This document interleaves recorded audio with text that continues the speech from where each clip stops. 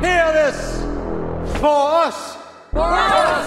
For poetry! For poetry! For us! For us! For free will! For free will! For us! For us! For literature! For literature! Our haven! Our haven! The Panopticon! The Panopticon! Nowhere else but here!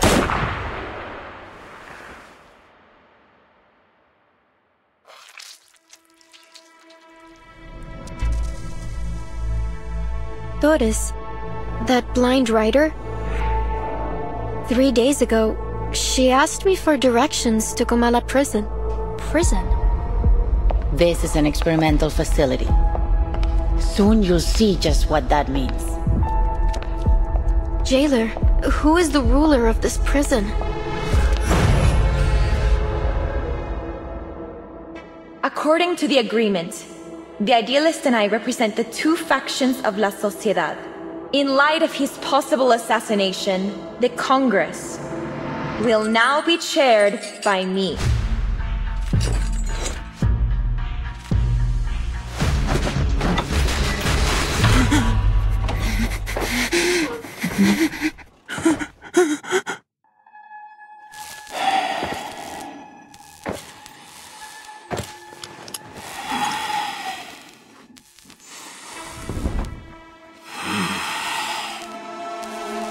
What are we doing here? What even is this prison? You are a prisoner of Comala, and a guest of Manus Vindictae. Fiction and reality are two parts of a whole. We're trapped in a story with a predetermined ending.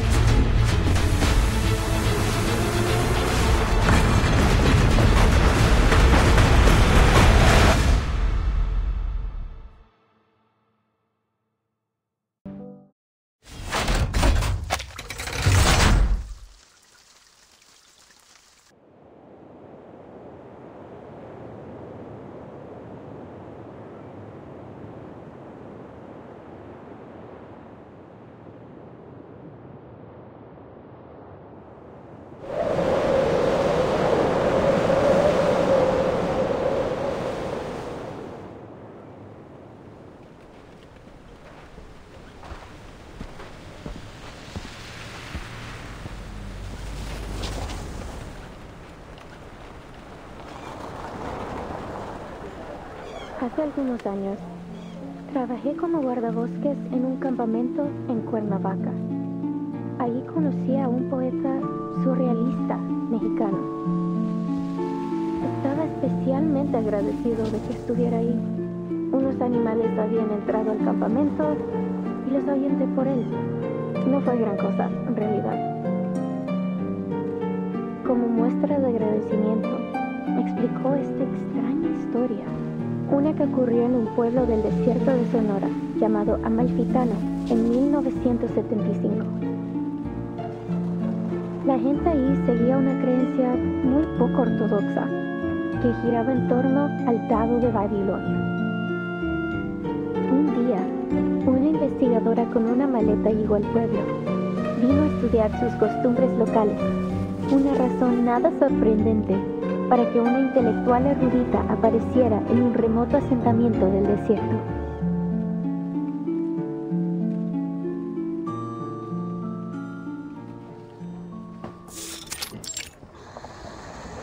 But little did she know, this dusty old town and its peculiar custom would lead her down an entirely unexpected path. Hold on, sorry to interrupt, Recoleta. Does this researcher have a name? She could be Nora, Joanna, or Teresa. Any name, really. I feel like you want people focusing on this story, not keeping track of who's who.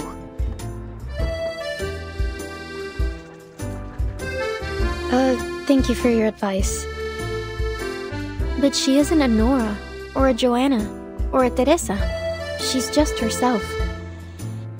A paracausality researcher. You see that look? She's halfway to eating you alive. Face it, Maria. She wouldn't be the loca we know if she listened to anyone. Alright. So you didn't like the opening. Fine. I'll come up with something new. Maybe I'll start with a bit of exposition on the Die of Babylon, beginning with its origins as a secret relic created by an Aztec priest, imprisoned by the conquistadores.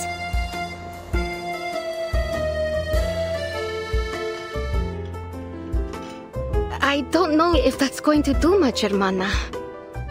I'm beginning to think we'll never figure out what you're trying to say with this novel. And, well... and this isn't your fault. Ay, Dios. Just tell her, Maria. We're going back to Buenos Aires. ¿De vuelta a Buenos Aires? ¿De repente? ¿Así? ¿Sin más? Pancho, Maria, what's going on? Did I do something wrong during our travels?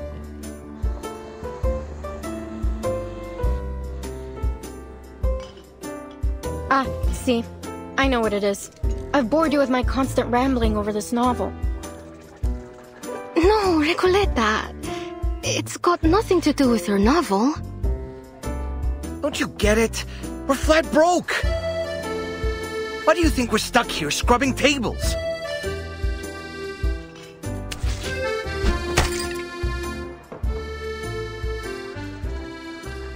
Because we can't pay for all the mate we've been drinking. That wasn't a question, Regoleta. We've crossed the continent, crashed the readings of all those prestigious poets, and leave the way a real artist should. And, I admit it, it's been just as amazing as you promised. But we can't go on living like this. You know that we both care about you, and we believe in your novel too. I'd be lying if I said this journey meant nothing to me. Getting to ride around the continent on a motorcycle like Che Guevara himself? I never could have imagined I'd get the chance to go on an adventure like this. We got to live the dream. A real dream. Except for those days when the motorcycle broke down. Though that was a real tribute to Che's journey too. Don't tease, Pancho. Recoleta, since you invited us to join the Visceral Realists, we've both found amazing new ways to channel our inner poetry. Even though I still don't understand what in the world you're trying to say with your novel, or for that matter, what visceral realism actually is. Maria, Pancho. You told us not to worry about the definitions, to feel and to live in our words. We did just as you said, and it felt great. But...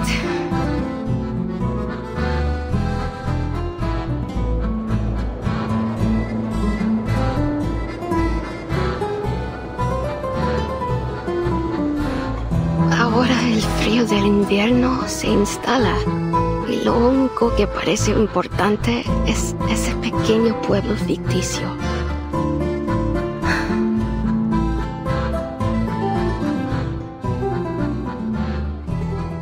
I appreciate your honesty, amigos. I was worried the problem was much worse than all that. Winter here isn't as dreadful as you think, and I know just the place to keep us warm. It was 1520. Arcanist Ferdinand Magellan sailed across unfamiliar waters under orders from the Spanish crown. Over the vast gray sea, he saw spots of light in the distance. An island. He named it Tierra del Fuego. For the next 400 years, Ushuaia faithfully served its role at the end of the world. It became the continent's penal colony, and its largest building even served as a prison. Many arcanists were exiled there. By the turn of the century, the arcanist hunt had reached its peak, and the Comala Sanatorium was built. Well, as you may already know, at that time, most arcanists were believed to be victims of madness. The sanatorium was their ship of fools. However, as people began to realize that arcanist blood wasn't a guarantee of madness, fewer and fewer were imprisoned there. By 1947, it was officially closed. until the 1970s, when a group of people from the National Foucault Studies Association returned to the island with new ideas for the location. They spoke in abstract terms and opaque theories that no one could understand. They rebuilt this place and gave it a new name. After a long period of construction, the Comala Sanatorium became a prison once more, one designed to hold arcanist criminals. They were taken from the streets and the psychiatric clinics, from secret societies and rebel groups. Any arcanist deemed mentally or socially unfit would be locked away there. This association claimed the inmates would receive the best treatment, and they would fully recover before being returned to society. A prison, a medical lab, a sanatorium, call it whatever you want. That is what Comala is today.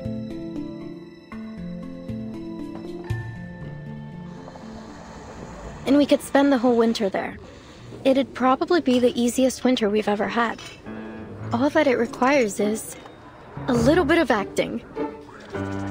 It won't be hard to pass ourselves off as a bunch of unstable crackpots. A touch of madness comes parceled with the gifts of being an arcanist.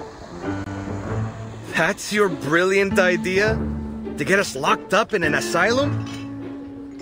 You understand we'd be prisoners there, don't you? It's not like we'd get to put our feet up and relax by a fire.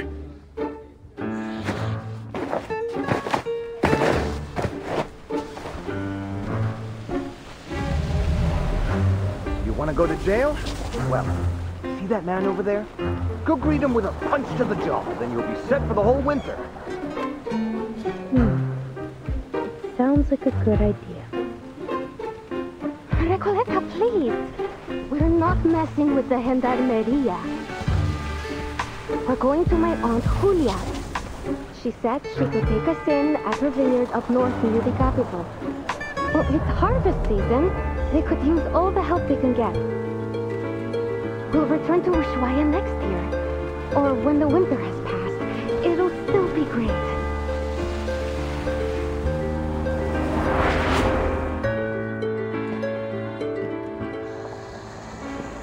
I hear you, amigos. But respectfully, I must turn down your offer. This has been more than just a road trip for me. I know sticking around here for the winter won't be easy, but this could be my last chance. What if things change again? I can't just wait for spring. Recoleta. What did I tell you, Maria? She never listens. Wasting your breath. Adios, Recoleta. I don't think we'll meet again. Mierda! Los gendarmes are looking straight at us! What?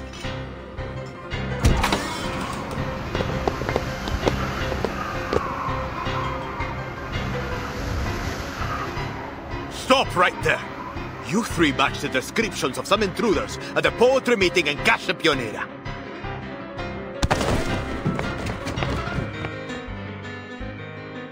Just when I thought things couldn't get any worse.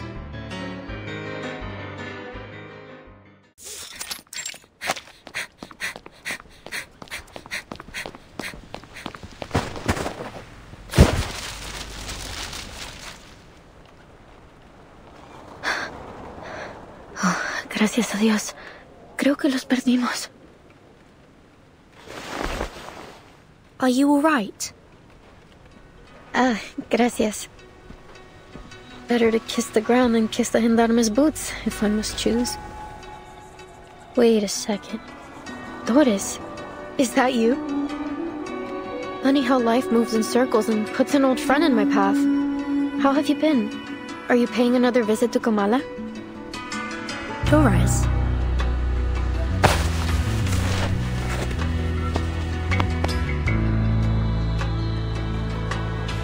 Timekeeper, could she mean her, Dr. Doris? Was I mistaken?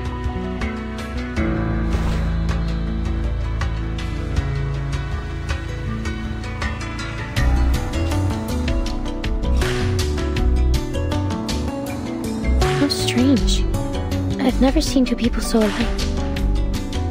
But please, Forgive me. It's been a long day. No need to apologize. In fact, the person you just mentioned sounds like someone we're looking for. Could you tell me where you last saw her? Sure, Excuse me. You're not from around here, are you? Your accents and those clothes give you away. Come with me. I know a warmer place to talk.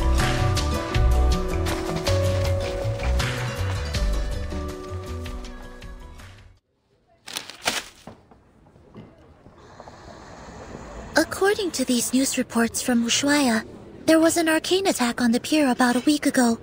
All the ships in the port were destroyed. Could Manus Vindictae be responsible for this? Or perhaps the Xeno rebels? Hard to say. But things have been suspiciously quiet these past few days. I had been hoping we'd find some clues here in Ushuaia, after we lost track of the Manus, in the Free Breeze shipwreck. They would have gone to ground somewhere remote and off the radar. Indeed, it's possible they've already left Ushuaia. For whatever reason, it seems they haven't been pushing for the storm to happen quite as eagerly as before. I have a strange feeling about it all. They're definitely up to something. For now, it seems our new friend's story lines up with the intel from Moth. It seems the Xeno rebels really did bring Dr. Dorez here. We should see if there's anything more she can tell us. Timekeeper. The Foundation doesn't have any intelligence on Tierra del Fuego. If the Manus really are here, then we'll be on our own. The closest Foundation branch is in Buenos Aires, 3,200 kilometers away.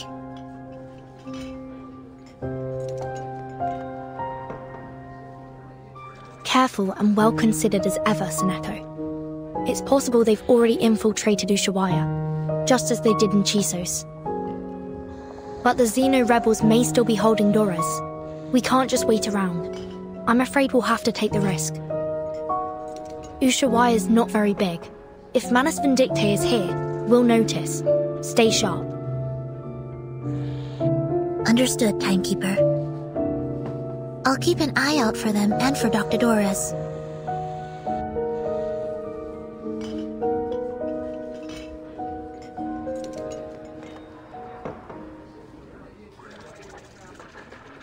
My friends. They're really gone. Adios, Recoleta. I don't think we'll meet again. So that's all I get? We could have exchanged some farewell poems, read them out loud like we used to, and shed a few bitter tears over our heartfelt goodbyes. But you know what they say. Goodbyes are only a senseless feast of unhappiness. Pardon? Oh, it's nothing. Never mind. Please, sit down. And could we get a pot of mate with mint, please? Thank you.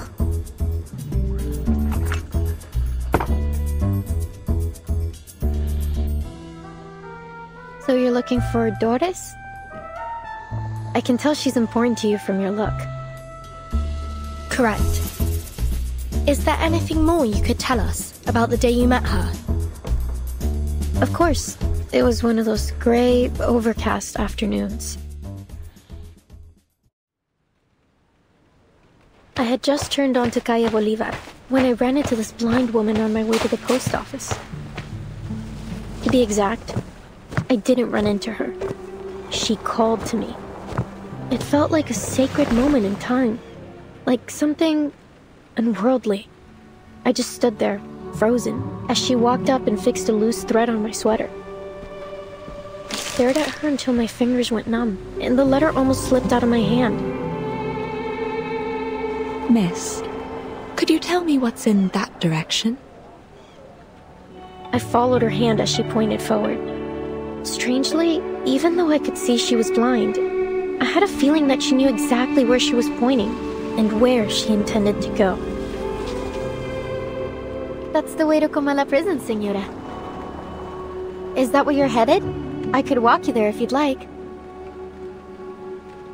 Thank you, Miss. But I think I found my way. She She held a typewriter. How ironic that God would give her, at once, both books and night. I am Recoleta. What may I call you, miss?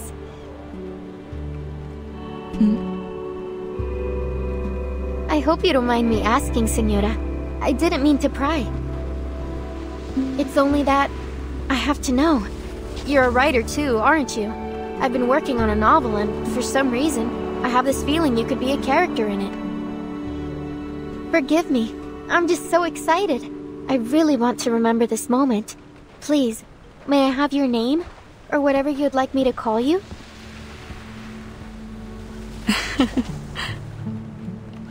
I don't think I'll ever forget her smile.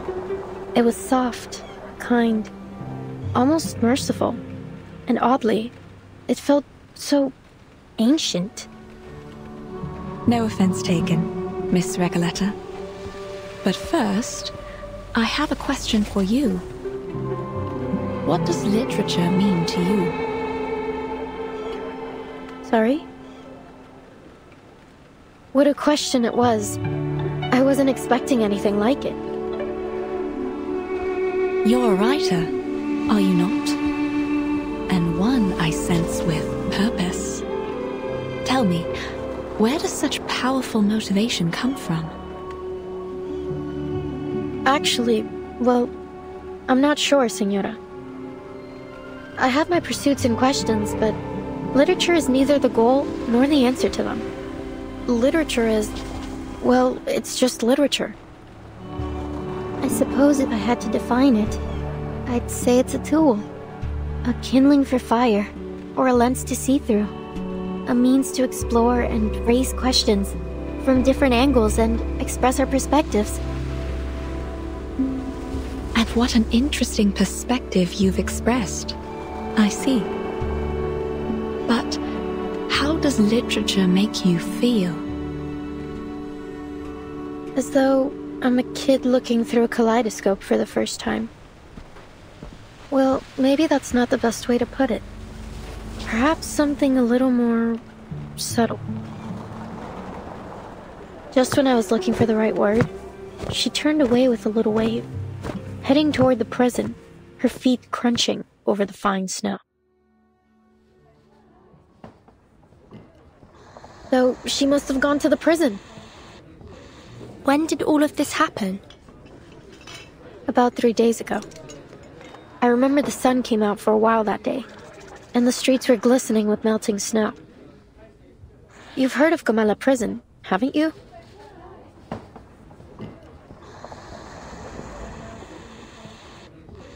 "3 days ago? Then we may be able to catch up with her there, Timekeeper." You're right. We need to get there as soon as we can. Whoa, amazing. So decisive, assertive, a true show of character. You must be the very archetype of a charismatic leader. What's left to say? Whenever the protagonist has what they want fall into their laps, we're all quick to complain about lazy writers using Deus Ex Machina to keep the story together. So let's not dwell on it.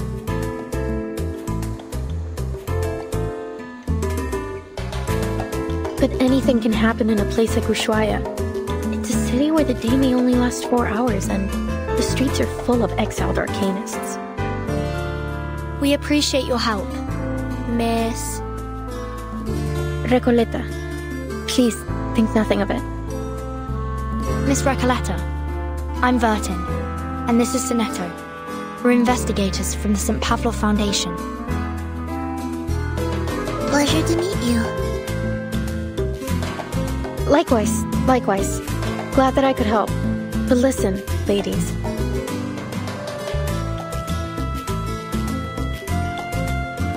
Everything happens for a reason, and now it's becoming clear. You're going to Comala Prison, and so am I. Maybe it's fate that brought us together. What's your business there? If you don't mind our asking. Oh, it's a writer's mission. But anyway, we're friends now.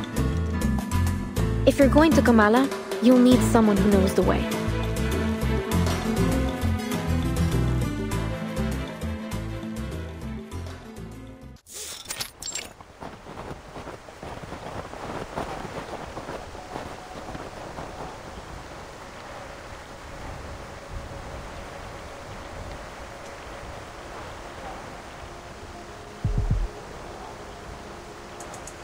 Behold, Komala Prison. It's the biggest building around. When the sun comes out, it looks like a rusty button stitched into the earth. Everyone tries not to pay attention to it, but it's undoubtedly one of the most important places in town. This way. Careful. We're heading uphill. Oops!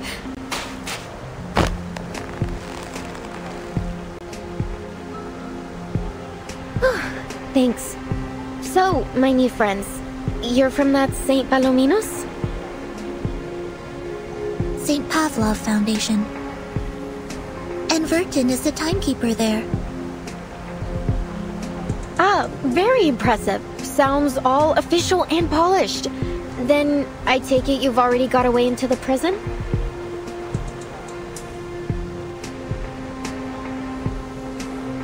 I'll draft a letter to headquarters right away. Once they approve it, they'll notify the local branch in Buenos Aires. From there, they'll need to inform the Argentine government, who will then issue us a permit. Excellent. Looks like our bureaucrats still have some worth. No offense intended, of course. Since we're pressed for time, I believe we can ask that headquarters give high priority to our request. If all goes well, we should have the permit in about a month. Ah, how expedient of them. But you know what? Maybe we shouldn't bother all those hard-working government officials with these trifling matters after all.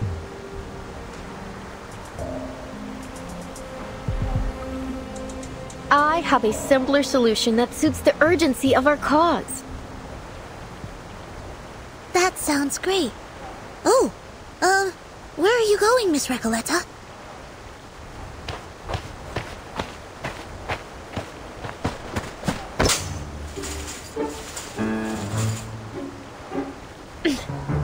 To the other side of the wall, of course. From Guadalajara to Ushuaia. There has yet to be a wall that could stop me. Come on, ladies of the Foundation. Soneto, take my hand.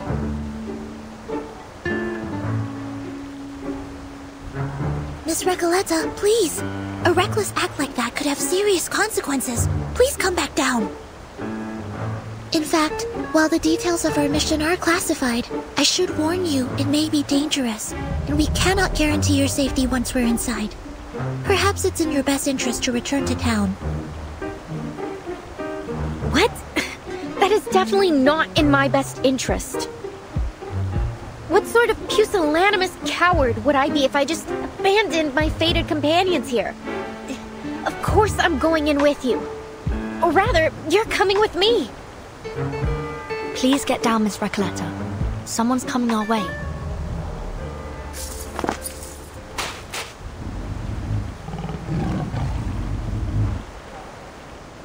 Stop right there. What do you think you're doing? Caramba! It's her again! The jailer of Komala! Did she say jailer or jaguar? Miss Recoleta, haven't I made myself clear? I don't want to see you here again. Jailer! We meet again! What a delightful encounter on such a...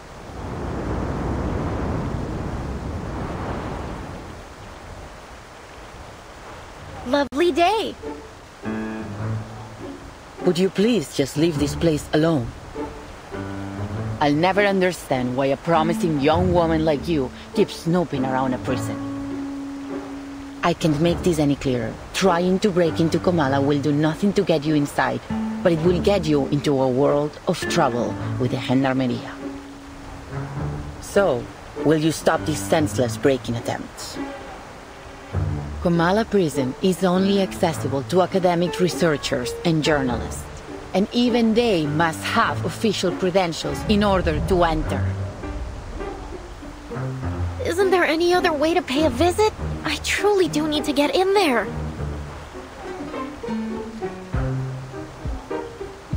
Sorry to interrupt, but did you just say official credentials? Yes, you heard me right. And you are? I'm the timekeeper of the St. Pavlov Foundation. My assistant and I are here to visit Kamala Prison on official orders from the Foundation. Here, this is my ID.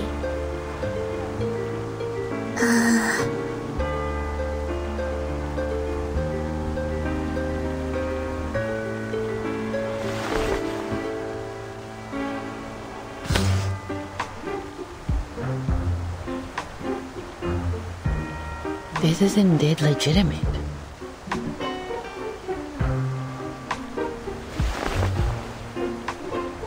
Welcome to Kamala Prison. Apologies for my earlier behavior. It's been a while since we've had any official visitors.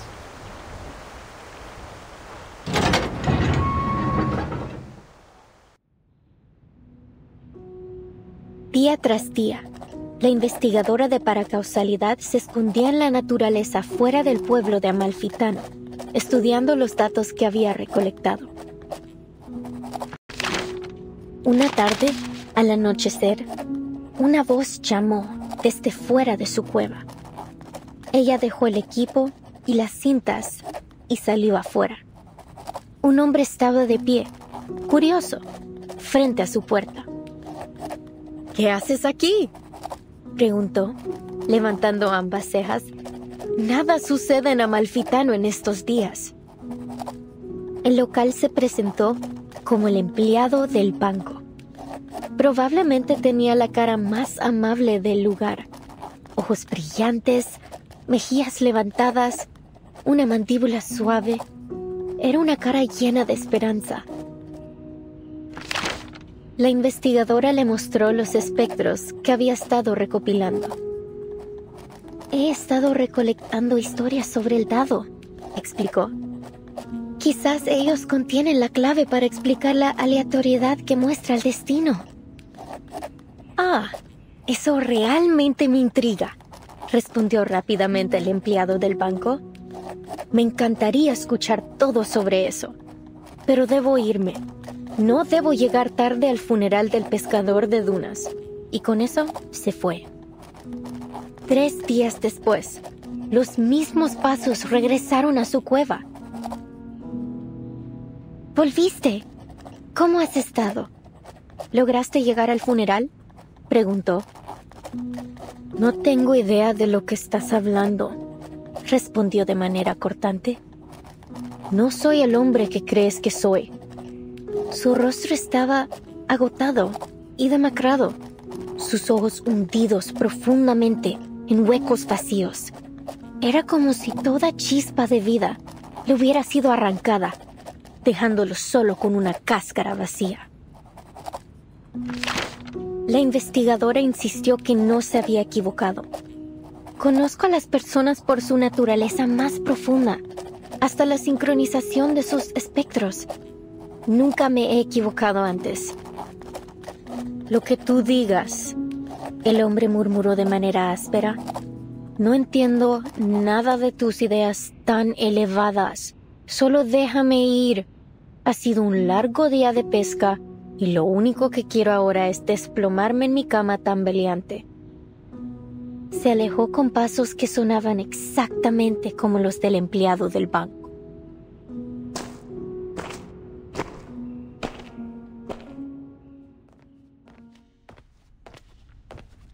As you might have noticed, Miss Burton, this facility isn't just a prison. It's also a research center. Its full name is the Panopticon of Kamala. It was established by the Foucault Association in 1975. We've hosted workshops, academic sessions, and even lectures about the Panopticon. You may even have seen some reports about it. Experts of psychoanalysis and scholars from various fields have come here to exchange ideas and seek collaboration in their studies. In many ways, the Panopticon is unlike any other prison you've seen before. I see. No wonder Miss Recoleta has gone to such lengths to become a part of it. Actually, my assistant and I are here to inquire about a prisoner named Doris. Does that name sound familiar?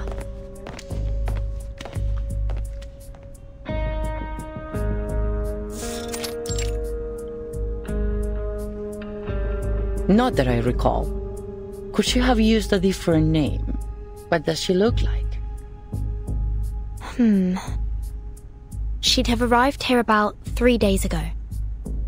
It's also possible that she came as a visitor, not a prisoner. She's a blind woman who always carries an old typewriter. She used to be a doctor at the Sao Paulo Veterans Residence in Brazil. And on the subject of different names, she once wrote for Atu under the name Erd. I don't think I've seen anyone fitting that description. And as I said, we haven't had any visitors in some time. Certainly not in the last 3 days. But I did see her.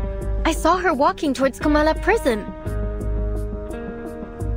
Someone must have mixed up their memories. Simply put, I don't recall seeing anyone by that name or with that description here. I see. Thank you, miss. Perhaps we made a mistake.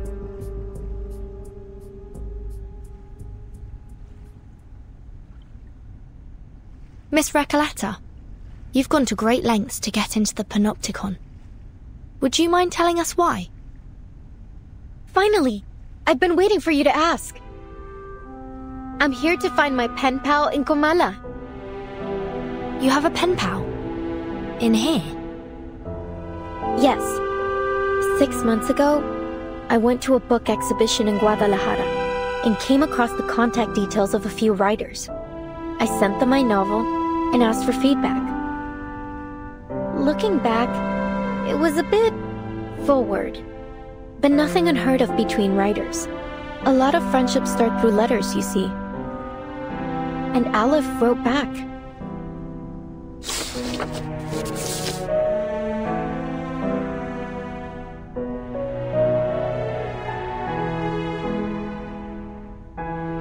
And how much do you know about this pen pal of yours? Oh, well, he calls himself Aleph, which is a grammatically masculine word, so... So you assume Aleph is a man?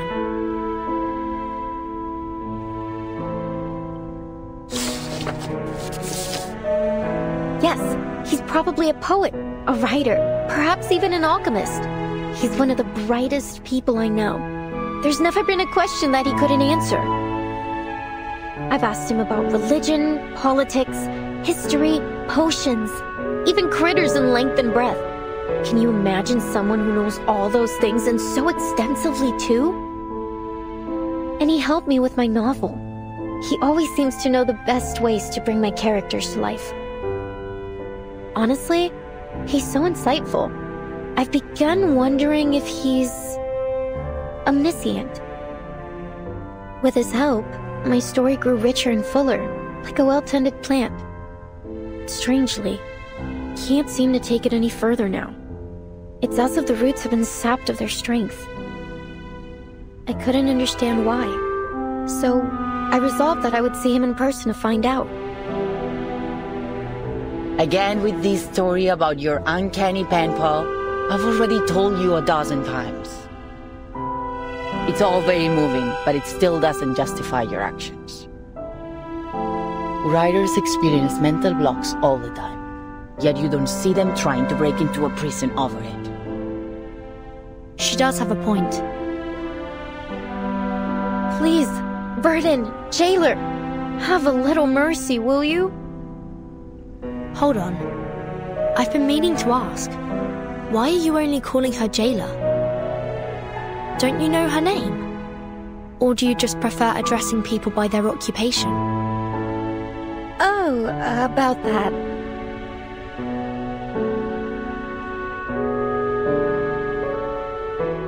It's okay, Miss Verte. I don't mind being called by my job title. I take pride in what I do. I'm perfectly fine with just being the jailer. Exactly. A researcher is a researcher, and a jailer is a jailer.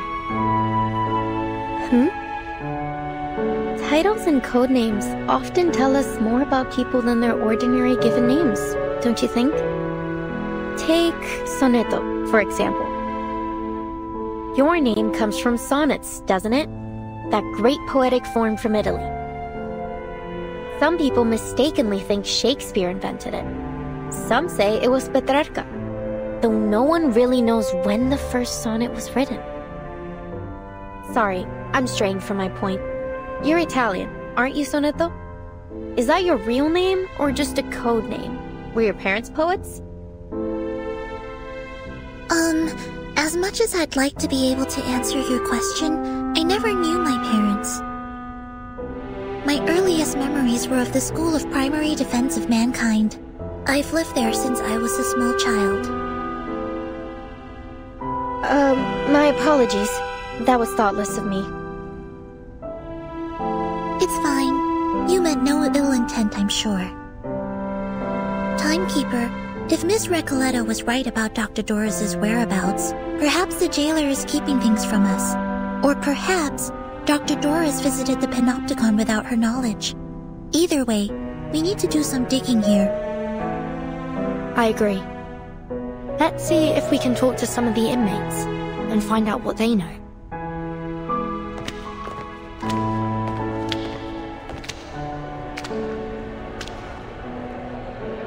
Ladies, we're about to enter the main hall of the Panopticon. This is one of the places where the inmates spend their recreation time. At this hour, they are supposed to be in their cells. But what's all that noise? Miss Burton, could you keep an eye on Recoleta if anything happens?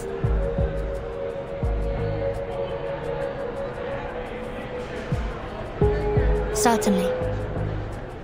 What do you take me for? I'm not going to run away. That'd be a pretty cheesy way to start a story. Please, just stay close to me.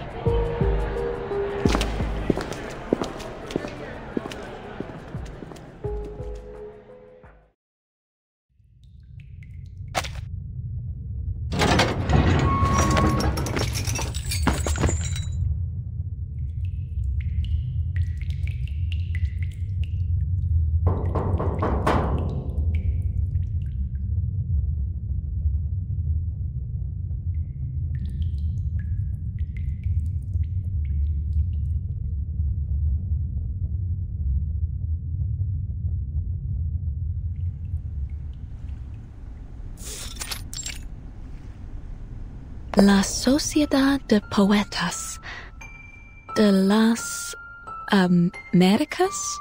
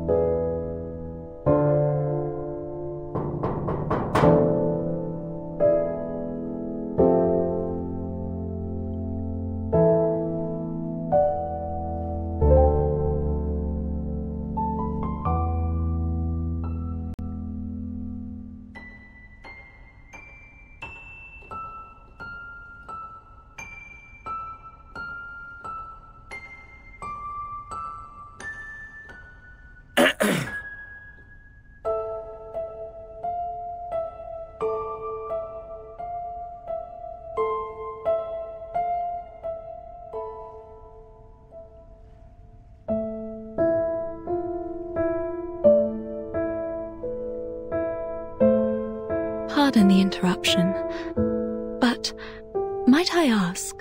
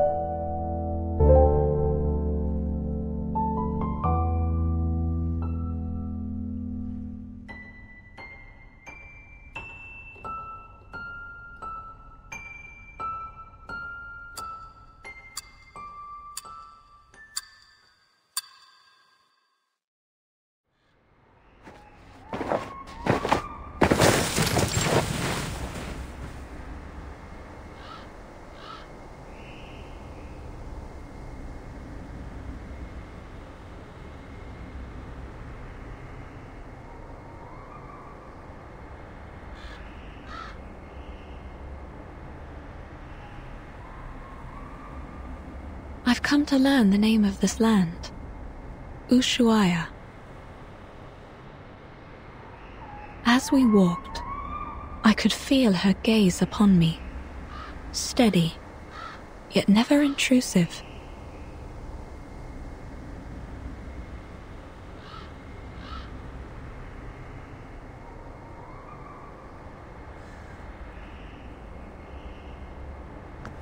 I sensed I had been brought to a place most unusual.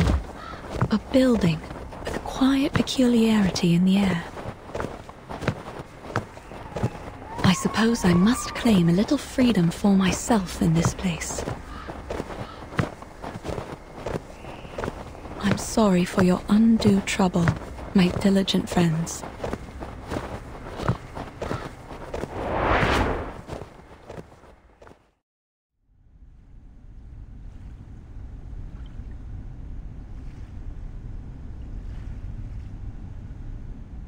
I'm here for a short visit, hoping to find some inspiration for my next story.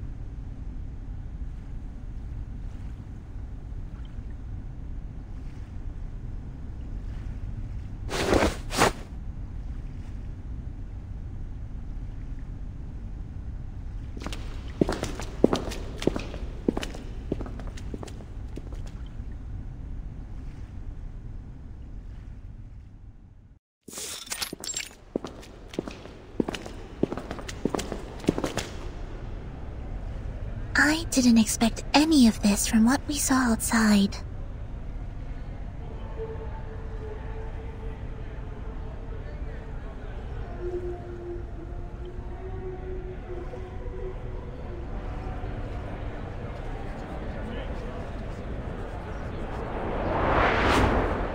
Oh, excuse me for a moment. I have duties that I must attend.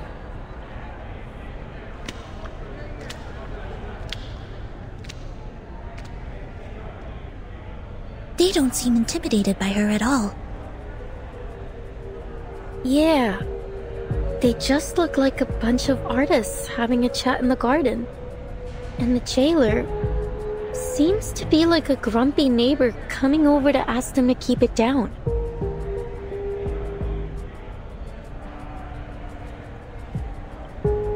Everyone, you know the rules. There are to be no after-hours gatherings here without the physician's approval. You sound softer and softer each time you come to warn us. Why not just join us? Isn't it better than circling around the Panopticon all day? And look around you. We're in the Hall of New Encounters. What better place to host a salon? You're missing out in Comala if you don't even get a taste of our literature. Exactly. Even those oil-dripping musicians drop by from time to time. Not that they're the kind to care about the beauty of words. Oil-dripping musicians? Timekeeper, could they mean...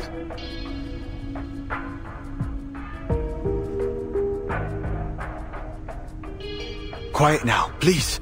The Ediles Salon is about to start.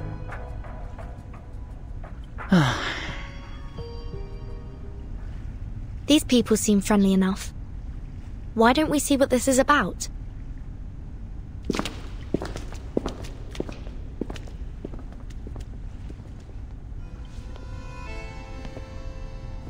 En desiertos, en estrellas, dentro de laberintos. En aguas, en espejos, dentro de reflejos. Soñamos sobre la almohada de paja de la muerte. Aquí estamos, rendiendo homenaje a los fantasmas. Para rendirlo todo otra vez. Para rendirlo todo otra vez.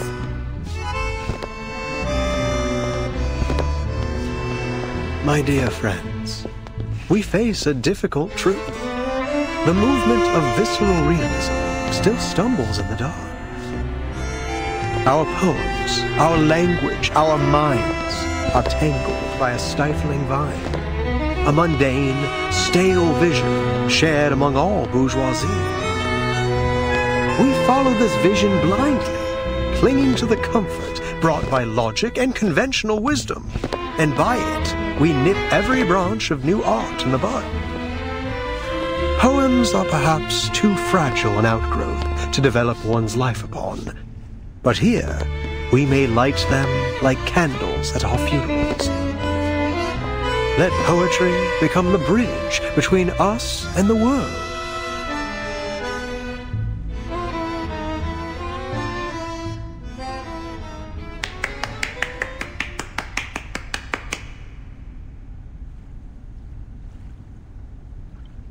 As we come back and forth over the boundaries of life and death, the old obstacles begin to take on a new look. With the eyes of poets, we may see behind them. You're a visceral realist. I can't be mistaken. You must be.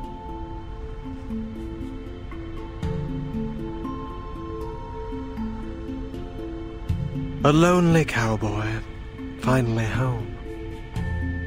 What a wonder. You're in time. The salon has just begun. And La Sociedad de Poetas de las Americas isn't like those salons that care more about who's invited than the art. All are welcome here. A literary salon in a prison? Though, so far it seems to have more dancing than poems. Did you understand what that man just said? No, sorry, Timekeeper. I need a moment to think it through. Don't worry, Sonato. I would guess we're not the only ones who are confused here. Miss Jailer, is this that peculiarity about Kamala you mentioned earlier?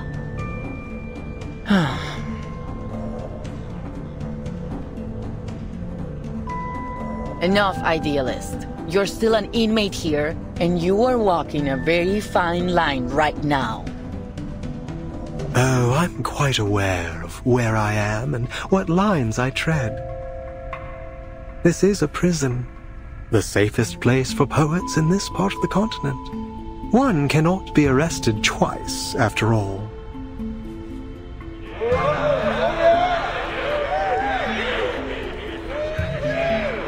But please, don't trouble yourself with our little farce. What harm could a few poets possibly do?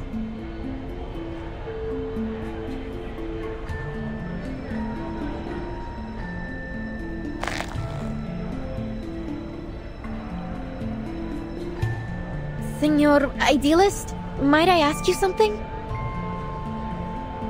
Hold on, Recoleta.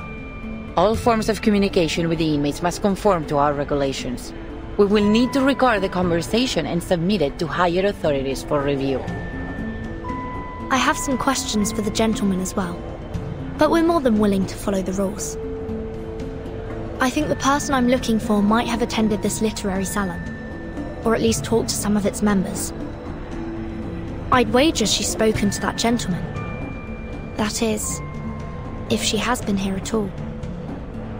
I see. Go ahead then. Just watch the time.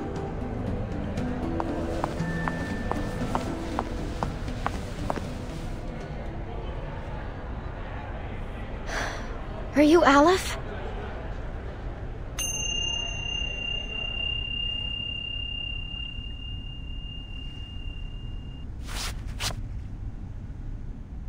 Oh, another visitor looking for Aleph. So you know him? Naturally, but I'm not obliged to speak of him to one who does not, stranger.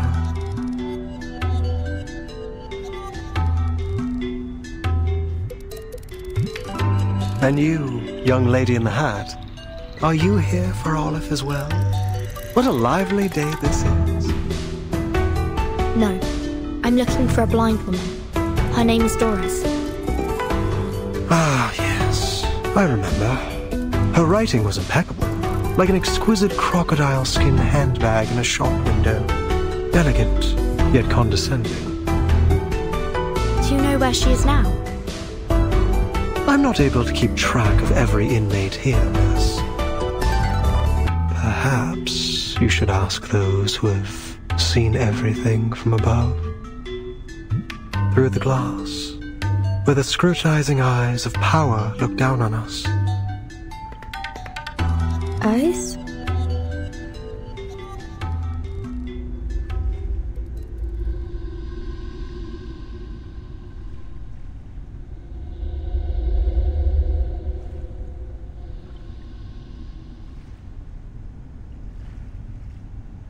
Have you taken your medicine today, idealist?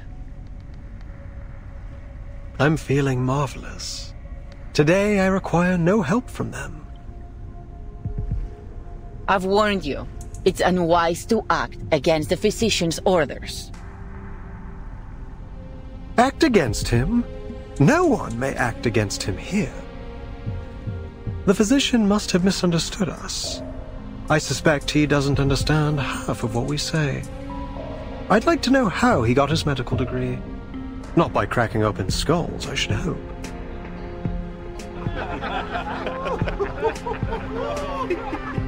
What a pity, jailer. You know, I've always believed you had the soul of a poet, just like us. We've already spoken enough rebellious thoughts outside of Komala. How else do you think we ended up in your nut house? We've been here far too long. Long after the junta was removed from office. After our home became a deserted wasteland in the aftermath of the Latin American boom. What are you getting at? That power is boring, meaningless. Nothing holds on to power forever. And the one true connection we have to life is poetry. See, jailer? Even an outsider understands our ideas better than you. It's time to open your eyes to reality. La Sociedad is the only way for us to feel truly alive in here, beneath the gaze of those prying, ever-vigilant eyes. Idealist, last warning. Stop this now. Fine, fine. All right, compañeros. Sadly, the salon must come to an end, as our jailer insists.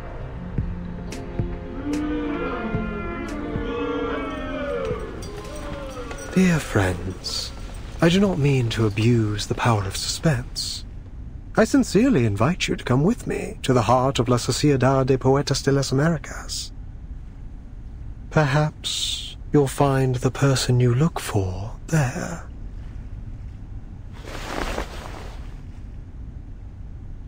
We'd love to. Only if that's okay with you, Miss Jailer. I suppose that's all right. You're already here.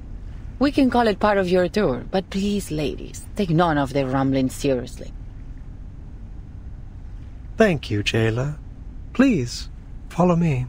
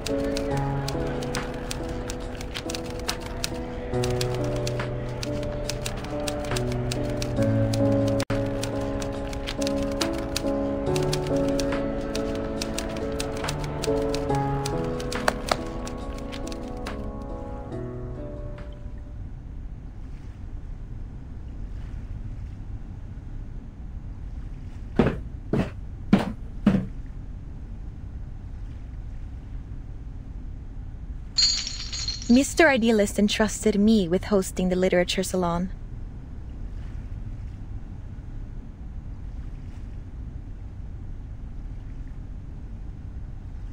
Fiction's duality in reflecting reality and the self.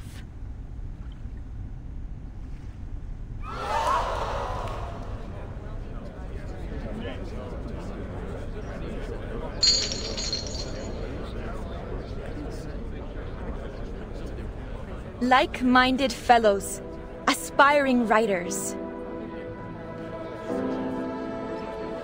Literature's been shoved aside in the world of art.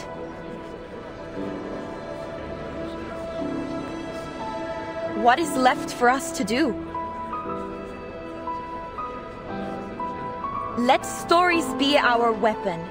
They should be the sword that cuts through the bloody truth, the beacon that lights our way forward.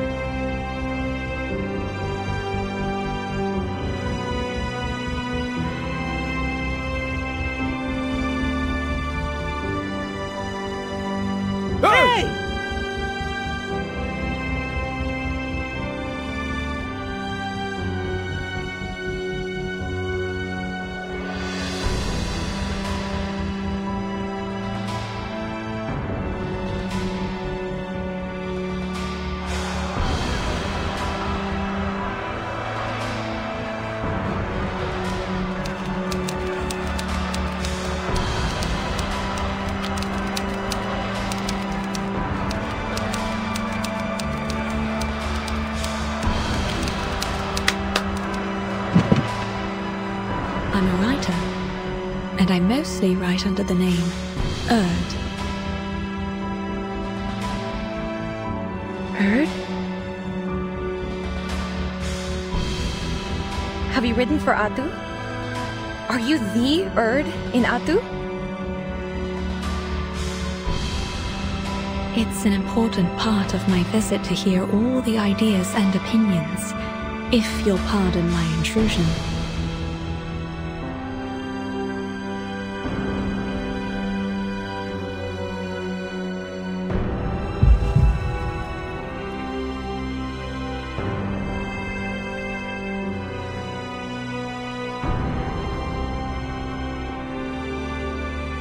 In these restless times, literature has been overlooked, forgotten, pushed to the edges of the world. Much like Ushuaia.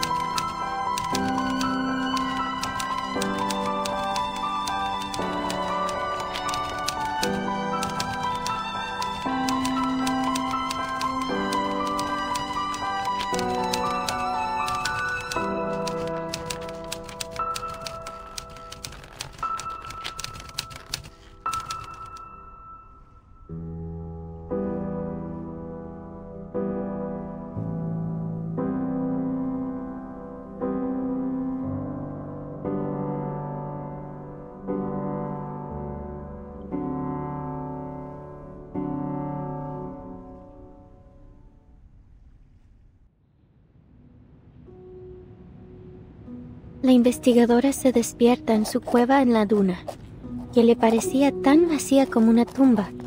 Era poco antes del amanecer. Montones de cintas habían ocupado su espacio vital, apilándose una y otra vez. Cada uno de estos carretes giratorios hablaba de historias sobre esa cabaña con techo azul.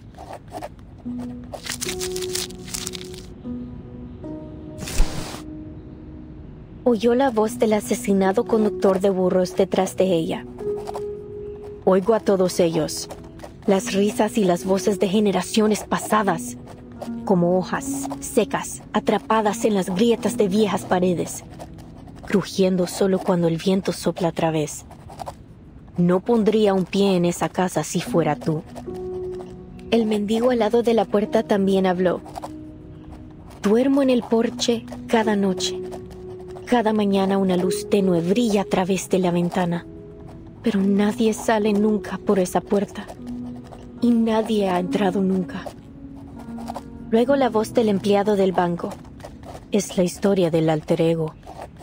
Esa casa debe haber estado llena de deudas que nadie reclamaría. La anciana enferma, luchando en su cama, susurró. La casa recuerda esos días, cuando la gente desaparecía en la oscuridad de la noche y los niños eran robados por las tormentas. La investigadora de paracausalidad había oído suficiente y volvió a dormirse. Solo quedaba el traqueteo del dado de Babilonia, resonando en su cueva vacía.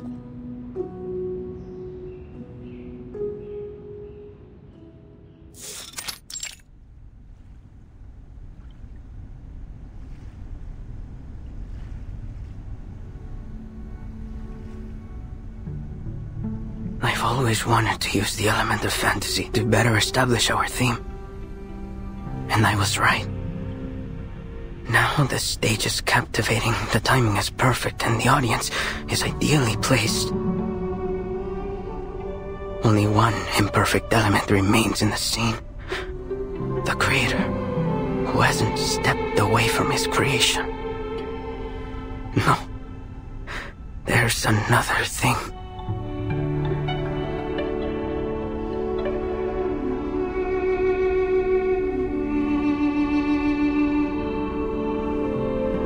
Can you even tell any difference between today's setup and yesterday's? Seriously, Roberta? That's a rude question. Well, what's the difference then?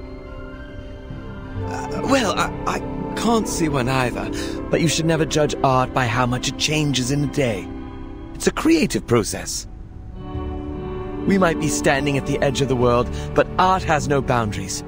We have to show him our support. Easy for you to say. He's been tinkering and tweaking for over 3 months. Even if the idealist himself entrusted him with this exhibition, he can still be wrong sometimes. This gallery is turning into a dump. Estoy viendo fantasmas, todos con las mismas caras, García.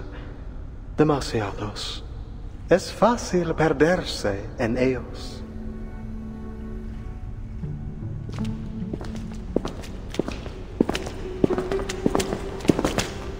Idealist, you're back.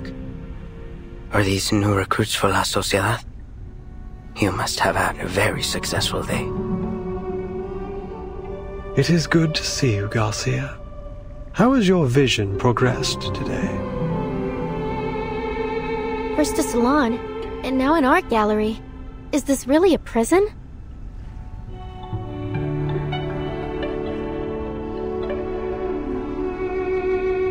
As you can see, I've strived to push the element of fantasy in my work so that it might reach perfection. But why doesn't it look like what I imagine? It's like I'm trying to work on a shadow. Some shapeless thing that morphs and shifts by the hour. Idealist, am I losing it again? I took my medicine as instructed. It was never the pills that blinded you, my dear Garcia. You mustn't let tedious routine stifle what's truly alive. Remember, like those old poems, your exhibition must have a timeless rhythm that's never lost to the changing of minds.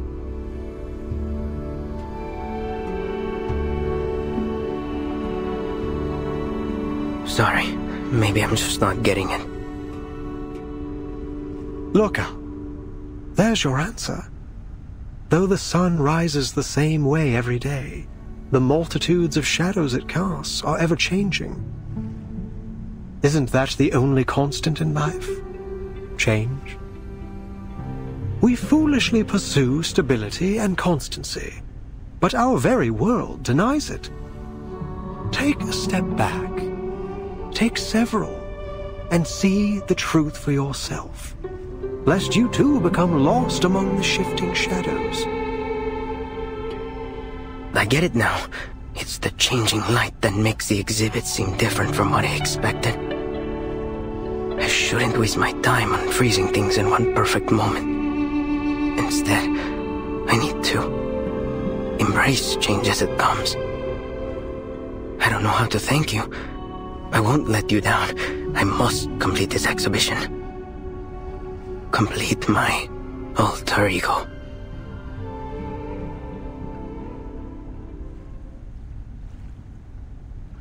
Did you say alter ego? And he called you Garcia. Is that your name? Garcia, where did you learn about this alter ego? Do you happen to write under the name...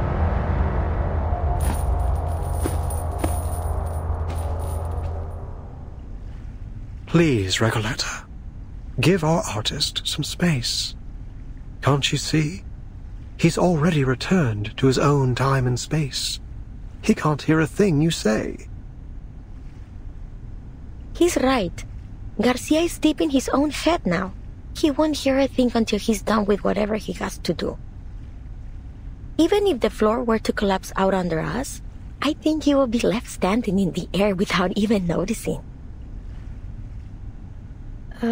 Pardon me then.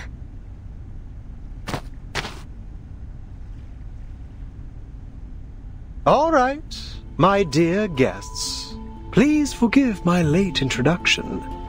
Welcome to the Gallery of Bewilderment. Thank you for inviting me here, Mr. Idealist.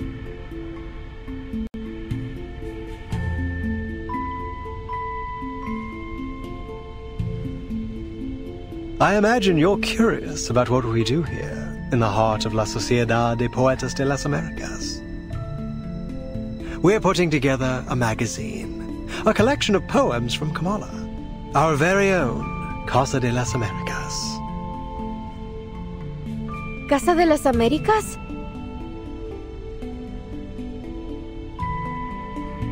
Exactly.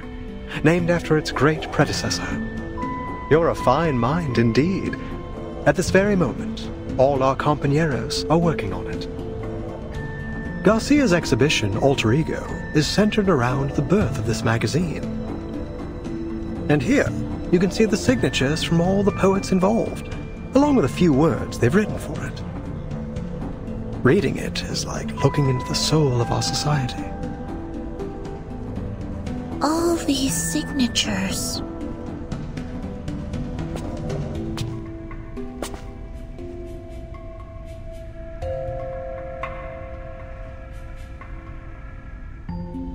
Timekeeper, here!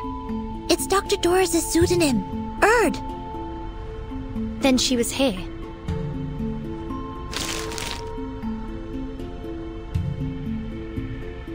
Precisely. She used to be one of us, and still is, if I may correct myself. You can ask around here. Maybe some of our members know where she went. Don't we all miss the familiar faces of old friends? I'm sure they'll do everything they can to help you find yours.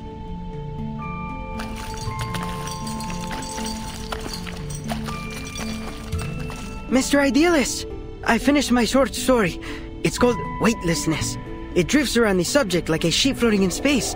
The readers can start anywhere in the story, or read it in any order they like. And please take a look at my piece, Off Limits!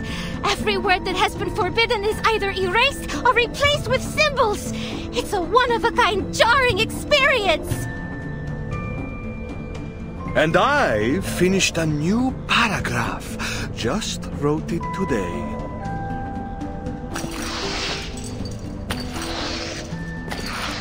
Oh, New faces. Welcome.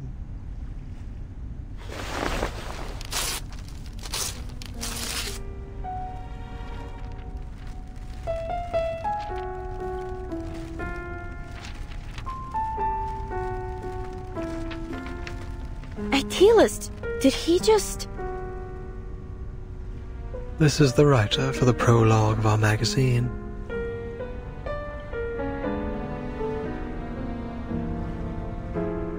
The prologue consists of a 2,000-line poem and an introduction that is written in 86 languages to avoid misinterpretation. It represents every second we spend here. Naturally, the arrival of new members disrupts its structure, and so we must begin again from scratch. So he just tore it all up like that because he thought we were joining? With all due respect, isn't this a little excessive? Heaven knows I'm not one to judge. I've torn up plenty of writing for my novel. Please, pay it no mind. It may not be an easy task, but he's doing his part. Destruction is hard, but more necessary than you think. Without it, we'd all be stuck in a still and stagnant pond, with all the smells that entail. This all sounds very complicated. When will your magazine be finished then? Forgive me, but I'm not sure what a floating sheet, a jarring reading experience, and all this constant rewriting are meant to express.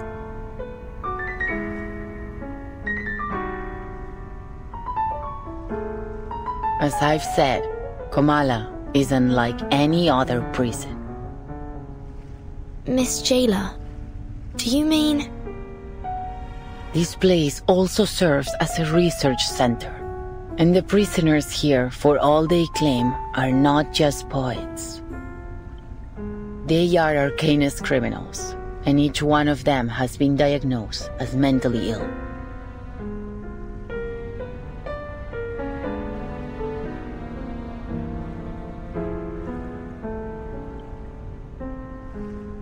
You're quite right, Jailer.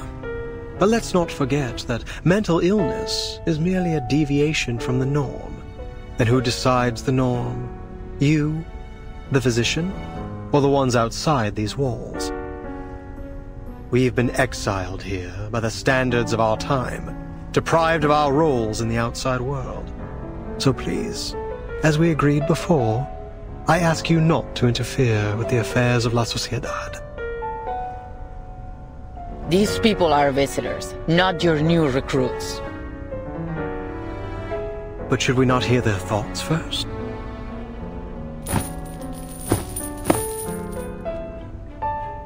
My friends, no one escapes the eye of power. We must resist. Stand with us. Pick up your pen and take poetry as your shield before it is too late. Idealist, I admire your fight, but I came here with a different goal.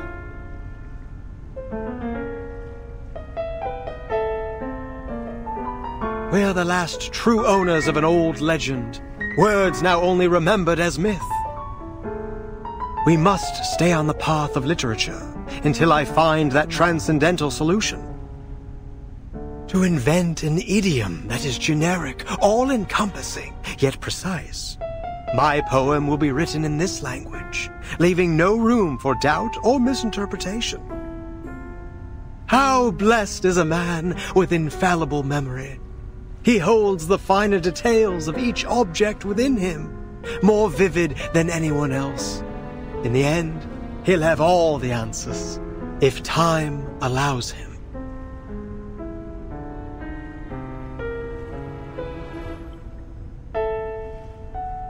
Sweet tongue, sister howls, hermaphrodite, tango. They put the whole city in the nut house. Timekeeper, look over there. Isn't that the prologue writer? There's something off about him. Please, Timekeeper, stay away from him. What's happening? Idealist, Pablo's having another episode. Multiples of us. You make reality sick.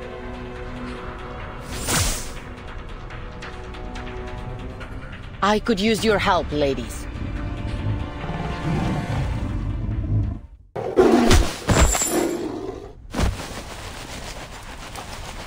Poor soul. I'll bring him to bed.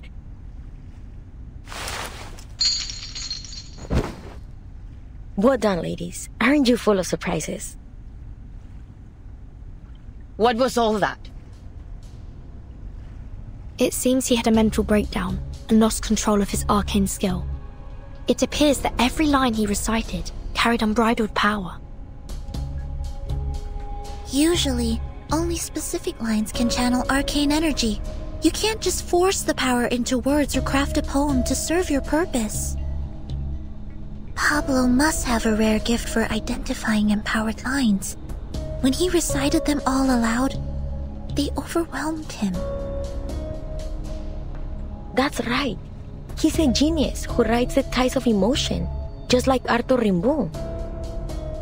We always keep a close eye on him to make sure he doesn't recite anything while reading or writing.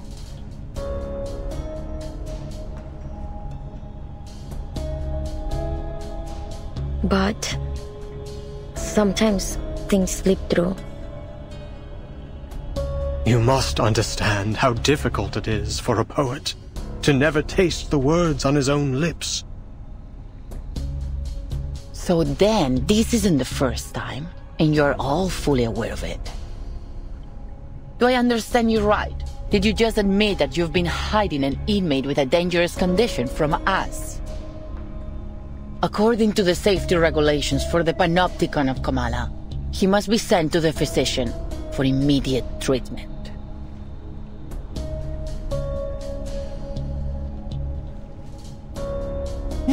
No, wait, we can explain. He's doing fine. We know how to help him. This was just an accident. We got distracted by the new members. We won't be handing him over to the physician. No true writer would allow their mind, the most sacred palace of their thoughts, to be opened up to that cold-hearted, ignorant butcher. Even one who believes their inspiration flows from a source beyond the mere substance of a brain would refuse it.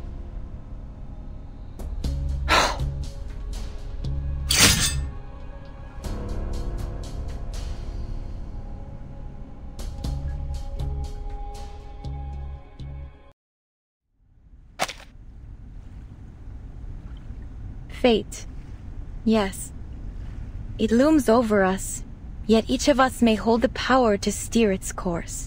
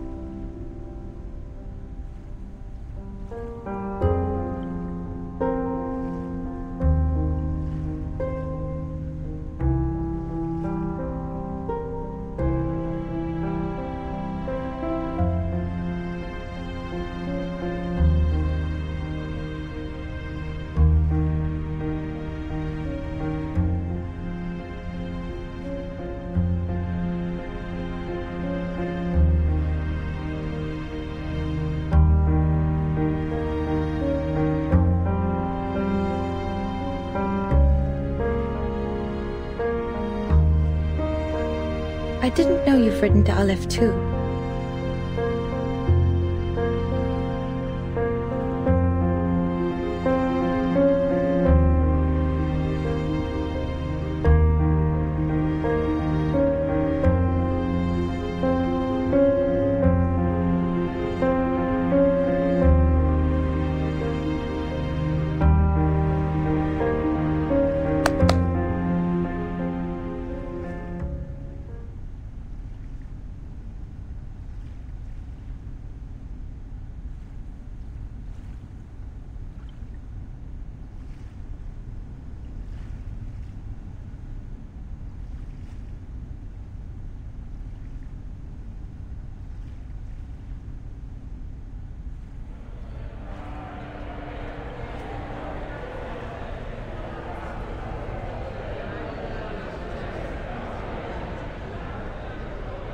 Aleph.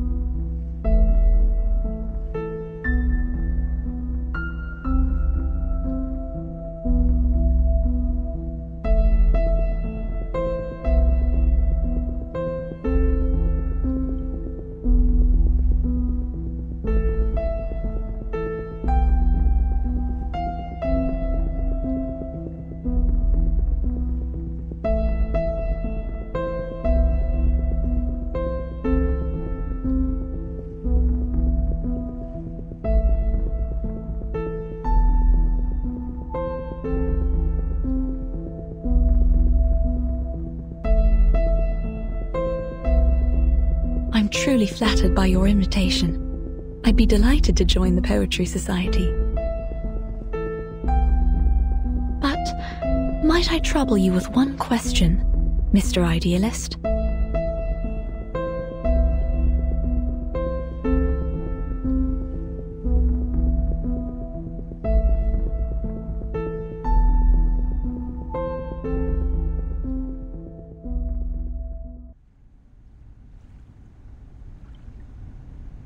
This is a serious violation of the rules. I'll have to report this to the physician, and all of your treatments will need to be reassessed.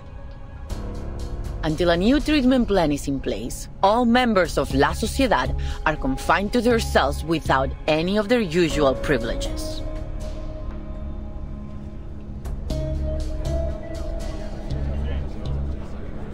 This is not what we agreed to! You gave us your word! Affairs within La Sociedad were not to be disturbed! Please, don't do this. Please, he doesn't deserve this. No one does. We don't want to lose our friend. Please, Senora. I swear it won't happen again. I'll take the medicine on time as instructed. I promise I won't hurt anyone. I'm sorry, Mr. Pablo, but rules are rules. Before you take this poor man from his friends, may I ask you something? Do you know where these inmates go after they see the physician?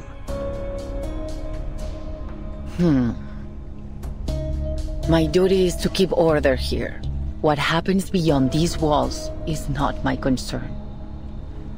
Perhaps They've recovered from the physician's treatment and were returned to society.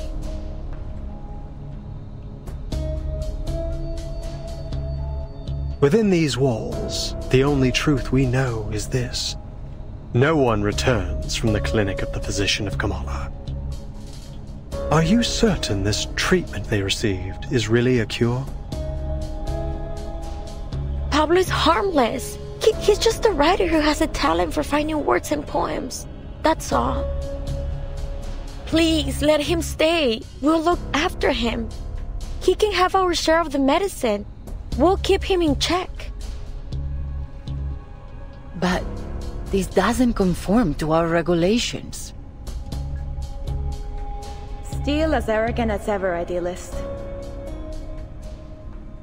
One day, you'll get us all killed.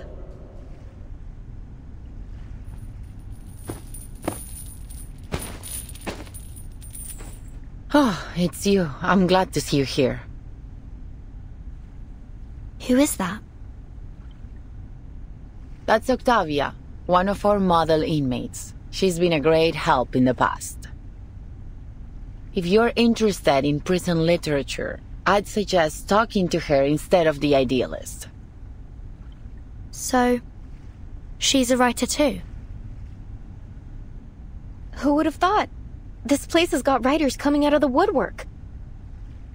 I thought it would be easy to find my writer friend in a prison. But what are the odds that I'd break into a place absolutely lousy with them? She used to be in their gatherings, until she got tired of their nonsense and started her own faction.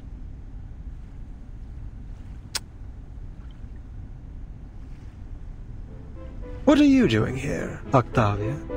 Haven't you heard? The era of chieftains, ghosts, and plantation stories is over. Visceral realism is the future. And has this brilliant visceral realism helped you finish any of these poems? What a waste of time.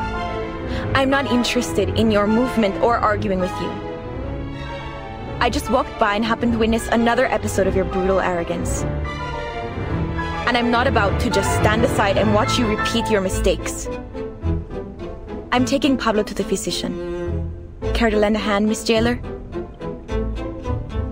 We agreed to mind our own business. Are you breaking our agreement?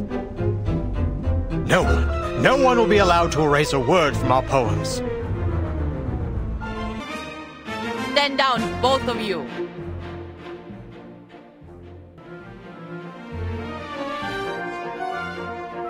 You've never listened. I pity your followers. To be led by such a reckless megalomaniac. Do you even think about the consequences of your actions? We fought hard to earn the freedom to discuss literature under their watch. Your impulsive ego threatens to destroy everything we've built here. Spare me the lecture, Octavia. We don't need permission to do as we please. You're just another puppet of power, kneeling to the eyes behind those glass walls. They've trained you to believe it was your own decision, to be good and conform. Who could have done a better job? When I look at you, all I see is a sheep, docile and obedient, just the way the tower wants. What kind of work could someone like you create? Literature isn't defended by those lounging in cozy rooms, scribbling to soothing music. Have you looked in a mirror, idealist? You've become a pathetic windmill-tilting fool, a monster tearing down everything around you. A beast of prey, you mean? Naturally, a sheep would be appalled by the mere thought of such a creature. A fearful sheep caught in a vine, confusing the blade that would set it free with the jaws of a lion. Such a master of metaphor. But I beg you, learn to distinguish right from wrong, fantasy from reality. Only then can you truly lead our people toward what's right. Distinguish right from wrong? Don't make me laugh. Is that the limit of your vision? You...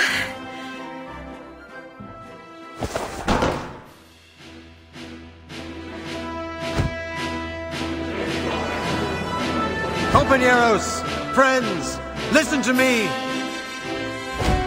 There is no truer home to literature than a prison.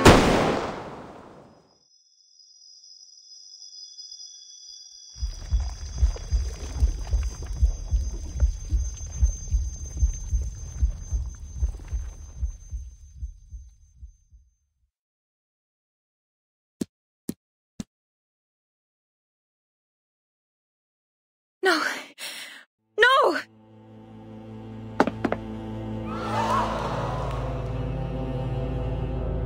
Who did this? Hands behind your head and drop to your knees. All of you, now! This is your last warning.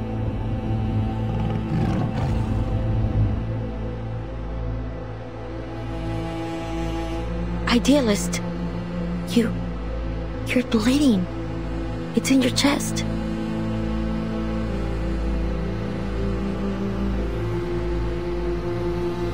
You must. Yes. Idealist?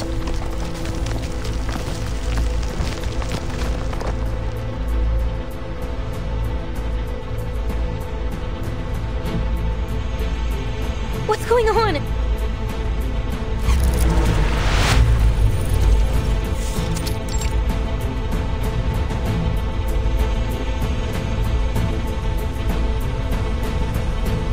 Was he shot?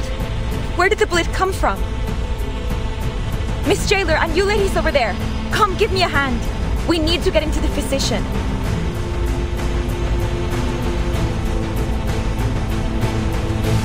Did you do this, Octavia? You couldn't face the burning truth of his words, so you pierced his very heart instead, just as it was blazing with the fire of justice. Or was it you, Jailer? Did you intend to crush the voice of poetry beneath your wheel of power? It has to be one of you devils in disguise, beasts in human skin. Can't you see? I had nothing to do with this. I'm as innocent as any of you. I've been trying to keep order here, to protect everyone. And now you blame me? Don't listen to her! The Idealist made it very clear! She's trying to get us punished for her own gain! You're a murderer, Octavia!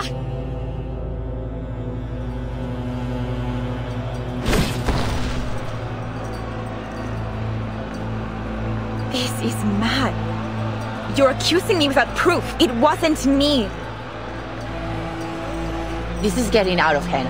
I suggest you ladies leave now. No, wait! It all happened too fast. What happened to the Idealist? Is he alright? I didn't even get a chance to ask about Aleph.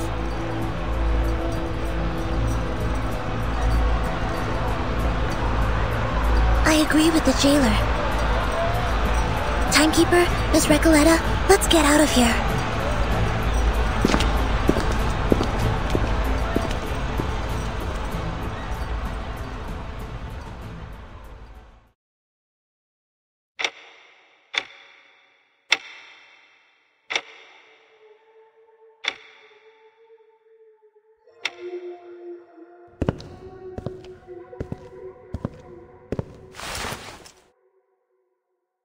His vitals are gone. At last, some peace and quiet. Well, for a liar and a thief like him, there's hardly a better end than this.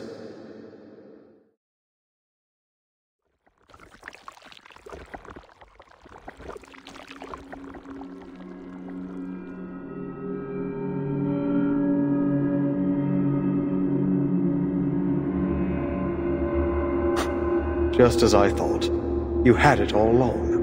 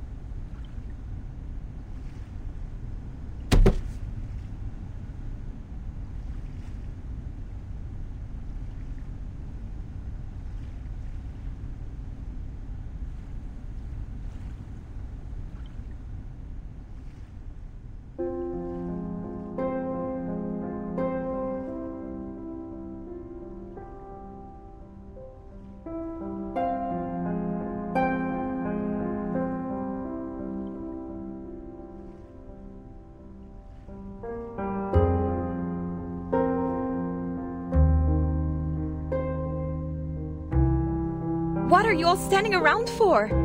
Can't you see Julio's hurting himself?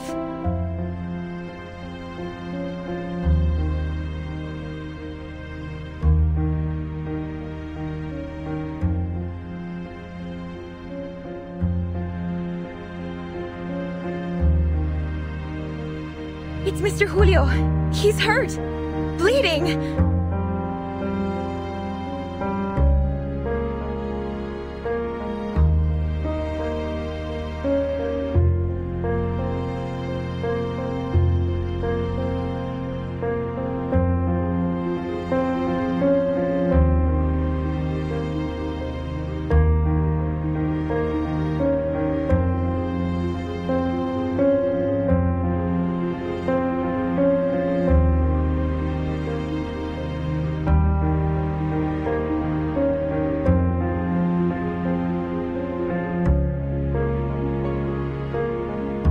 Sounds like he's having an epileptic seizure. Perhaps I could offer some help.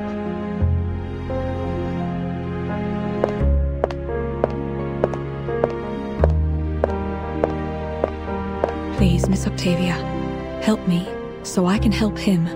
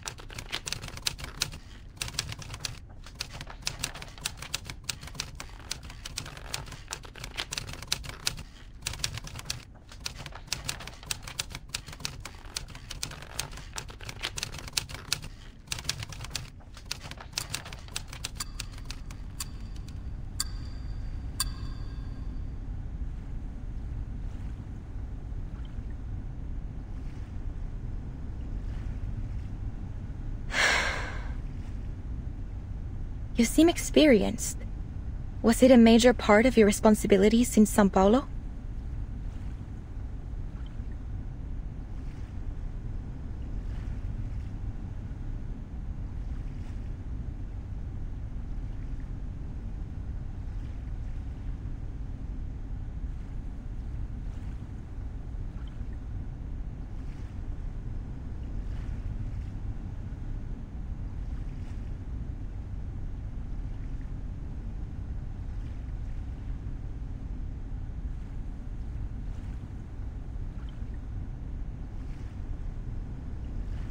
You're well prepared for your vision and ambition, for modesty is such an essential part of writing, and you've just demonstrated a skillful use of introspection. Thank you for your kind words.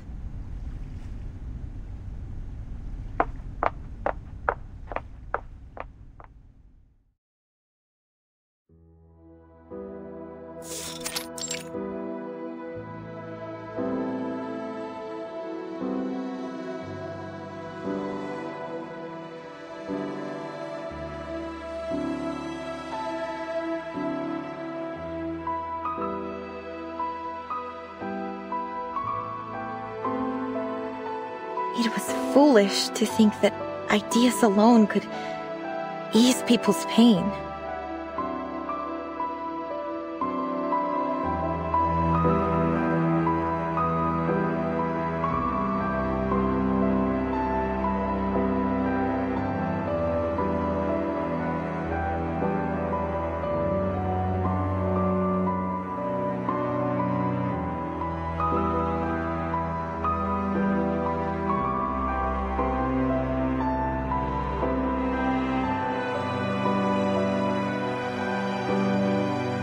Why?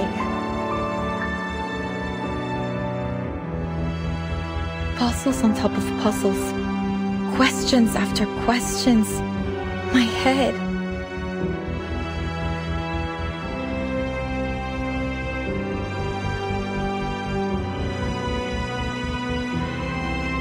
I can't do this anymore.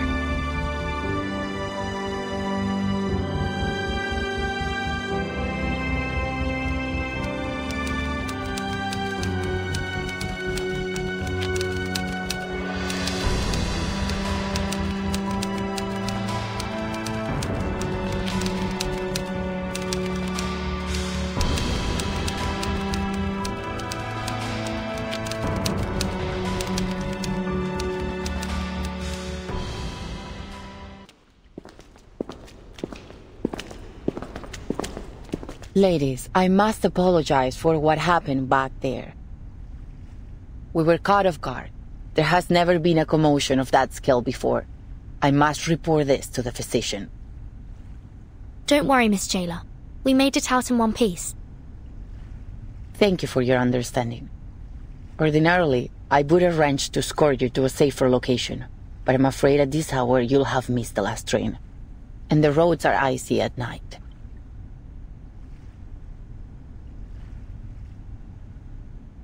Psst, Vernon, we can't leave like this. We appreciate your kind consideration, Miss Jailer, but we still have some unfinished business here. I see. I'll arrange a clean room in a safer section for you. We'll do our best to ensure your safety tonight.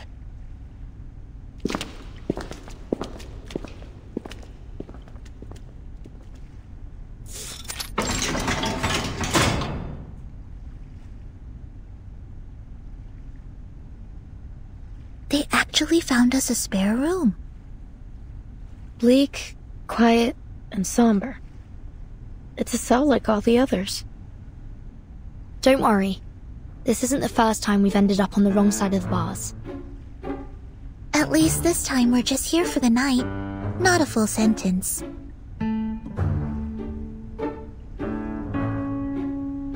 Though, this cell is quite different from the ones we've been in before. Not just the cell. The whole prison is unlike anything I've seen. And this society they've been running here isn't some mere pastime. They're having real discussions about meaningful topics, even though the rest of the world has been cut off from them. But we're still in an Arcanist prison, a place where conflicts and violence can erupt at any moment. Let's not forget that. Miss Jailer warned us from the start. These prisoners are mentally unstable and potentially dangerous. Miss Recoleta, with all due respect, we can't afford to see this place through rose-colored glasses. We'd be overlooking the risks, as we did earlier. And with all due respect, Soneto, we didn't overlook any danger. At least I didn't. A writer must be observant if she is to accurately reflect the world in her writing. But you... We came here with different goals. And still, none of them have been accomplished. I suggest we focus on our respective missions, instead of fighting with one another. Apologies, Timekeeper. Miss Recoleta, I take back everything I said. Don't apologize, Soneto. I'm at fault too. Sometimes I forget that words can be as sharp as swords. You were only thinking about our safety. I shouldn't have been so rude. I actually really admire how you fought back there. If you'd allow me, I'd like to write a poem for you, once my novel's finished. That's terribly kind of you. But honestly, I think we've had enough poetry today to last a lifetime. Let me know if you change your mind. By the way, did either of you see what happened to the idealist?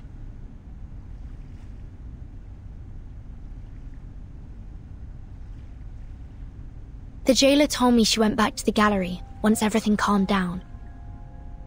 She found nothing. No blood, no shell cases, not even a trace of the idealist. Timekeeper, now's really not the time for ghost stories. Do you mean that maybe the idealist somehow managed to get out of there on his own? Or perhaps someone else helped him? Well, according to the idealist and our jailer, any inmates who are unwell will be taken to the physician. It's possible someone brought him there, while everyone else was shouting and running about. You're right. It could be that he's with the physician right now. I'm relieved. That was a sudden plot twist, but a visionary of his magnitude doesn't deserve to die in silence like that. To be fair, the gunshot was quite loud, as was the ensuing commotion. Nonetheless, he couldn't have just died like that. I mean, the writers would riot if a writer were to kill off a character so abruptly. But you believe he's still alive too, am I right?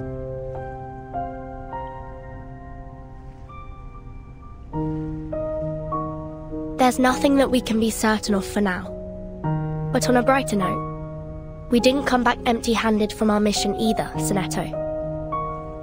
We found Dr. Dorez's signature in the gallery. You were right all along, Recoleta. She was here.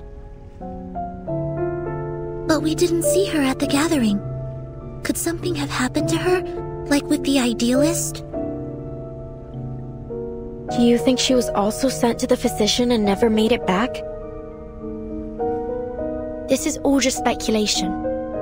If we want to find the idealist, or Dr. Dorez, we need to speak to this physician first.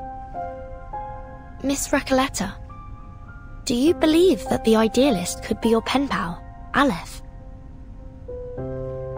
Whether he is or not, he's still my best lead.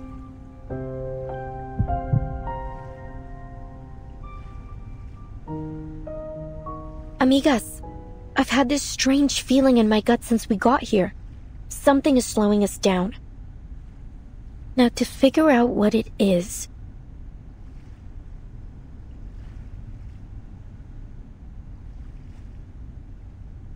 Look, it's a wild guess, but just wait till I finish. It feels like everything happening in this prison is somehow connected to my novel, El auge y la caída de la cordura. We're no strangers to wild guesses, and sometimes they're closer to the truth than you'd think. So this... The rise and fall of sanity. Sorry. What exactly is your story about?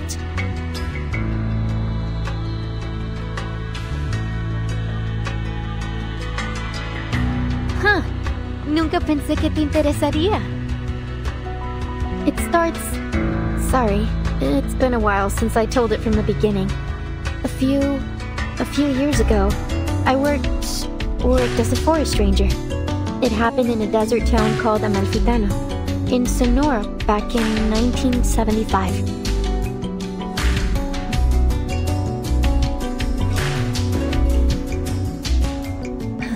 You know what? Most people say the beginning's a bit hard to get into, except for Aleph. I'm thinking of rewriting it. But if you like the sound of it so far, maybe I could read you the latest part I just finished?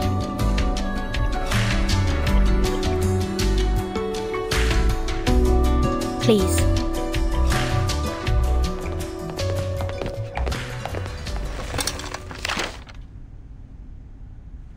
Todo empezó con los datos de frecuencia de las cintas.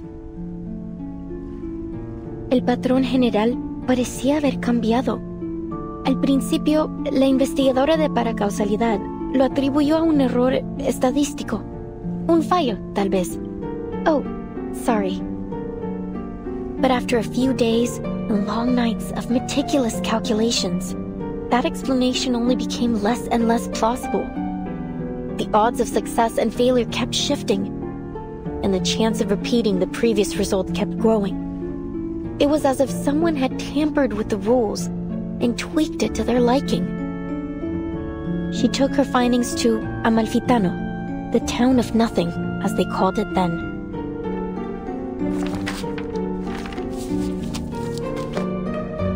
Near the old looms, she met a blind weaver who spoke softly of an old tale.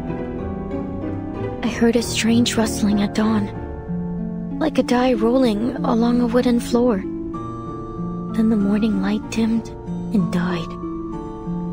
That was the last time I saw the sun, my own hands, or the threads I worked with. The second time I heard the die roll, I was told the oxen in the fields sank to their knees and never stood again. By the third roll, the fields were crawling with frogs. Plows ran over them, and some still writhed, squeezing themselves deeper into the cracks in the earth. The fourth time the die rolled, 10 dormice plunged into the sea in a strange sleepwalk, and 10 bears feasted for the last time before winter arrived.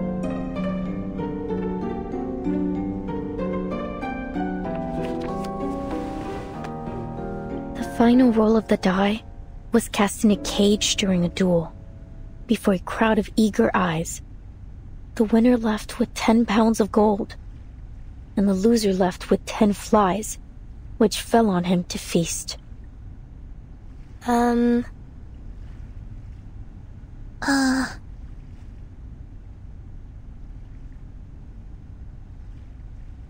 Is that all? Seems like it. Well, there's more, but I haven't quite figured those parts out yet. Any thoughts? Anything. I can take it. Please, I really need some feedback. I wonder if the protagonist ever finds this Die of Babylon in the end. Oh, Verton, it isn't a real die, it's just a metaphor. Oh, I see. I must have missed that. Sorry. Still, it's a beautiful story. Sad, but beautiful. The story is still too obscure, isn't it? Aleph warned me about this. In our last correspondence, he suggested adding the Blind Weaver to shed light on the hidden theme. It helped at first, but even with his sage advice, no matter how hard I tried, the plot just didn't seem to move forward. Feel stuck in that village with them, lost, dazed, isolated inside their small, disconnected moments. Something crucial is missing, leaving gaps between the characters and the scenes. Should I change the storyteller's perspective? Start a different angle? Or maybe rewrite the characters completely? What should I do?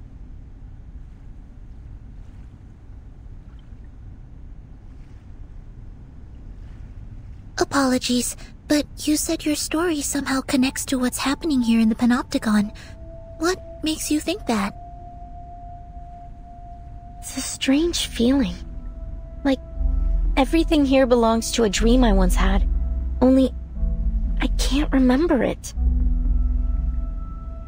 Do you mean that you have a sense of déjà vu? It's nothing to worry about. Our psychiatrist friend Kakania told me those moments are often the result of a dysfunctional connection between two parts of the brain, like a little glitch in our heads.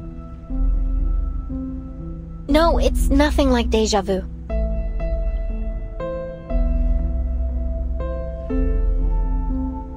Déjà vu is a single moment, a specific situation. But here it's everything. La sociedad, the rules, the idealist, even the incidents in the gallery. Each one unfolds in a similar pattern, like the grooves on a record, telling a story I feel I've listened to before. Amalfitano and Comala. They're two sides of that same record, playing out the same tune. Whatever happens in my story seems to be happening here too. I had that feeling when I met you as well, Miss Verton.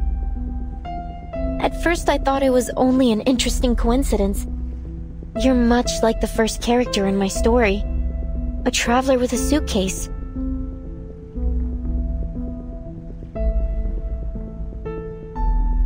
But then I realized, the doctor, your Doris, she's like the Blind Weaver who lost her sight to the die despite having always been faithful to it. And the jailer, she's the bank clerk who assisted the corporation in taking over the town in order to escape her past. And the idealist, he's the murdered donkey driver, and the Die of Babylon. No. Mis queridos amigos ficticios. ¿Qué rayos les está pasando? Wait.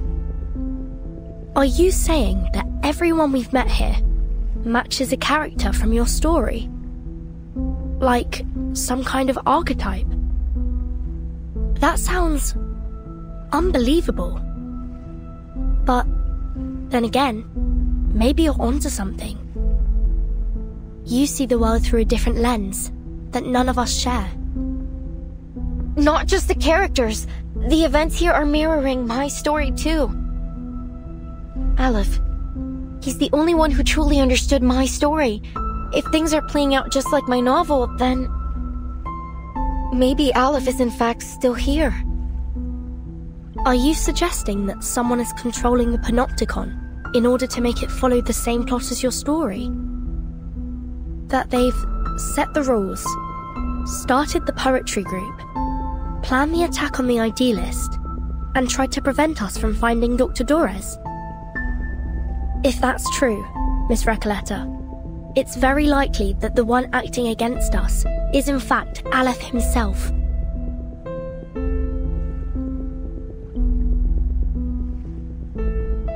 But No!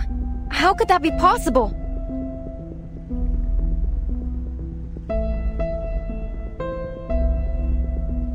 Why? Why would he do this? I don't see any reason why he'd be connected. He's an intelligent, cultured, and profound person, not a common killer. No, none of this adds up. Remember, Dr. Doris was brought to Ushuaia by the Xeno rebels. And we know they're connected to Manus Vindictae. If this Aleph really is hiding Doris from us, he may be working with them.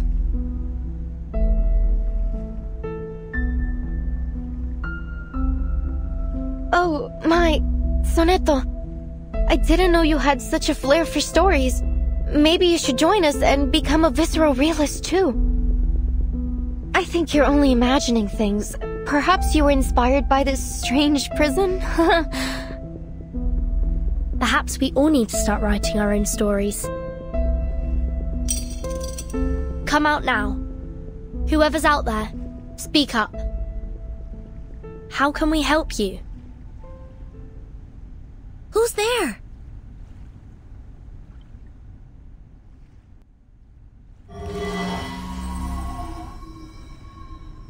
Easy, easy. It's me, Garcia. We met at the gallery earlier.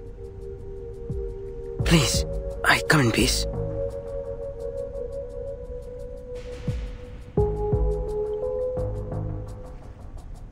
It's you, Octavia! The murderer herself! Please, calm yourself, Miss Recoleta. The jailer has already confirmed that she wasn't the one to fire at the Idealist. The shot came from somewhere else in the room.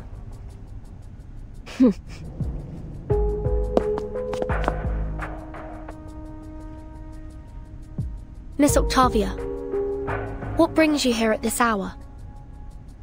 I come here out of goodwill. Believe me, I didn't want any bloodshed either. I understand you just arrived today. There's something you need to know about the inmates here.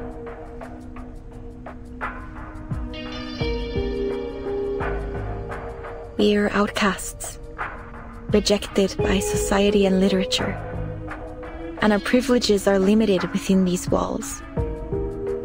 But before I started my own literature group, I struck a deal with the Panopticon authorities.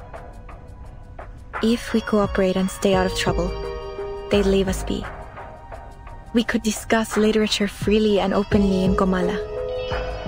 Such a thing may seem trivial to you, but this is of immense importance to us. Oh, there's no happier thing in this world than discussing literature. No one should ever put limits on it. You're right, Recoleta.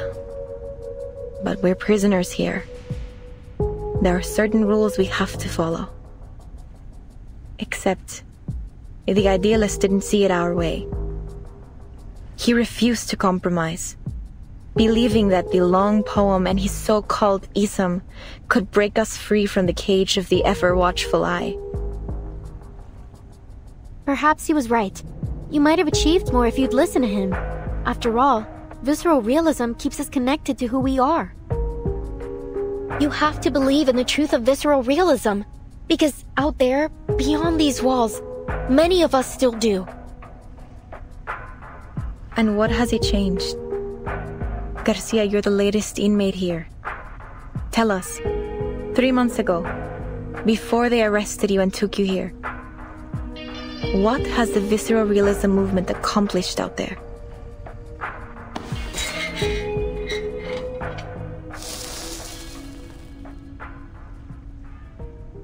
At first, It was revolutionary. Young poets joined in droves. We held gatherings.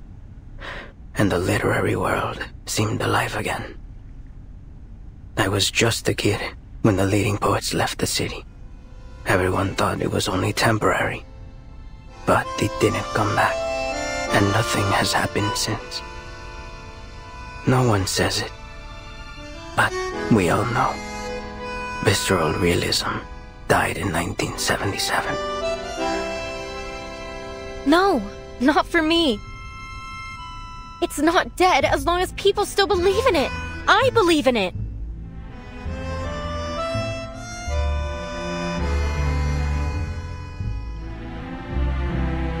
Belief, faith, what is this obsession with the true self? Why does your type always insist on there being a true self hiding beneath our roles in society? Our disciplines? Look at the idealist. He never once stopped fighting for what he believed in, even long after he was put behind these bars. Idealist, what a name he gave himself. Who will he be when he finally breaks free from the eyes of the central tower? When he's left without his willful audience? And nobody. That's what. And that is a truth even he is terrified of. Miss Octavia, I hope you've come with something more important to share than just some criticism of the idealist. You're right. I have an important message for you. Dr. Torres, I heard you were looking for her. The woman from the Sao Paulo Veterans Residence. She used to write under the name Erd, didn't she? Yes, that's right. Do you know her? You're the first person I've met here to speak plainly about her. Do you know where she might be? We crossed paths, but only briefly. I'm not sure where she's gone. Maybe the authorities know. However, she left this with me. I think you'll need it more than I do.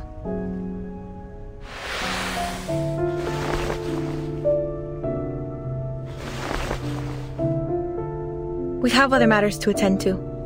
I'll leave you to your business. Garcia, shall we?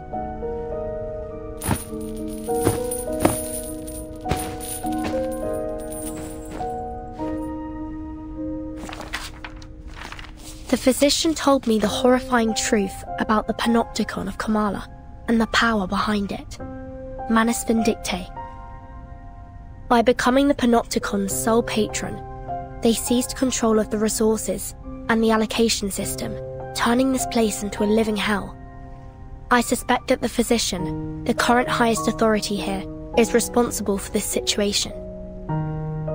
I discovered that the inmates were put through brutal training, even when they were too sick to carry out their tasks. They also forced pure-blood Arcanist inmates to wear their masks, effectively turning them into murmuring puppets. Just as we suspected, Manus Vindictae is orchestrating everything. No wonder we didn't find them in the city. They've been hiding here all along. No one would have thought to come looking for them here.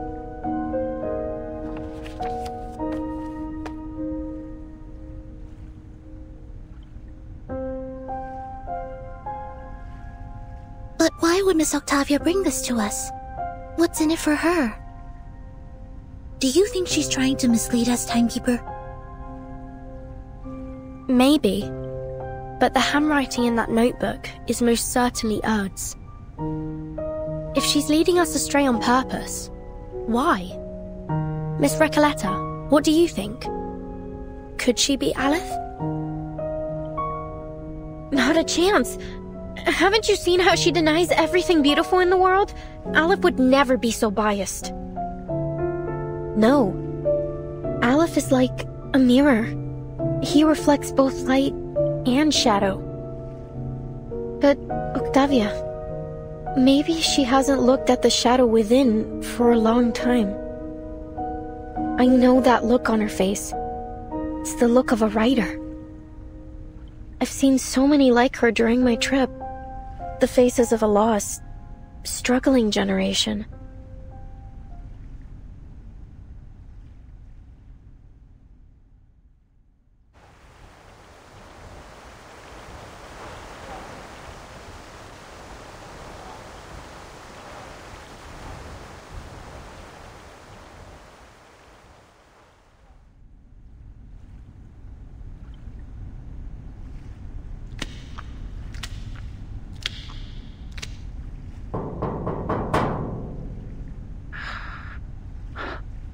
Dr. Merlin. I'm here to report on today's events. Come in.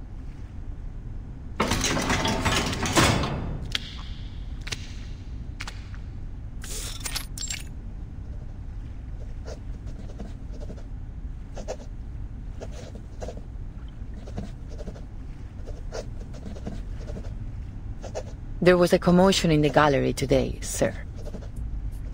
An inmate known as the Idealist was severely injured. The inmates nearby said he lost consciousness from blood loss. However, after we put everyone back in their cell, the Idealist was gone. I made a sweep of the grounds, but there was no trace of him. It's possible that he regained consciousness and went into hiding. I'll perform a full search tomorrow.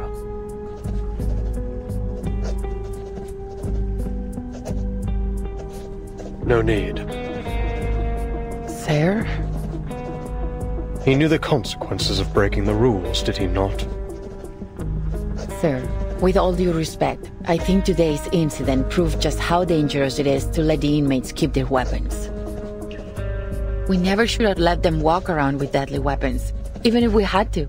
We should have doubled the guards. We can't expect them to follow their own rules simply out of fear of the Central Tower.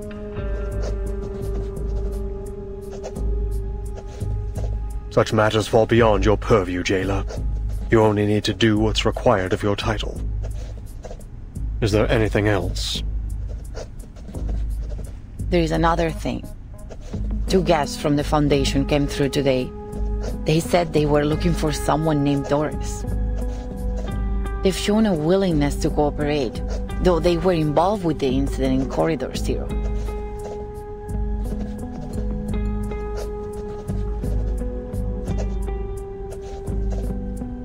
Sir, there is one more thing.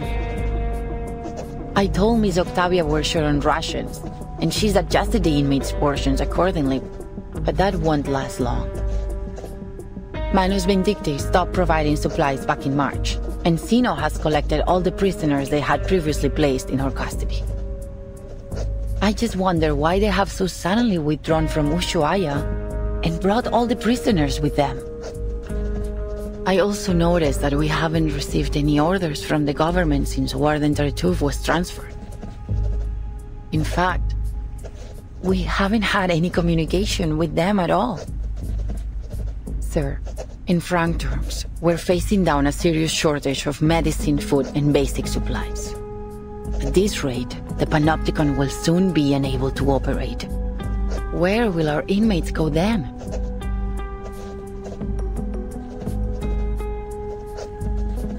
Can we ask the Foundation for help? They've sent their people here. Maybe they're interested in the Panopticon? I could arrange a meeting if you like. You're unusually talkative today.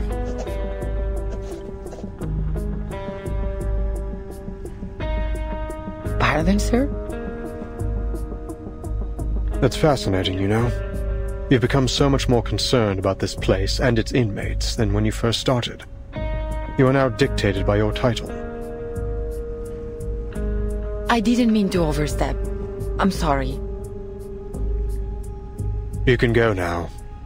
I have a great deal of work to do. Oh, and one more thing.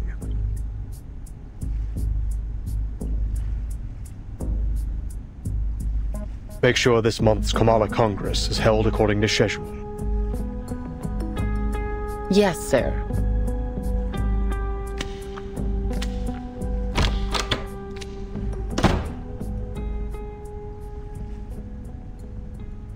How many times have I warned you about this? The Idealist has to go. He's nothing but trouble for us. You're too soft on him, Aleph. Look at the mess he has us in now. Calm down. He's a rabble-rousing thief, a self-destructive maniac, a snake in the grass. He even stole the tea of Kamala from me. He's nearly ruined everything we've worked for.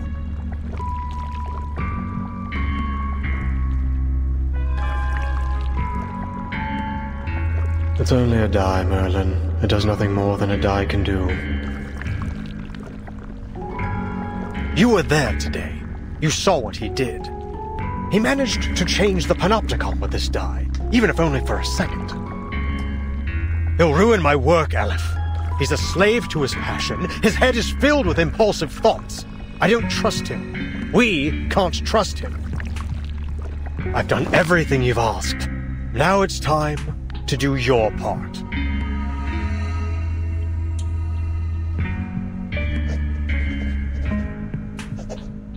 Time's ticking down. I can't afford any further mistakes. No one can be permitted to stop my experiment in the Panopticon. I'll prove it to them that we have found the path to the ultimate answer.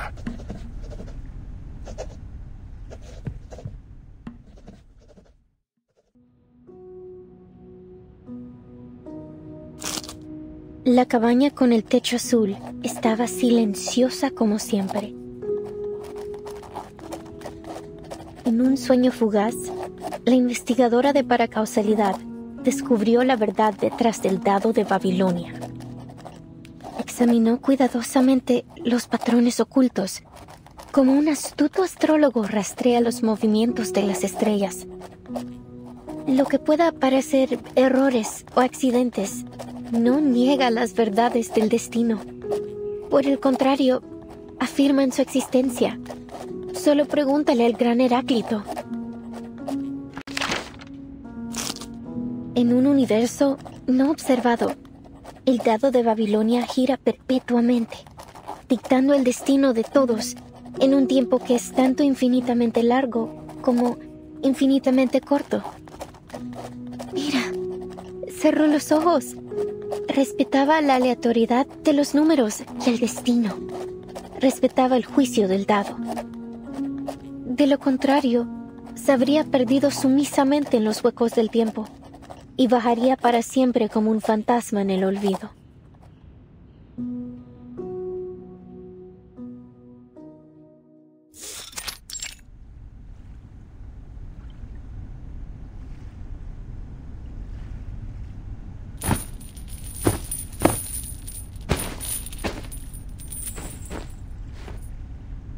First, allow me to make one thing clear. I had absolutely nothing to do with what happened to the Idealist yesterday. I swear it on my career as a writer. As you all know, the Idealist and I are the representatives of the two factions of La Sociedad de Poetas de las Américas. As you also know, we have been at peace since the Let Sleeping Dogs Lie agreement was signed a few months ago. Despite our differing views, we have coexisted to this day under the watchful gaze of the Central Tower. Rest assured that we will work tirelessly to locate the missing Idealist.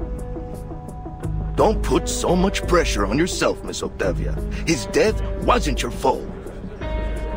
After all, he was the one who threw the first verbal dagger.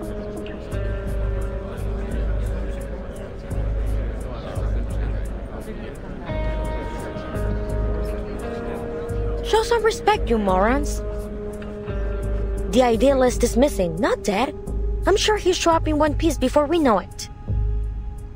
Better face the hard truth now, Roberta. Though, I have to say, it won't be easy for you to find a new leader as mad as him.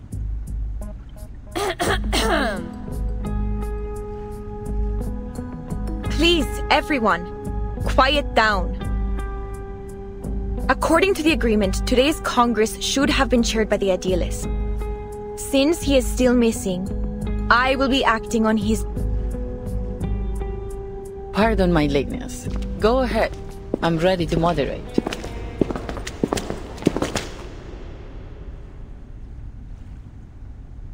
Miss Ford, I looked over the incarceration and visitor records from the past 6 months. There was no mention of anyone named Doris.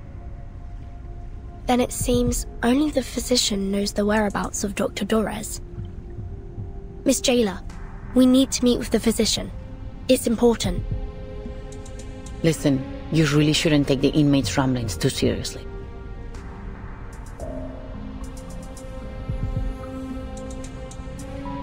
But if it's as critical as you say, I'll make another request later.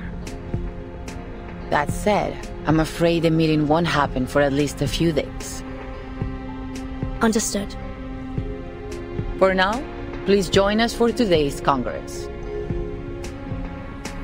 Espectacular! Do you hold literary salons like this every day? This place is practically a writer's paradise. So, you're the host of the salon, Octavia? I say we set aside our differences and have a titillating literary discussion. You've come at the right time. You may serve as witnesses for the Congress alongside the jailer, like a citizen's jury in a court. Your suggestion aligns with the congressional rules. Very well. Huh? Congress? Witnesses? Isn't this a salon? Which topic are we discussing? Literary theories? Schools? Principles? Languages? Oh, narrative perspectives? None of those.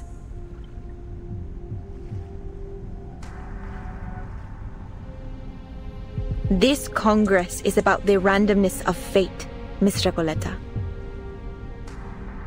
Randomness of fate?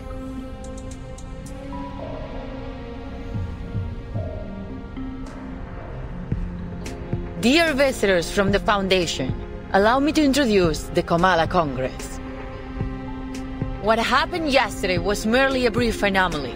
In the Panopticon, spontaneous order among the inmates is the norm, and the Comala Congress serves as its truest reflection. Spontaneous order? Yes. Through the Congress, the inmates assign and distribute medication, communal duties, and rest periods. They are entirely self-regulated.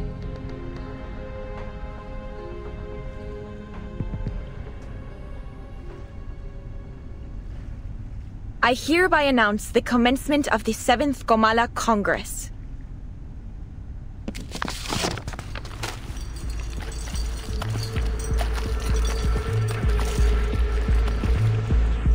A cardboard box and... is that a paper die? It has 20 sides. Huh? We carefully examine hidden patterns, much like an astute astrologer tracks the movements of the stars. Isn't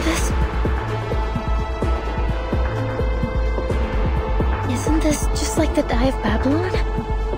The MacGuffin that weaves through the entire plot? The infinite symbiote of fate? And the symbol that compresses time into a shriveled circle? What may seem like errors or accidents doesn't negate the verities of destiny. On the contrary, they affirm its very existence. Just ask the great Heraclito. In an unobserved universe, the die spins in perpetuity. Dictating the fate of all in time that is both infinitely long and infinitely short. Look, I've closed my eyes. I respect the randomness of the numbers and destiny. I respect the die's judgment.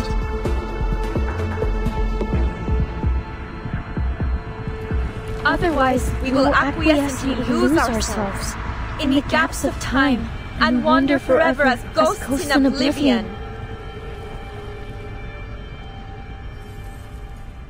I don't understand what's going on. Oh, but the irony that I probably have more idea what's going on than anyone here. Miss Recoleta, this is all in your novel, isn't it? I'm afraid so. The recitations, the references to an astrologer and Heraclito, they couldn't possibly be just a coincidence. Then, could it be? Will they look to the die to dictate their fate?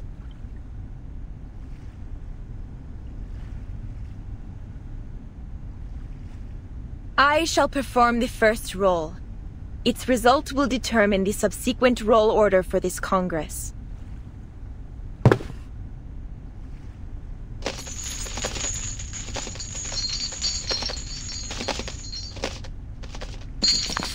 The result is 5.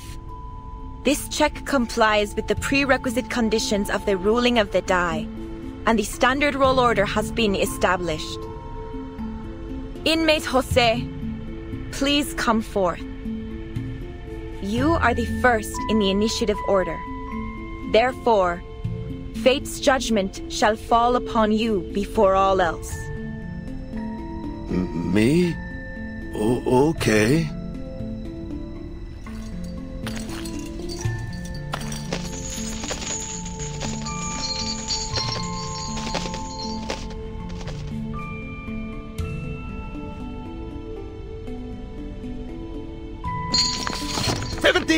It's 17!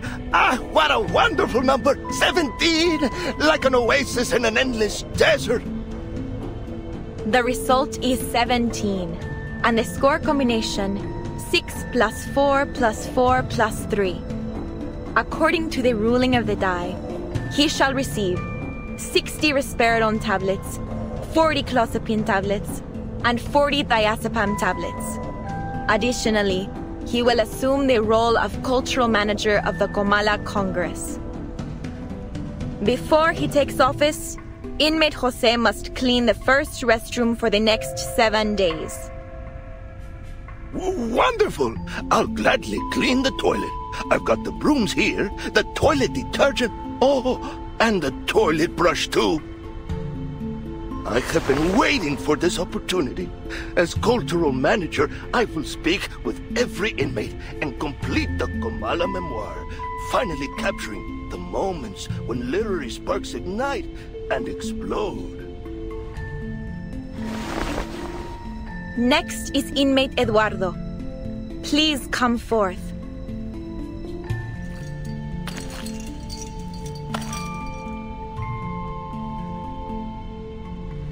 But I can't remember the ruling of the die. I can't remember anything. Damn it. Sorry, Senora Octavia, but I don't think I can do this. I didn't get any medication in the last Congress. I've had multiple episodes. It's like my brain's jammed or something. It's all right, inmate Eduardo. It's easy. You don't need to know the rules to roll the die. Give me your hand, I'll help you.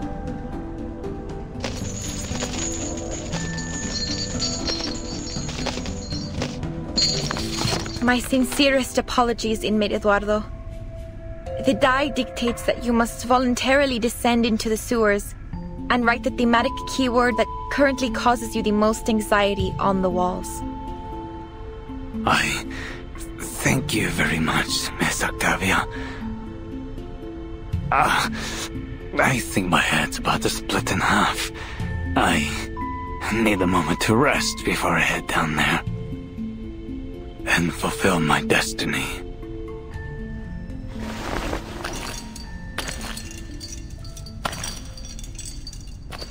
Jailer, are you really letting them make every decision with the roll of a die?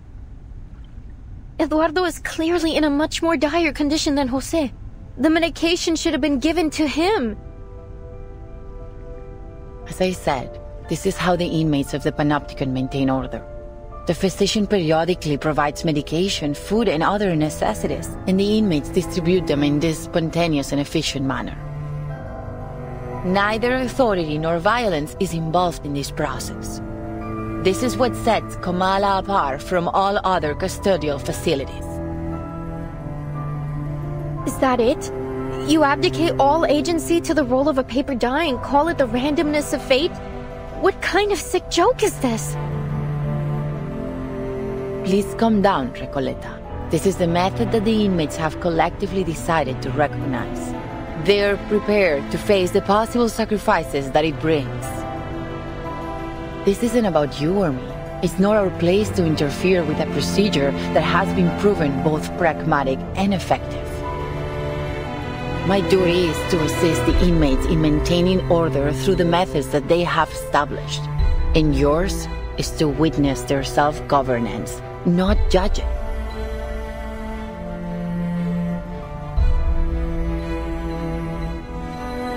If everything somehow unfolds as it does in my novel, then every role is already predetermined. Verton, do you remember the story I told you last night? The odds of both success and failure were consecutively multiplied. I remember. As soon as a character experiences a failure, they continue to suffer failures in an endless chain reaction. None of Eduardo's future dice rolls will ever result in a number higher than 10. At this rate, this system, this sociedad, ruled by the dice of Babylon, is bound to collapse.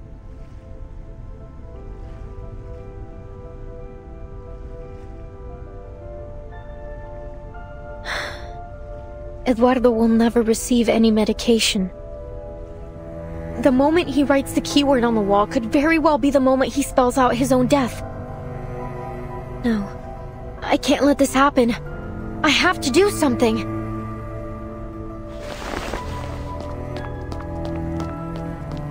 Wait, Miss Recoleta, what are you doing?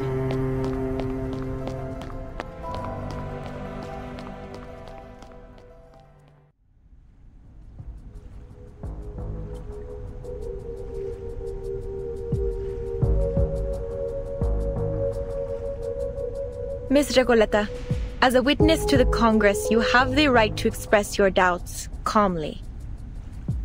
Listen, you...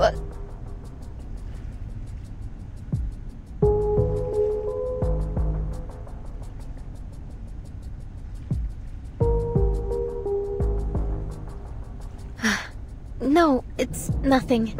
It's just that I'd like to participate in the dice rolling ceremony. May I?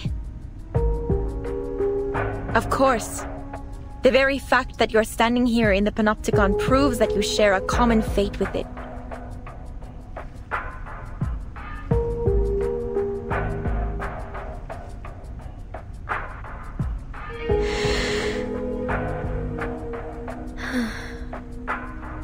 It doesn't matter when I roll the die, since the rolls are simply a reflection of the randomness of fate, right? Precisely. Then I'd like to perform my role after the 27th inmate. Is that all right? As you wish, Miss Recoleta.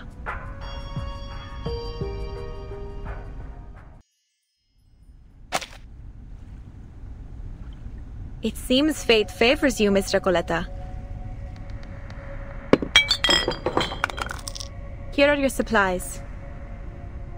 Please be sure to follow the distribution rules of the Congress. This is an essential structure of Comala, and a belief shared by all its inmates. Honor it. Just as I suspected. These supplies belong to me now, Octavia. I'm free to use them however I please.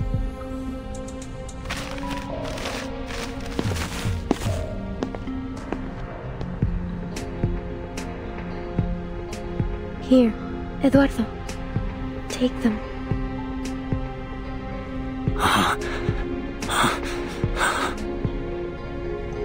But I haven't fulfilled my destiny yet. These precious tablets and capsules, I can't accept them. They are gifts from fate. The die has placed them in your palm. But I don't need them. You do. Thank you, kind señorita.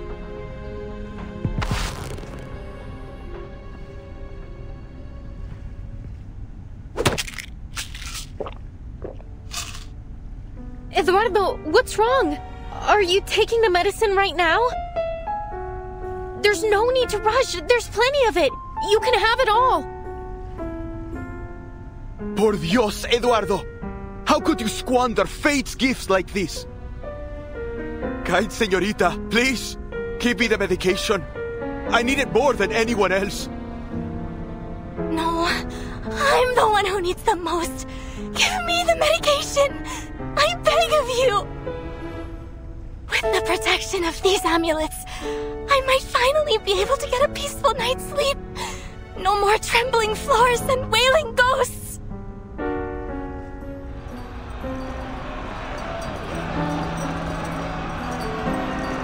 Enough! Enough!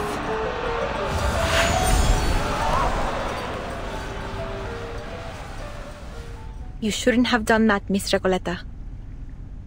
Your ignorant generosity could shatter the very basis of our survival.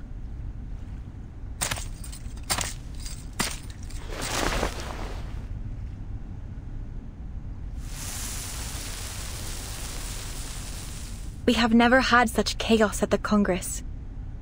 Understand this. We rely only on the randomness of fate to distribute supplies and assign responsibilities.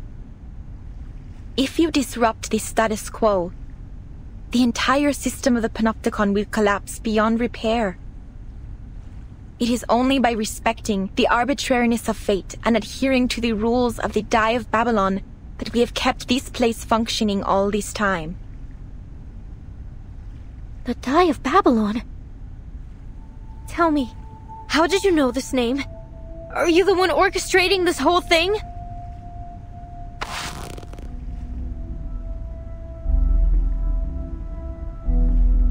¿Podría ser? ¿Eres Aleph? ¿Tal como sospechaba Verdun? Let go of me, Miss Recoleta. Have you gone mad? The role of the die is absolutely random. I'm not orchestrating anything. Before the Congress began, I made an oath. I intend to keep it. Please, calm down, Miss Recoleta. I think she's telling the truth.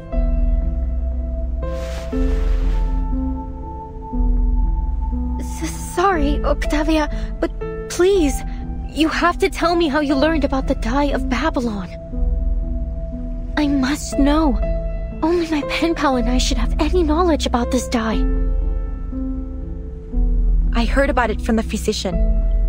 He described it as a symbol of collective consciousness that we could harness to maintain immaculate order in the Panopticon. The Comala Congress was coined, iterated, and perfected by the physician based on this concept. The physician again. Everything eventually leads back to him, just as we suspected.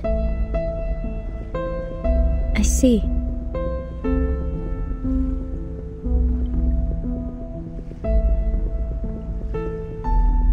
Jailer, we have to meet with the physician in person. Now. As I've told you many times, Dr. Merlin is too busy at the moment. I couldn't possibly trouble him over a novel and a pen pal. They are just fantasies. Couldn't you make an exception? What if they're not just fantasies? What if they're tied to the very survival of this place? Miss Recoleta said the Panopticon could collapse because of the Die of Babylon. Are you seriously telling me you believe that nonsense? It wasn't nonsense, nor are they fantasies. You saw with your own eyes how I won the die roll. It was just a coincidence.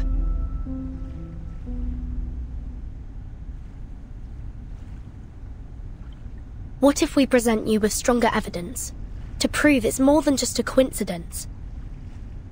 If everything in the Panopticon proceeds according to Miss Recoleta's novel as she says, she should be able to predict what happens next, including the roll results of the absolutely random die. That's right. The Die of Babylon isn't random at all. It's nothing but a supercilious fraud veiled under the guise of fate, and an actor of the inescapable loop of history. And not one of you is paying attention to me whatsoever. Ugh, to hell with this era of ignoring unknown writers. Miss Recoleta, please make your prediction for the next inmate's die roll. This way, you can prove to Miss Jailer the irrefutable connection between Kamala and your novel, The Rise and Fall of Sanity. You finally remembered its name! Oh, it's sweet balm to my spirit. Miss Octavia, please continue the Congress and let the next inmate perform their role. Then Miss Recoleta's statement will be proven true. I appreciate the reminder. No matter the interruption, the Comala Congress must go on. Though not for Miss Recoleta's sake, of course. Next inmate, please.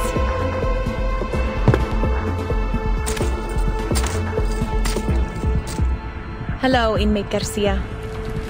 You know what to do. Of course. La sexta cara. Un pilar roto. El flujo de la fortuna y la calamidad. So the result of the next roll will be a 6.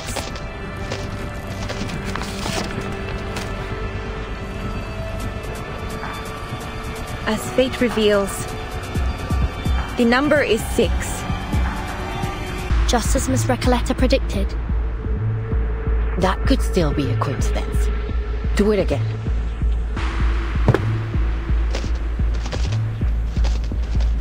La 13ª cara. Una cadencia desconcertante, sin un verdadero principio ni fin. La 4ª cara. Un hombre que se ahogaba. Usó el último de sus fuerzas para nadar a la seguridad, solo para descubrir que había confundido un espejo con la superficie del lago. La 17ª cara.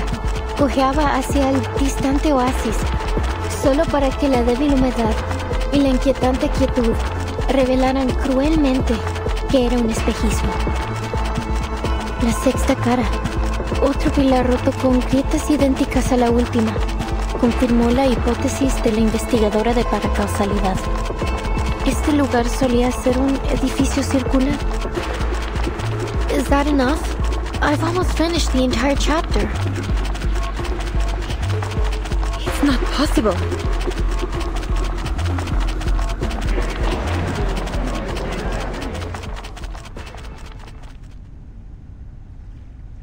Who are you?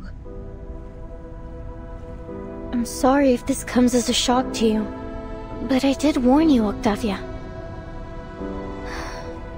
Now it's proven.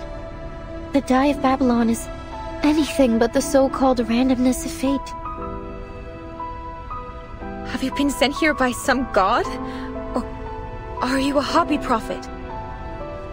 Have you brought this knowledge to save us? Or to shatter our beliefs? Our world?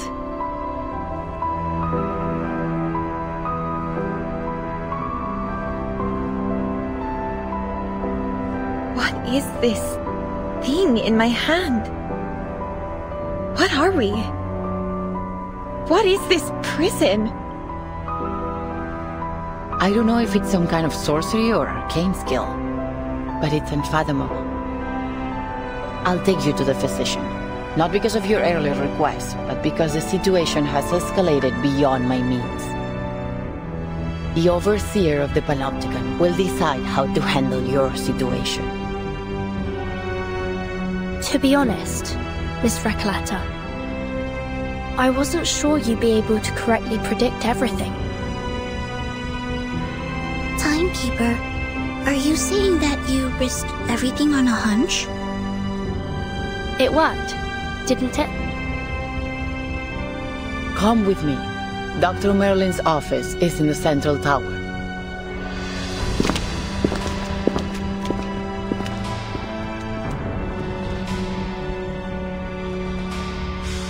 En la sexta versión de mi novela, todos en el pueblo mueren a causa del dado de Babilonia. Porque solo la muerte puede cerrar el ciclo de la historia. Y carcelero, eres el empleado del banco, ¿verdad? Entonces, al final, también sufrirás un colapso como el empleado del banco, cuando se da cuenta de que él y el pescador de dunas son la misma persona. If all of this is tied to the rise and fall of sanity, then, as its creator, I will get to the bottom of this.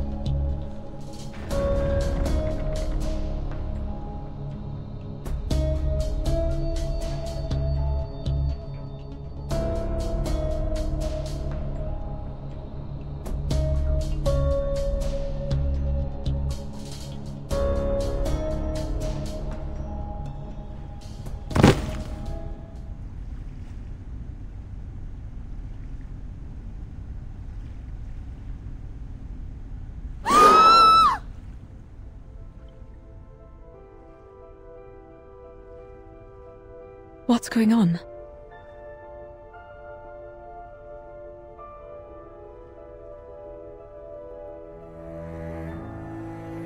Miss Erd, please, Julio needs your help.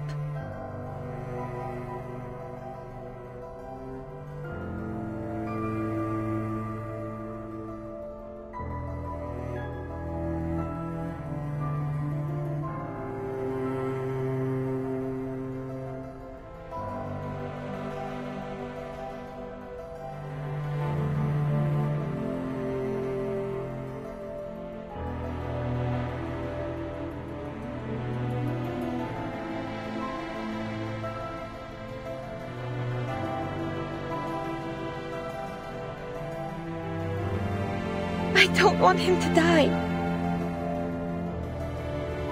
Please, Miss Octavia, help me so I can help him.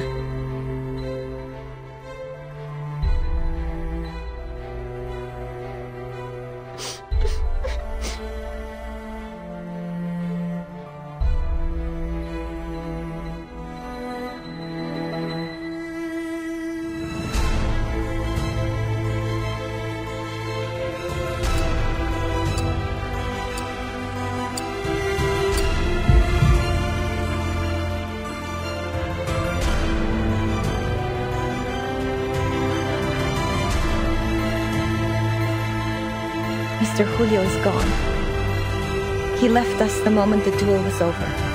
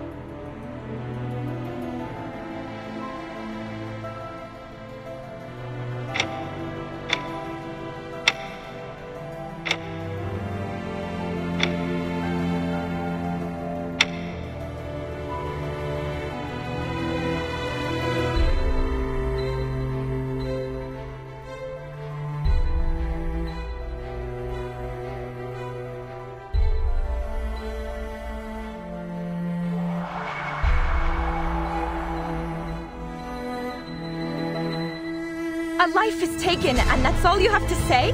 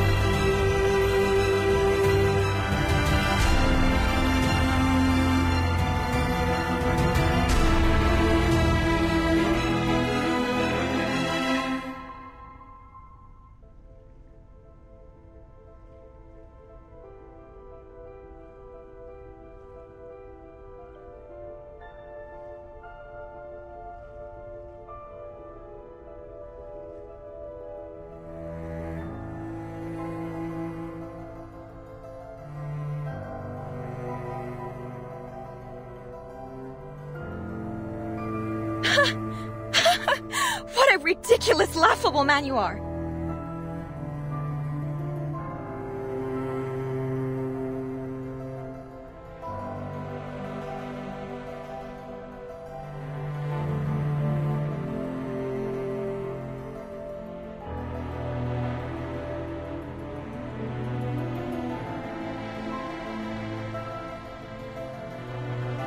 I've had enough of your condescending stone-hearted ego and your pompous sophistry.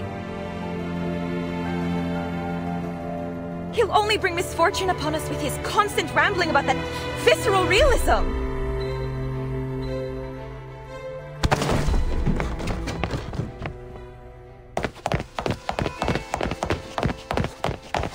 Only the physician, the true overseer of this prison, can save us from this situation. Please join our society, Miss Torres.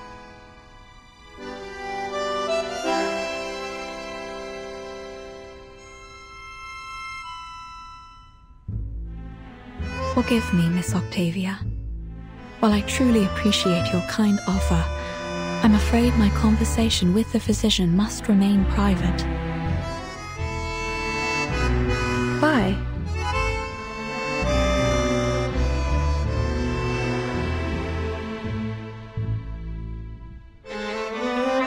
Yes.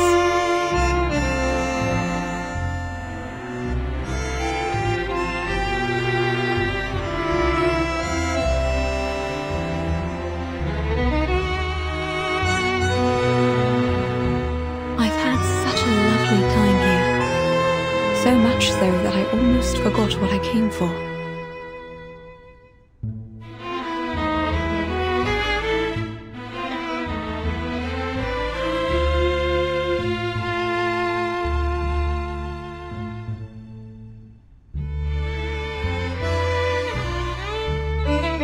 That inescapable gaze, and the permanent theme of fate. You've decided to save the people here with your own hands, in your own way, and so have I. There are things I must face alone.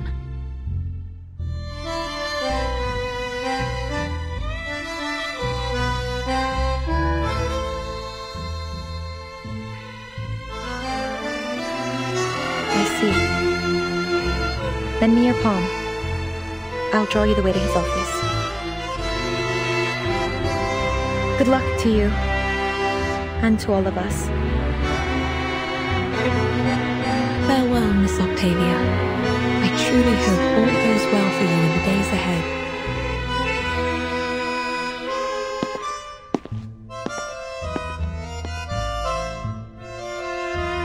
And in your journey, finding answers about fate, too.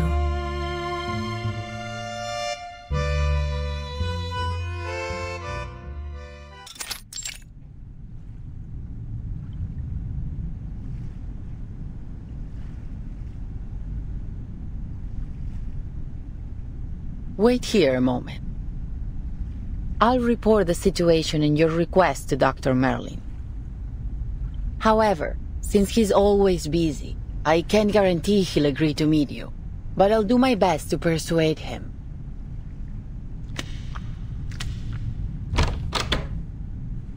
Now's our chance, Sinetto. Our chance? What do you mean, Timekeeper? It's unlikely that the jailer will let us search the central tower, even in this situation. We should take the initiative and look for clues while she's away. I see, Timekeeper. I will do my best.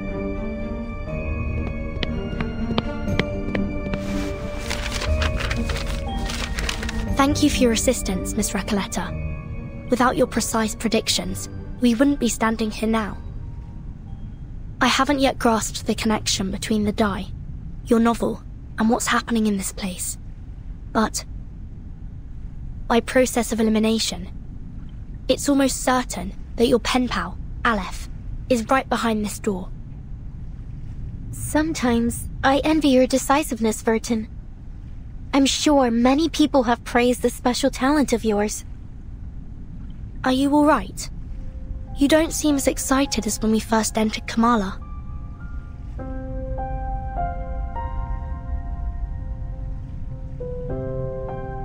The all-seeing sentinel of the Panopticon, veiled within the central tower.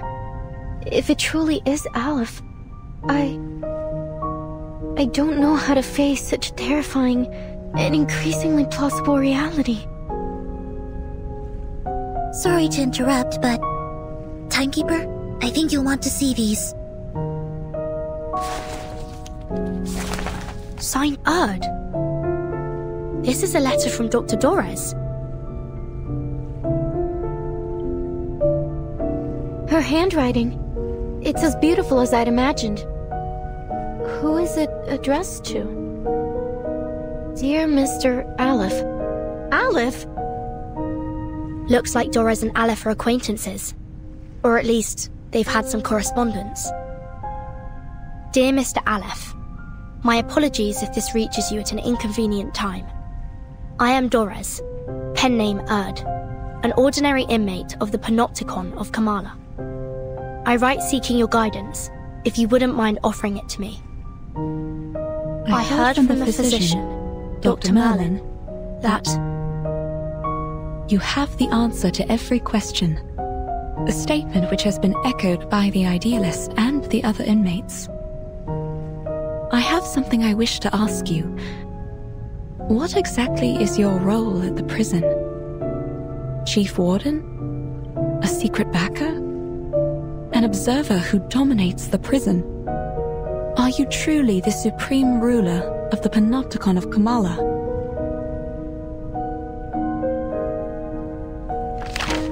Dear Erd, I do indeed have answers for every question, including yours. I'm afraid every one of your speculations is off the mark. I am merely an inmate who chose to imprison himself here. And allow me to point out that your identity isn't as ordinary as you claim. Why is it that you, my fellow inmate and guest of Manus Vindictae, are so interested in Kamala? Dr. Doris, a guest of Manus Vindictae.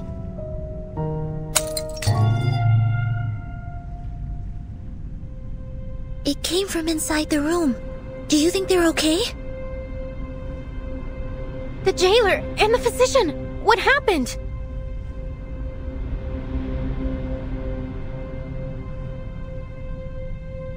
I'm not sure, but it could be bad. Come on, let's go in and see if they're all right.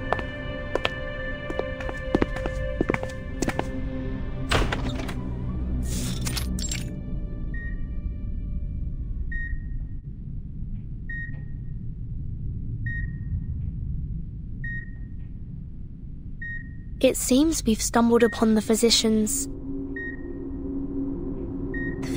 office. I should have known. But is this an operating room? As if this prison wasn't bizarre enough already.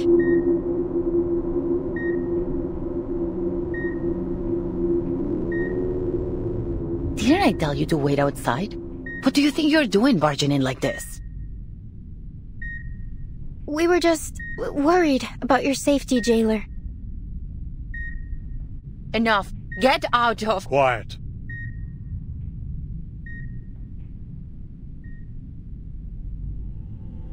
The reptilian complex governs all our fundamental functions. Our heartbeat, breathing, fight or flight responses, and our territory and hierarchy awareness. Our primitive ancestors, like reptiles and birds, followed such instincts to survive. Through millions of years of evolution, we developed the limbic system. This processes emotions and forms memories.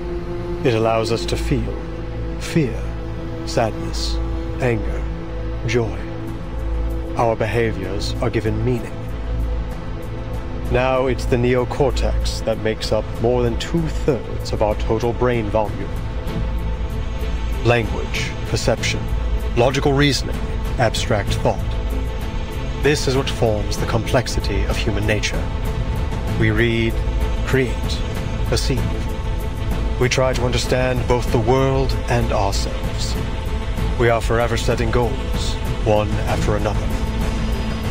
And all this, these multitudes, happens within the confines of the skull, in the tight folds of the crowded cerebral cortex. Is he performing surgery? Such a delicate and elaborate organ. Were it unable to forget, what would come of it? Can this space, no larger than the palm of my hand, truly accommodate dozens of people at once?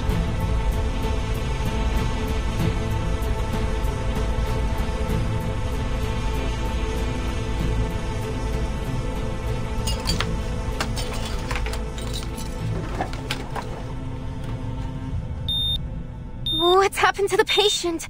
It looks like he's dying.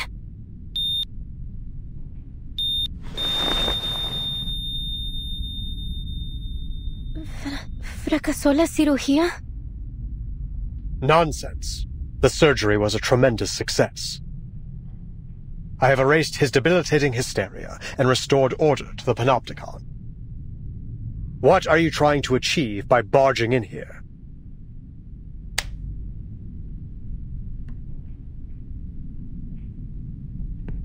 Forget it. The next operation requires my attention. Jailer, show them out. Bring me the next patient in 15 minutes. I'm sorry, Miss Burton. I'm afraid you have to leave now.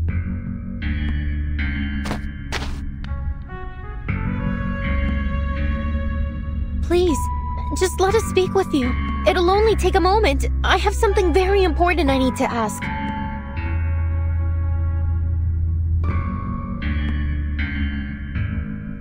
Important?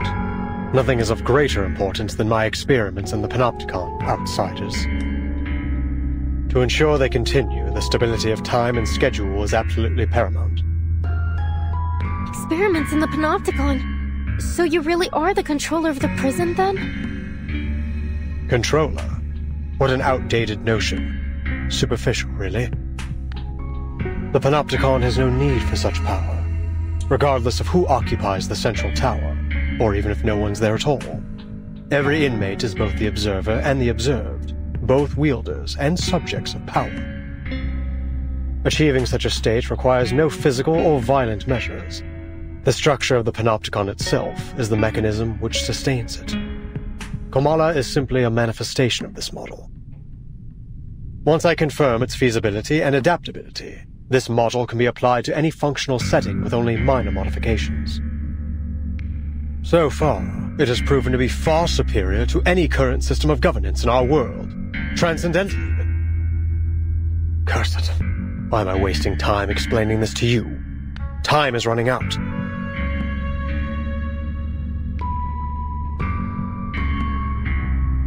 Dr. Marlin, you keep mentioning time. What exactly do you mean by that? Really? You need to ask? Even those oily-headed lunatics know it.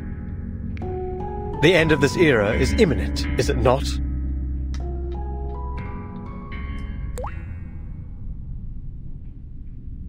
You know about the storm? That's what you call it, is it? A storm that washes everything away? You employees of the St. Pavlov Foundation should know better than I. Soon, this era and everything in it will cease to exist. I must prove the feasibility of the Panopticon model before this place is turned to ruins, or something even more unrecognizable. A storm that washes everything away? Burton, what on earth are you two talking about?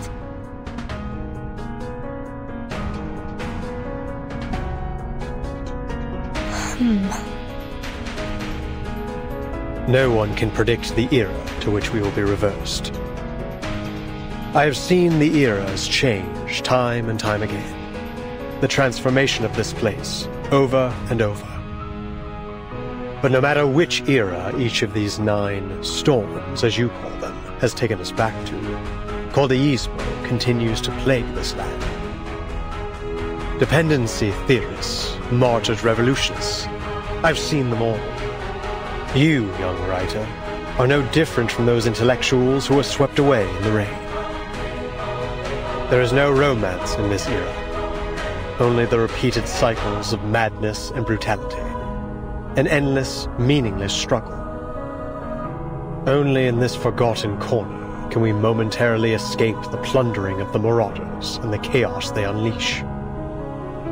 Although it won't be long before this place is looted by those oily-headed lunatics. Just as it has countless times before on this land as rich as silver.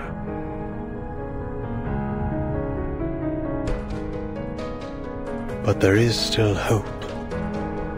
Even in a wasteland, we may still be saved. As long as I uncover the path to transcendentality I will find the ultimate answer. Ugh, I've already wasted far too much time on you. Leave, now.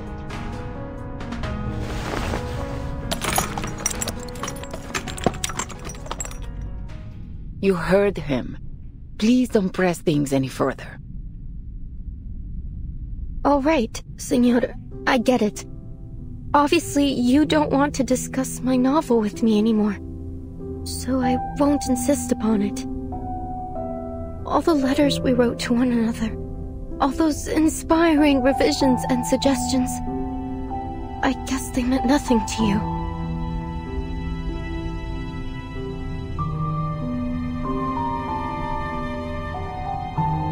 But there's still something I must tell you. Jailer, could you please allow us a private conversation with the No. With Aleph.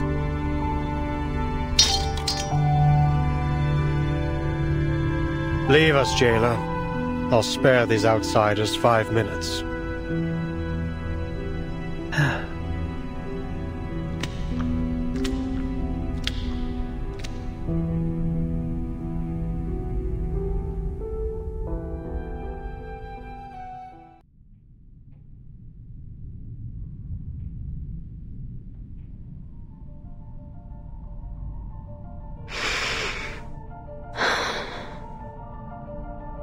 Dr. Merlin, or should I say Aleph, I don't know why you're using my novel to manipulate the Panopticon. But you need to know that it won't serve your purpose, whether in fiction or reality.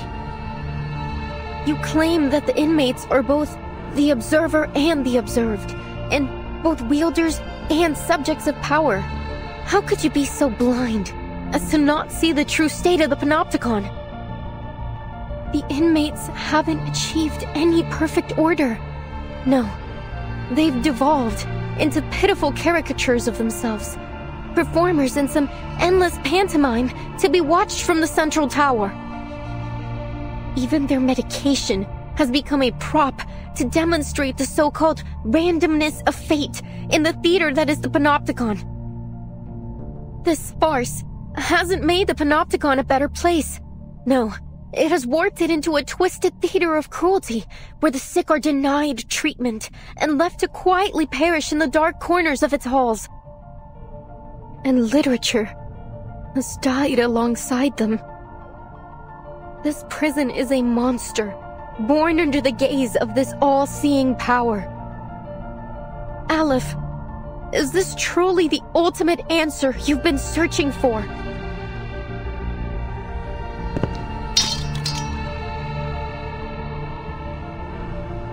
What? Are you suggesting that this is the answer I've reached? That my experiment has been a failure all along, and I've been too blind to see it? No, impossible. Foucault's theory is flawless.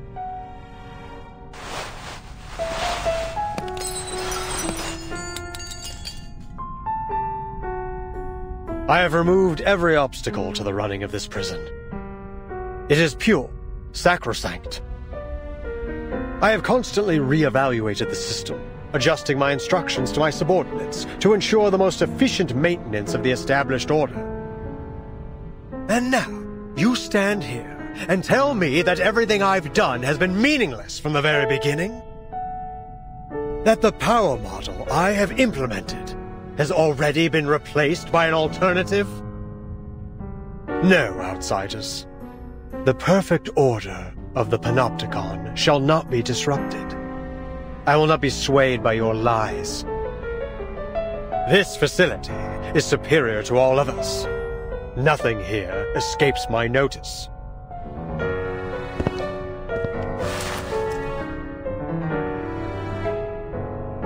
That said, it isn't easy to work a miracle, as we all know. I shall personally verify it, all myself.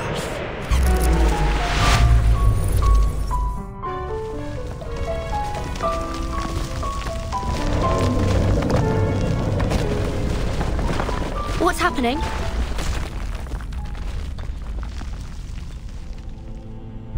Visitors from another era. You have come here with plagued ideologies in an attempt to break the subtle balance of the panopticon. But did you not notice the tiles beneath your feet? The cracks and water stains on the walls, constantly changing right before your eyes. This room, the previous room, every room, you have blindly wandered through them, seeing them as nothing more than the building blocks of a monotonous labyrinth. But this place was not born from the chaotic imaginings of a madman. No. Every inch has been crafted through the meticulous harnessing of order and power. Every wisp of spider silk drifting in the wind, every speck of rust on the gallery rail. Every detail of the panopticon has been built by my own hands. With this ever-shifting die, concepts may be transformed into reality, and ideals into substance. I observe the movement of every entity, the passage of every second. The moment you entered this realm, you too became subjects of my experiment.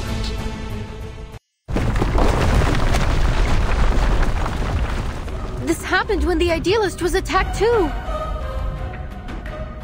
To think we've been trapped in a prison fabricated by a die all this time. Did the physician really build all this with such a small, simple object? The distortion is getting worse. Prepare yourselves to fight or flee.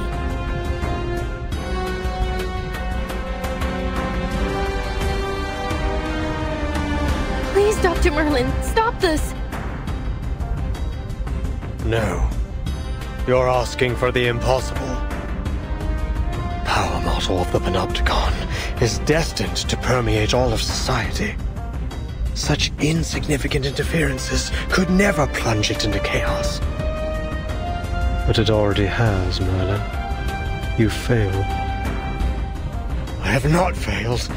And as long as I keep the prison running. It isn't your power model running the prison. It's the die.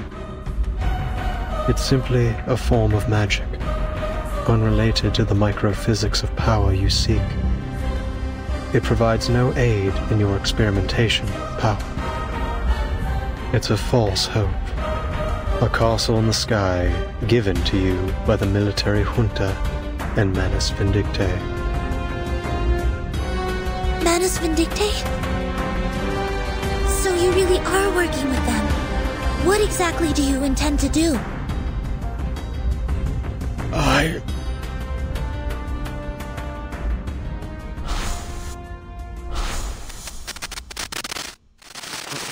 Then I've also failed.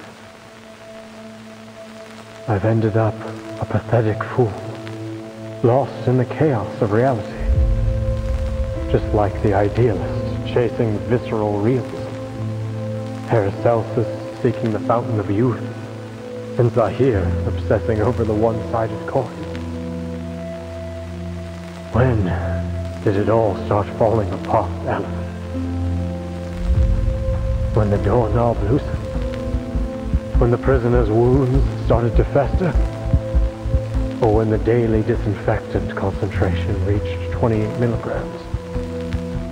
Or the crack in the second gray brick on the wall expanded to 6 millimeters? Or was it when Warden Tartuffe left Ushuaia with news of the Foucault Association's dissolution? This place should have been the ideal ground for psychoanalytic practice. Why did they halt all research, all discussion? We've been abandoned, haven't we? By eras old and new. You designed and have maintained everything in Komala, right down to the smallest detail. But it is these details that trap you. And as the bars close around you, you are losing your name, Merlin. And you're becoming the physician, a man forever imprisoned within these walls.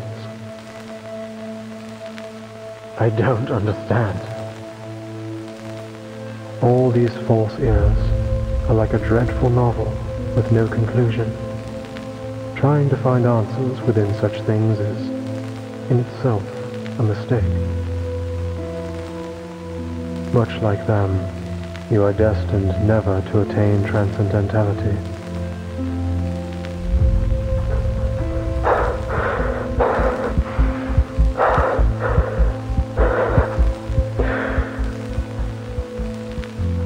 Tell me, Olive, does the ultimate answer even exist?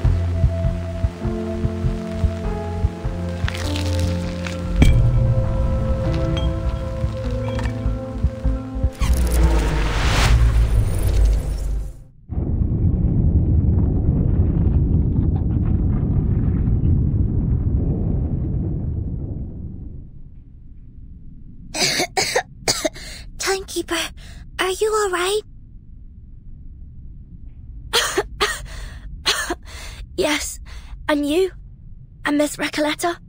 Are you okay? Miss Recoleta?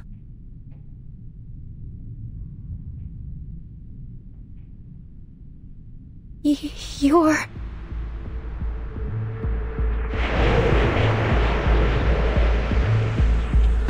The word utopia derives from Greek. It means no place. People cannot understand the structure of the labyrinth, yet they continue to follow its paths. They cannot comprehend the mechanics of fate, yet they believe in its jurisdiction. As if, by doing so, everything will naturally fall into place.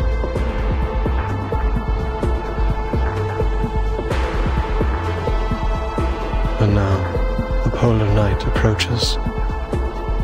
How good it is to see you, pen pal.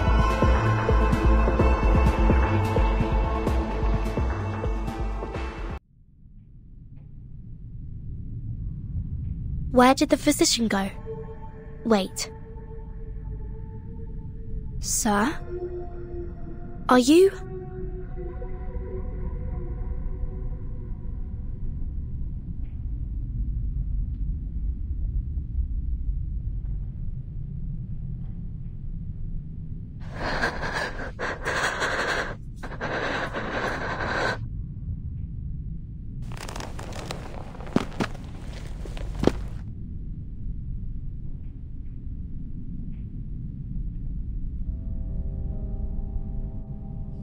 Aleph. It's you. My pen pal. You are, in fact, in Komala. All those letters, all the ideas we shared, they weren't just my imagination or some prank. Vertin, Soneto, it's all just as I told you. They weren't meaningless. They're all real.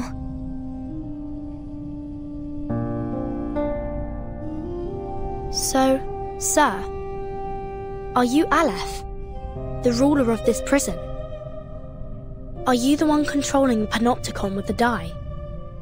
The one hiding Miss Dores's whereabouts? What curious inquiries. Quite different from the last 2,666 questions I've received. My guests, you may call me Aleph, or by any other name, be it a symbol of God's oneness or a farcical epithet. I am merely one of the many prisoners who voluntarily reside here, a single letter in the alphabet of the Panopticon. A letter? The way you speak is quite different from Dr. Merlin. Still, I wonder what your relationship is with him. But allow me to make a guess. You're Dr. Merlin, aren't you? I'm afraid that's not entirely accurate, but you may think of it that way. Merlin is a figment born of my mind, an incomplete reenactment. He is me, yes, but not entirely. He, or rather they, failed to find their answers. They fought against their predestined fates, only to be inevitably crushed under their weight. I simply stood by and watched it all unfold. That was the extent of our relationship. They? You've already met Merlin and the Idealist, even witnessed their demise. Shackled by the delusions of verses, the Idealist lost his own name.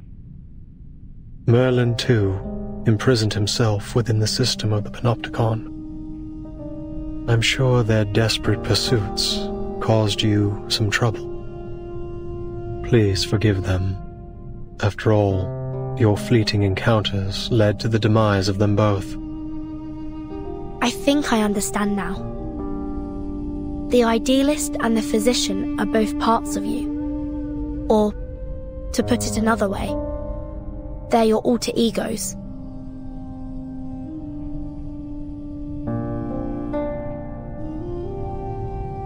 The Physician mentioned Manus Vindictae. What's the relationship between this prison and the Manus? Visitors from the Foundation. We all witnessed those eras perish. In 1977, not long before the fourth storm, I arrived in Ushuaia. Shortly after, some members of the National Foucault Studies Association reached out to me. But it wasn't just them. An arcanist organization called Manus Vindictae also approached me. Each of them wanted answers. They named me their advisor. You acted as an advisor to the Manus? The two parties presented me with a concept and a parable, respectively. A concept and a parable? The Foucault Association sought to explore the feasibility of the Panopticon concept here, while Manus Vindictae showed me a parable of the past and future. Day and night, I wandered through endless texts, endless realities, as I searched for answers. And thus, Merlin was born. He was both an experiment and a price I paid. A new concept, a new direction. Pursuing such things always leaves me confined by the limitations of human knowledge. Merlin spent his entire life exploring Foucault's theories in pursuit of that singular yet infinite answer. What about the Manus, Mr. Aleph? You didn't explain why you helped them. Explain why? Because they asked me to, just as you have. I simply worked to answer their questions. So you're saying that, to you, we are no different from Manus Vindictae? And if we ask, you'll answer us, without holding anything back? Is that not precisely what is happening this very moment?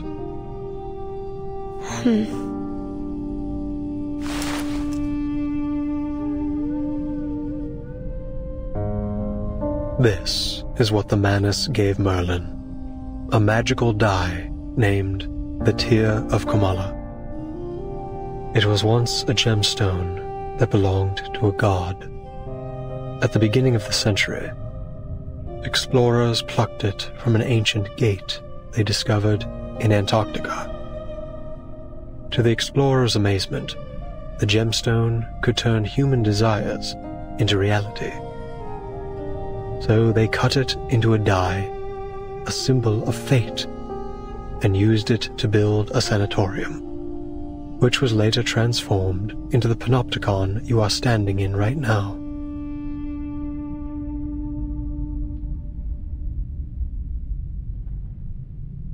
Then, Aleph, you really are the mastermind behind the Panopticon?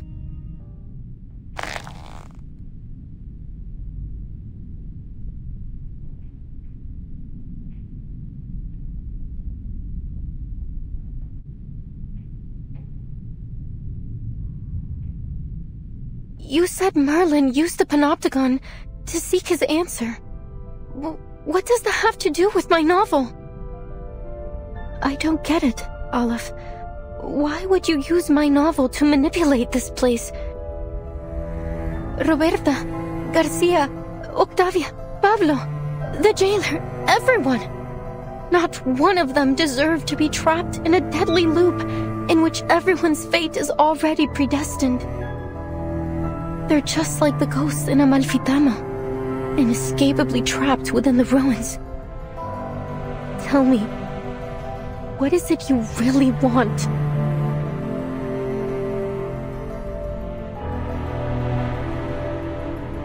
It's not about what I want. It's about what you want. The third line of your first letter.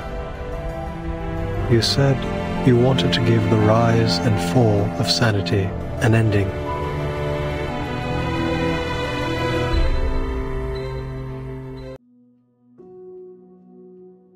Los registros históricos del Dado de Babilonia aún se pueden encontrar en la biblioteca de la Universidad Santa Teresa.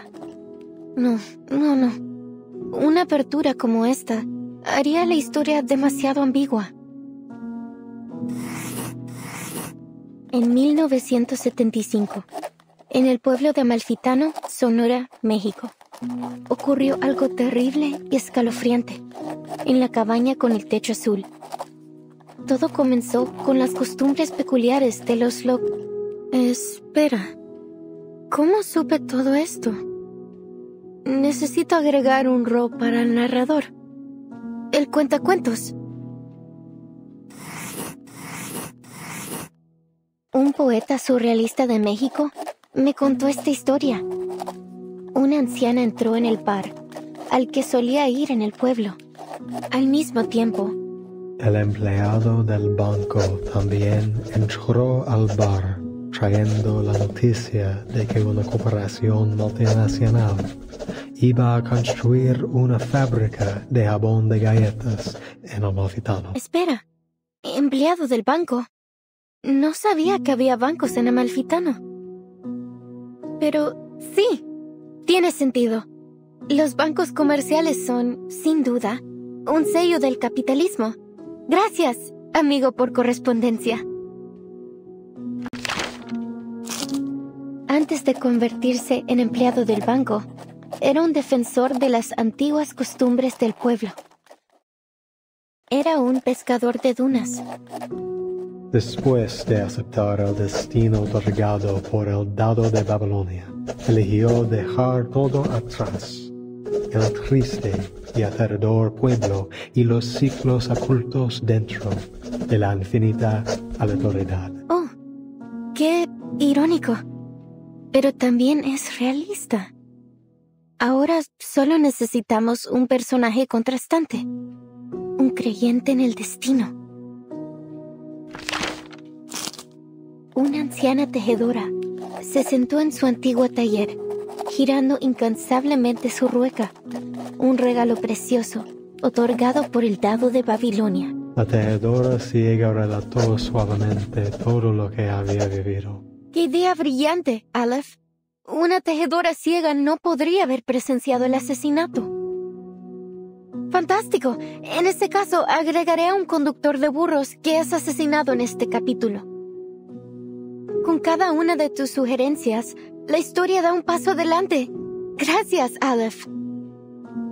Pero todavía no veo ninguna señal del final. Es como si no importara cuántos personajes nuevos agreguemos. Todavía falta algo en el pueblo desértico. Le falta una figura clave. Aleph, ¿qué debo hacer? ¿Cómo le doy un final a esta historia?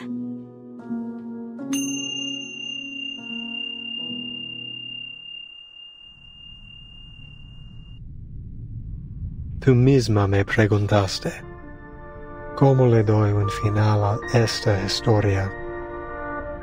Me describiste cómo tus palabras se habían transformado en un rompecabezas desmesurado e infinito.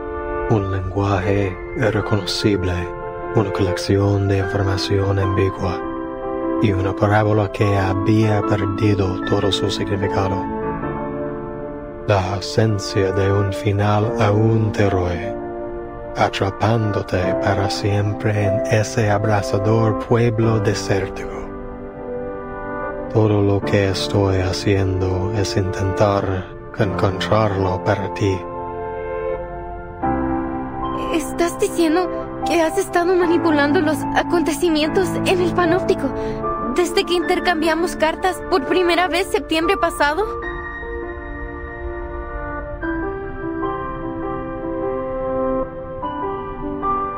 Sí, cada vez que revisabas la novela, se hacían ajustes correspondientes en el panóptico. Reflejar fielmente las complejidades de cada detalle era clave para asegurar que la historia avanzara sin problemas. Estos ajustes los manejaba principalmente Merlin, a veces el idealista, y antes de ellos, Zahir y Paracelso. ¿Cada vez? 6 versiones de la historia del Amalfitano ya se han desarrollado en el panóptico. Eso significa la rana aplastada en el barro, la vaca muriendo de vieja, el lirón cayendo al mar, el fantasma asesinado en el duelo y los cambios repentinos al dado de Babilonia.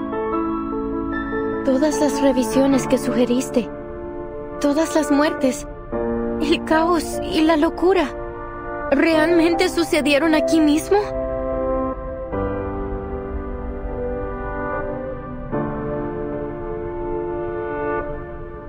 Incluso la eternidad tiene sus límites, Recoleta. In the 6th revision, we added the blind weaver, an extraordinary figure.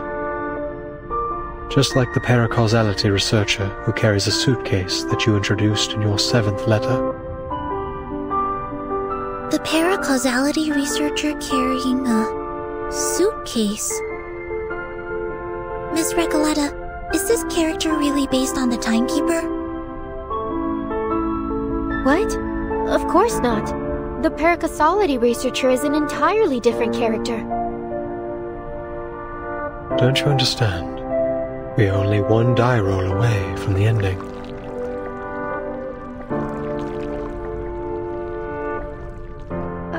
I don't. What on earth are you trying to do?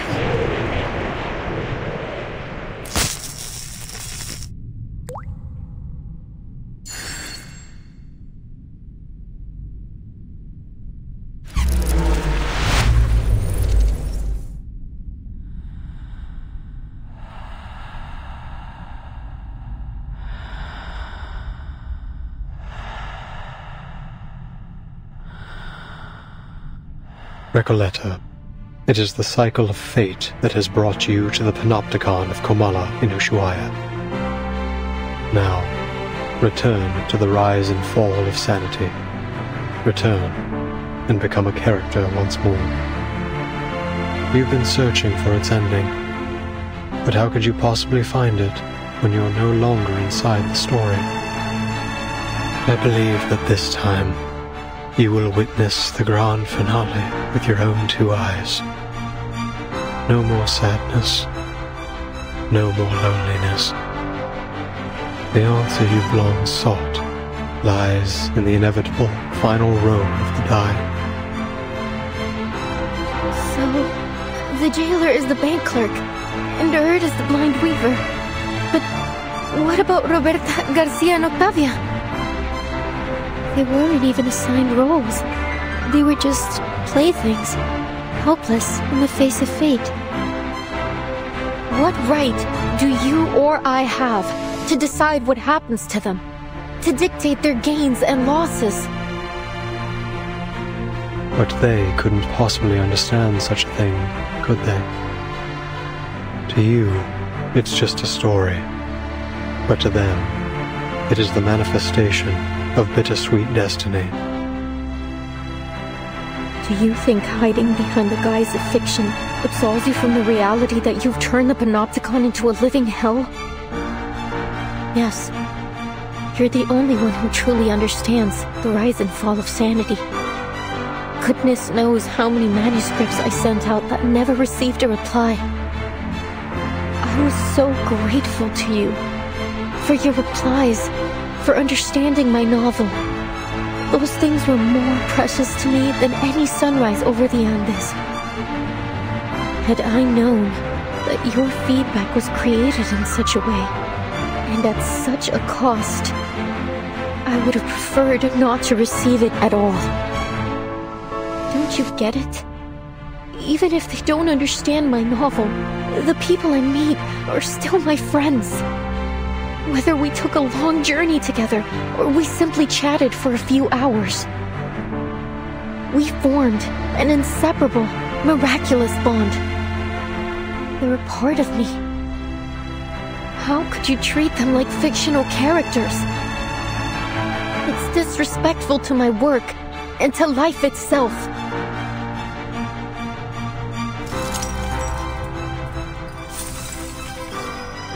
But you raised the question yourself. Why do you resist receiving its answer?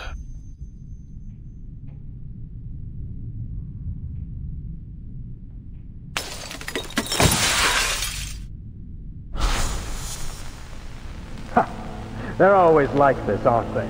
They throw a question at you, only to abandon it along with the fading of the era. This storm will spare no one. You've known it all along, Adam. Only the timeless Panopticon can maintain control. The all-seeing tower. The perfect governing system. What a hopeless fool you are, Merlin. Haven't you heard what they say? There is no need to build a labyrinth when the whole world already is one. Your meaningless questions will be swept away by the tides of time, only to resurface on the shores of our minds once more. We've seen it happen over and over again. Surely you've realized by now that the only true meaning can be found in literature. For over a century, literature has remained the singular, ultimate answer. This lonely cowboy is simply feeling lost at the moment. Spare us your ramblings, mate. You're wasting our time. Enough.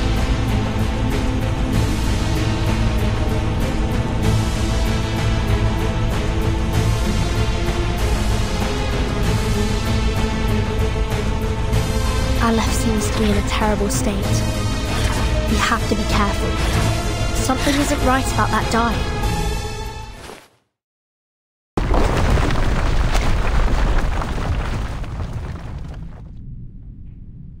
Wait! Mr. Olive? Are you human?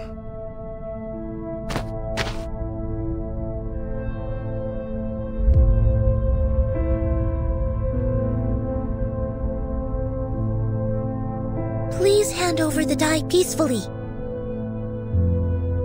Mr. Aleph, please stop resisting. It's futile. Futile. Yes, it's all futile.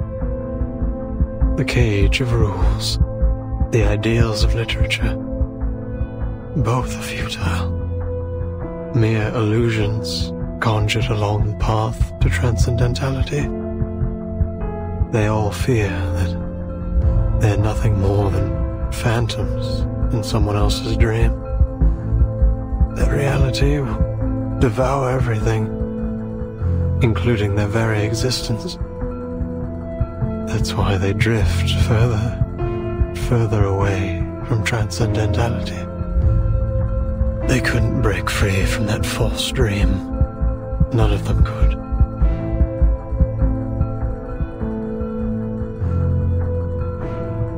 Both the physician and the idealist walked toward their own destruction, just as I expected. But your novel still has hope, Recoleta. its ending hasn't been written yet. We cannot deny that it may be the answer to achieving transcendentality. You're not going to stop, are you? Not until you get your answer. Sinetto, we have no choice but to seize the die from him by force.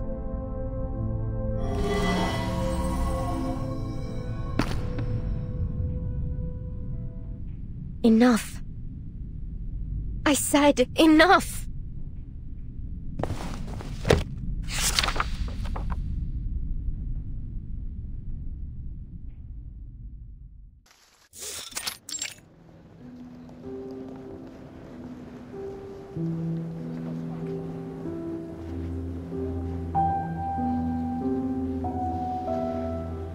I'm afraid we can't publish your novel in its current state, Recoleta.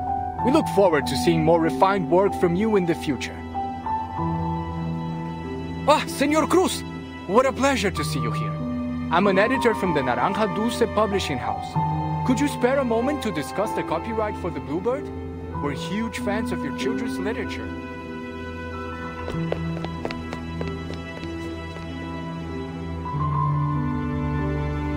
Hey, relax, Recoleta. Look at all the books around you. This place is heaven. You can't get down on yourself. Not here. There's so many writers and publishers here. It's only natural you'd be turned down 17 times. This is just the beginning.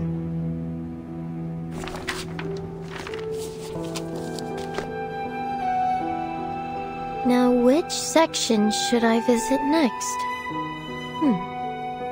Oh, this brochure might help.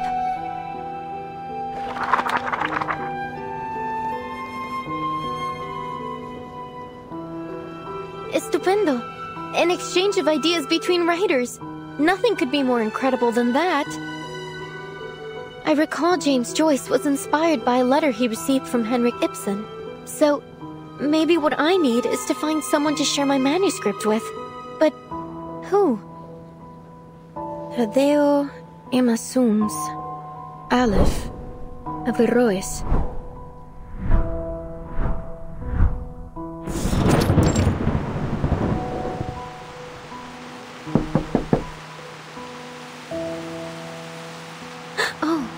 It's you, senor. Don't worry. I promise I'll catch up on the rent next month. Although I must say, this apartment's hardly worth the price. The cracks on the walls must date back to the last century. Make all the excuses you want, Ingrid. If you don't pay the rent soon, you'll either end up in that crumbling colonial building on the corner or on the street, selling oranges at the San Telmo market. By the way, Julia told me you lost your job at the textile factory. You under some kind of can't work in one place for more than 3 months, curse or something, senorita. Oh, you don't even want to know about the terrible things that happened in that factory. All I did was lend the oppressed workers a hand. Bah, you're just like those college kids, full of hot air. Anyway, I am not here about the rent.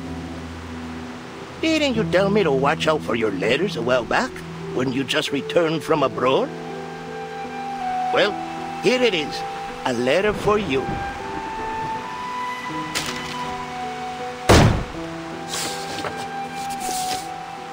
Dios mío! Someone actually wrote back to me! This is incredible! Oh, thank you so much for bringing it to me, senor!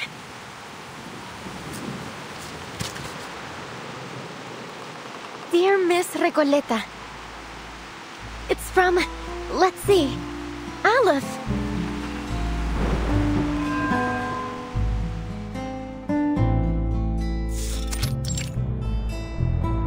Hey, I've been watching you. You're not local, are you? What are you writing? Oh, hola. You're right. I just arrived in Buenos Aires 3 days ago. My trip's been a lot like a Copes tango performance, full of twists and turns, but nothing much worth telling, really. I'm actually writing a reply to my pen pal. Long story short, I sent him a manuscript of my novel, and to my surprise, he actually wrote back. I'm amazing, isn't it? In our recent letters, we've been discussing how my novel lacks a key character to drive the story toward a decisive ending. So we've been debating whether to introduce a new ghost to act as a turning point for the story. Oh, so then you're a writer? Hey, Pancho, come over here. I found an actual real-life writer.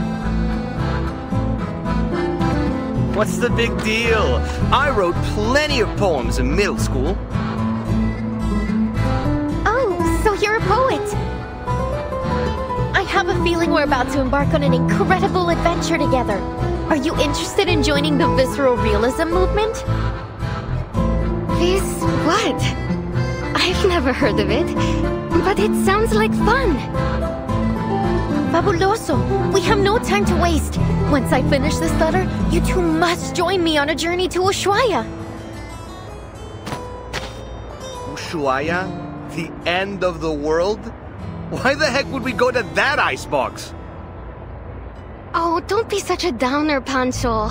Just think of the fun we'll have, the breathtaking scenery we'll see, and the incredible stories we'll hear.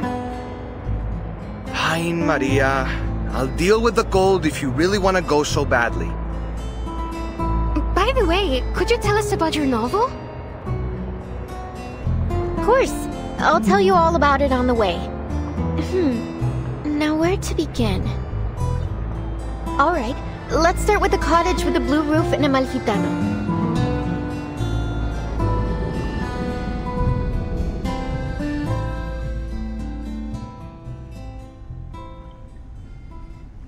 It's been 6 months since we first exchanged letters.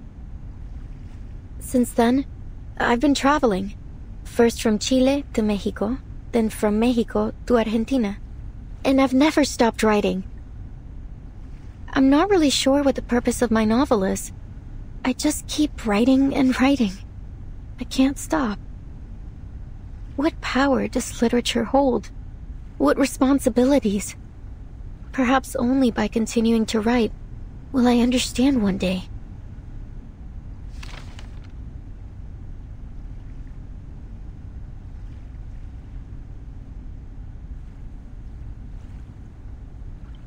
Aleph, you're right.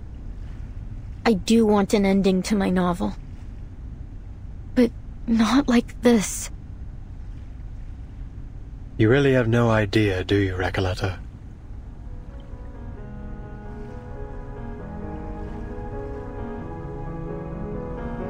The rise and fall of sanity is your story.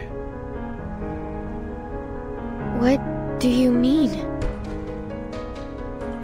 You are a ghost, wandering this forsaken land, still striving to create a miracle.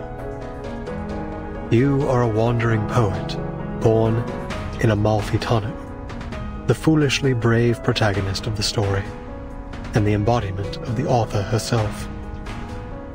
A reflection, yes. The author, no. You are simply a figment of her imagination, a manifestation of her dream to wander. Have you not realized it? The literary pursuits and romantic adventures you described, they are merely faded memories from 1975. The poets who joined the visceral realism movement with you left Latin America long ago. Faded memories. As for the novel, it's yours now. A story you're writing. A story about yourself. Your departure has turned Amalfitano into a ghost town. The characters have lost their connection to you. They're gradually fading away. If the novel is destroyed, you too will cease to exist. Wait. This is... Miss Recoleta? Is what he said true? I know you never lie, pen pal. In your first letter, you told me that a character's role in fate must be determined from the outset and consistently adhered to throughout the story. reading the perspective and insights of a walking encyclopedia. Having such a person be willing to share their thoughts at all was an exhilarating experience. I had never imagined my novel could develop in this way. Words could hardly describe how I felt in that moment. No one but you has ever understood the story of that town, let alone offered any revisions. Following your advice, I added the bank clerk, the dune pescator, the blind weaver, and the murdered donkey driver. Amalfitano was no longer an empty town with a single blue-roofed cottage. The new ghostly residents had begun to fill the skies over it. The story was finally reaching completion. I could feel that the ending was within reach. I became increasingly eager to meet my pen pal. I couldn't get the thought out of my mind. I wasn't sure what I would say to this Aleph. A simple thank you, perhaps, or maybe a discussion about the future of Amalfitano with its sole reader. Or maybe I'm no different from everyone else, led up the garden path by fate.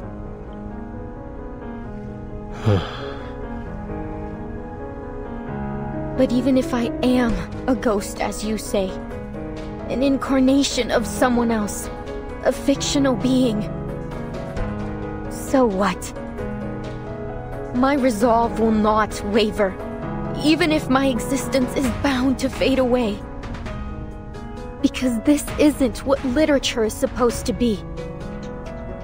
You once told me there isn't an ounce of reality in fiction, only voids and glorified lies.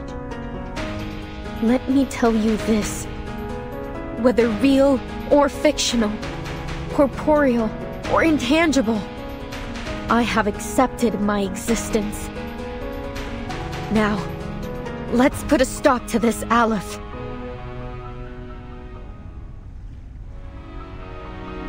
The inmates aren't characters in my novel. They're people trapped in a prison, just as you are. By simulating my story here, you have made me into some kind of god, a guilty, false creator, a dictator of fate. I never wanted any of this.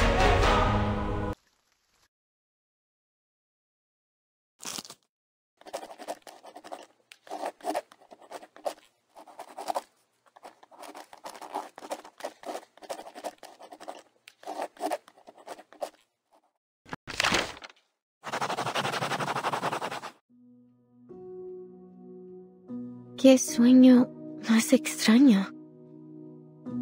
El sabor de la realidad, tan amargo y triste.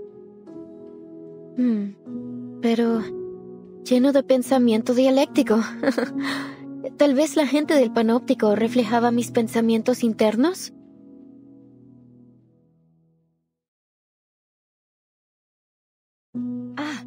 Entonces realmente soy un personaje en la novela. La misteriosa cabaña con el techo azul fue mi hogar todo el tiempo.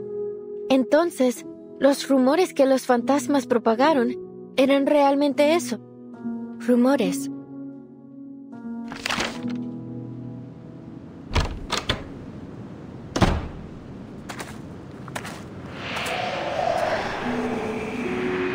Bienvenida de nuevo a Amalfitano, querida escritora. Gracias, querido ícono del capitalismo. Pero, ¿no desgarré esta novela en pedazos?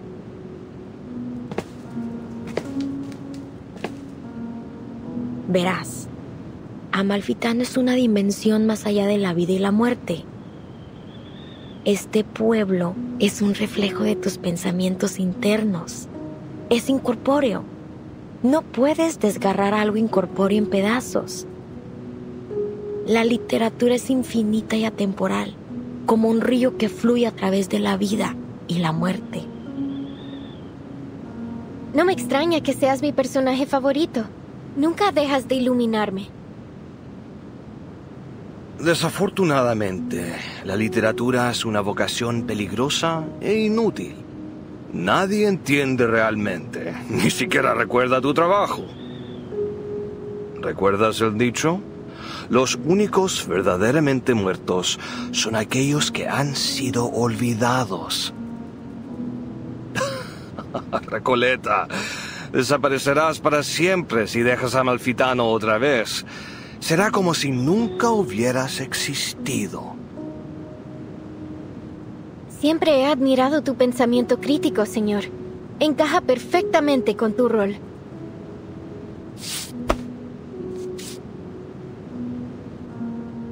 Todo estará bien, Recoleta. Lo que sea que haya pasado, ahora has regresado. Eso es lo que importa. El dado de Babilonia rodará de nuevo, y cada uno de nosotros obtendrá nuestros finales. Así es. Resuelve el asesinato en el bar y pon mi alma en paz. Libera al pueblo de la locura infligida por el antiguo espíritu. Arregla la aleatoriedad del dado de Babilonia y aplana la frecuencia catastrófica.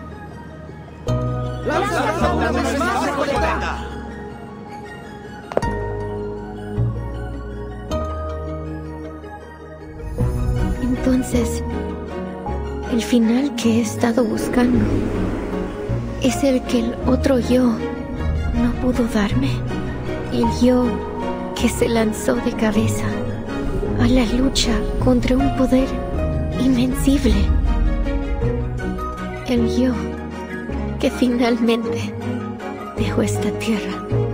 Después de todo este tiempo, finalmente he encontrado mi final.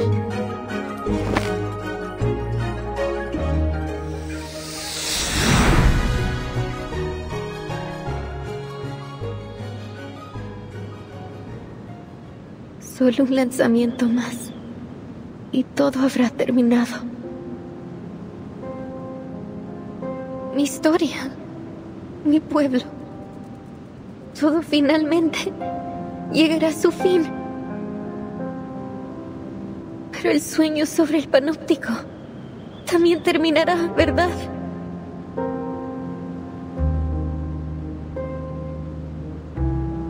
Oh, cariño. Es solo un sueño. Ah, no me digas que estás abandonando tu búsqueda de toda la vida por un miserable sueño. Este sueño es cruel. Nadie entiende esta gran novela ni este pueblo asombroso. Pero aquí, eres una verdadera escritora. Este es tu hogar, Recoleta. Pero ya extraño a mis amigos en ese sueño. Existe, así como este lugar existe. Pero nosotros también somos tus amigos, Recoleta. Podrías desaparecer si dejas a Amalfitano. ¿Estás segura de que quieres irte?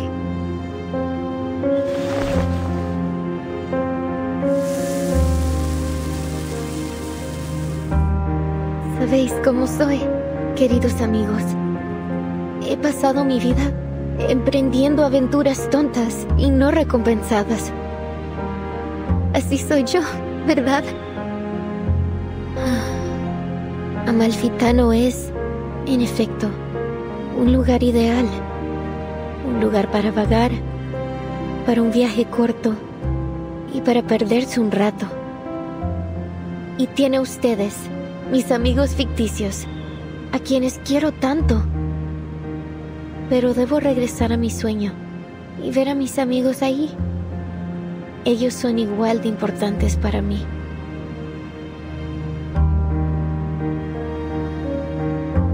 Sí, tienes razón, Recoleta. No se puede negar que eres un alma noble y apasionada. Cada uno de nosotros lo sabe. También eres nuestra querida amiga. ¿Por qué te detendremos de hacer lo que realmente deseas?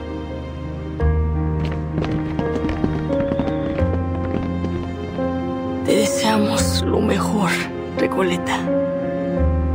Buenas noches, querida. Que tu sueño sea dulce esta vez. Gracias a todos, mis amigos. Nunca los olvidaré.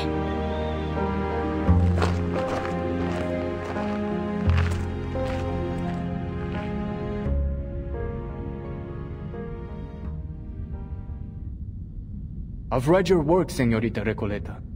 To be frank, it lacks both depth and breadth.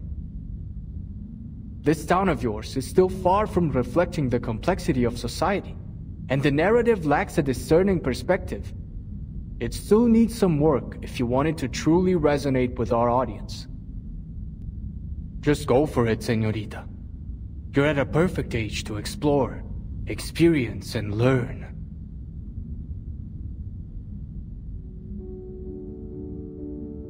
What's happening to me?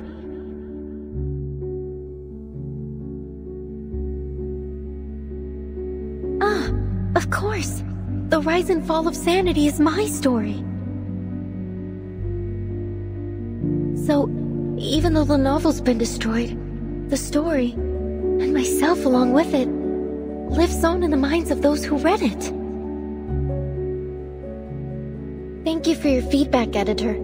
Even here in this great expanse of darkness, I can still hear your words. You have my gratitude. Thank you for reading my novel, even if you didn't understand it, and likely never will.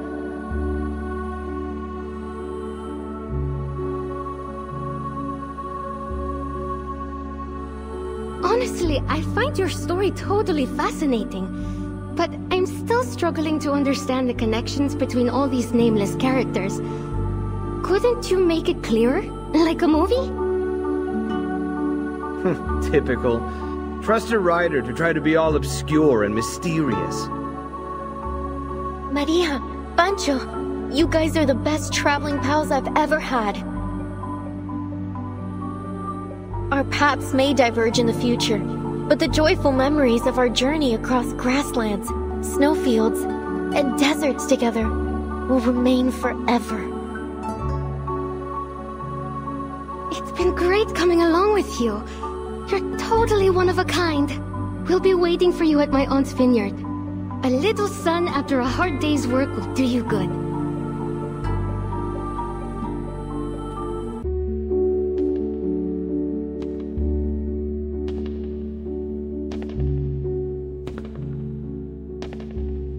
There is ambition in her writing.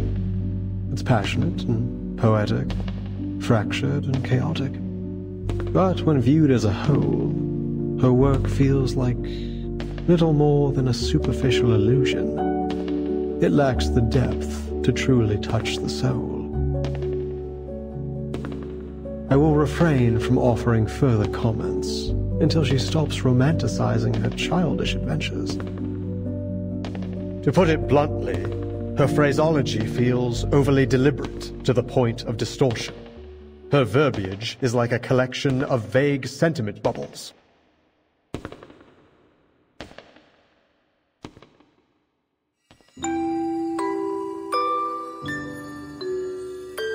I see, Aleph.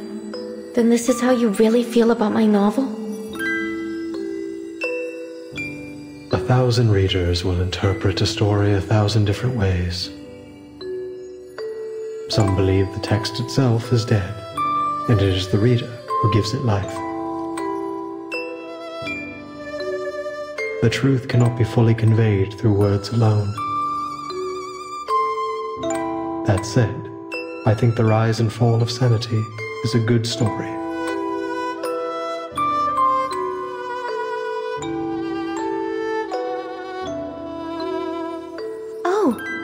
So the Eternal Paradise is a library of sorts, just like I always imagined.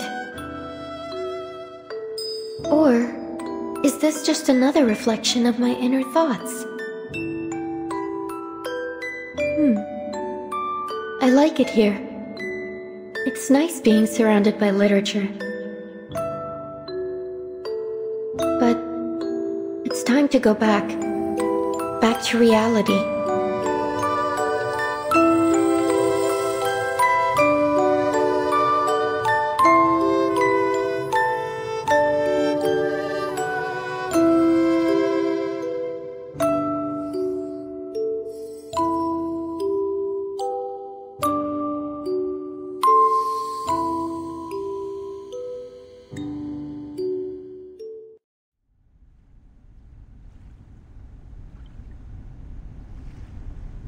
You're right about literature, Dorside Beggar.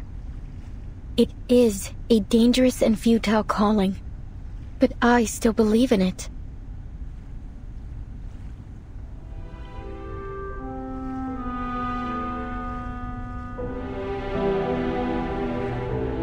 Recoleta! You're back! I'm so glad to see you're safe. And I'm so glad to see you two worried sick about me. Thanks, mis mejores amigas Soneto y Burton.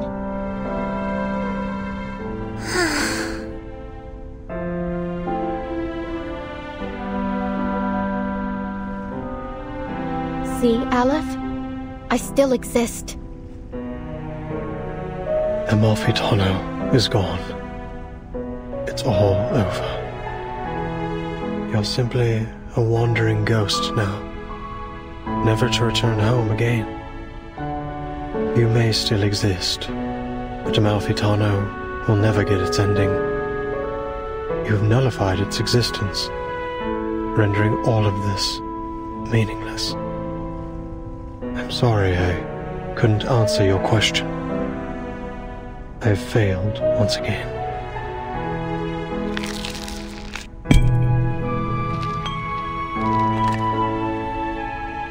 Amalfitano and the Panopticon were two parts of a whole. With Amalfitano gone, Komala no longer has any reason to exist. I'm sorry, Aleph. You, who know all the mysteries of the world, who seek answers to every question, have lost yourself in the process. You can answer everyone else's questions, but never your own. Who's the person behind that mask? Is he real? Does he still exist? Who am I?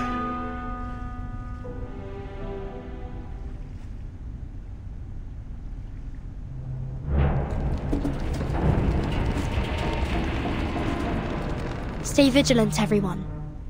This is just like when the idealist and the physician had their meltdown. Only this time, it seems even worse. I think Aleph is trying to tear down the Panopticon.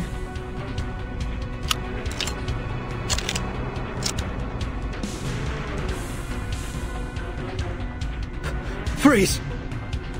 Stay where you are. All of you.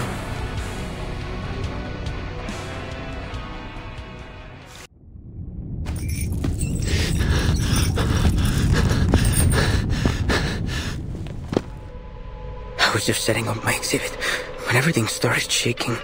Then I realized it wasn't just my imagination. So I followed the cracks in the wall and found my way here. I didn't mean to eavesdrop, but something's happening to the Panopticon, isn't it?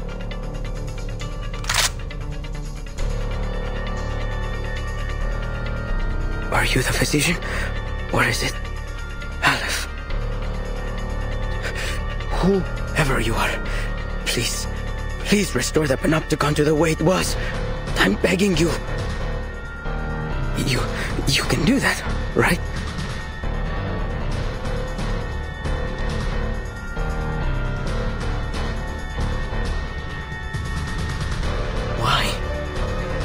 Why aren't you doing anything, damn it?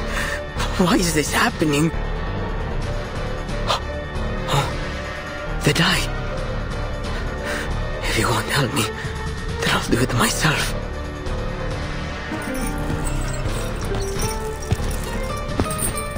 Calm down, Garcia.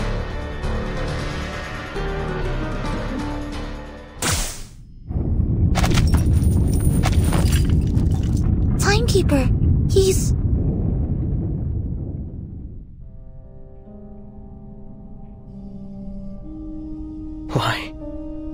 Why is this happening to me? I was so close to completing the exhibition. Can't you see, Garcia? There is no one controlling this place now. You're free. It isn't the dye that's trapped you, nor is it the walls of this prison. It's the rules and that overpowering gaze from the central tower. But now that's all gone. You can go outside. You can set up your exhibit anywhere you want. No need to stay stuck in this.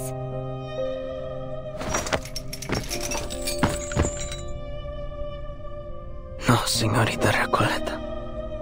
You've seen the world out there. You know as well as I that there's nowhere else I can go but here. This is the only place in the world where I can hold my exhibit. And you've ruined it. You've ruined everything.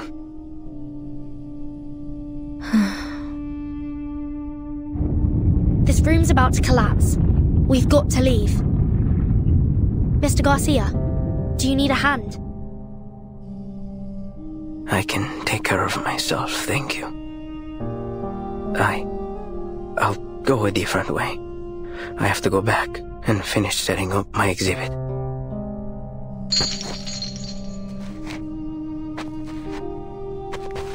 Burton, what about Aleph? We can't just leave him here. Of course not. We still have questions he needs to answer. Sinetto, help me get him up. Let's get out of here. Yes, Timekeeper.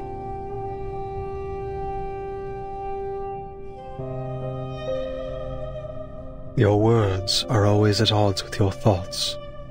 You carry an ocean of questions, yet never reveal even a single drop of them. Why have you never shared your doubts? Why do you stay silent in the face of everything and everyone around you?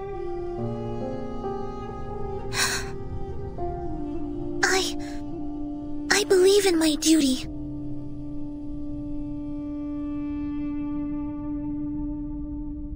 As for you, paracausality researcher, you're different from any other seeker of answers.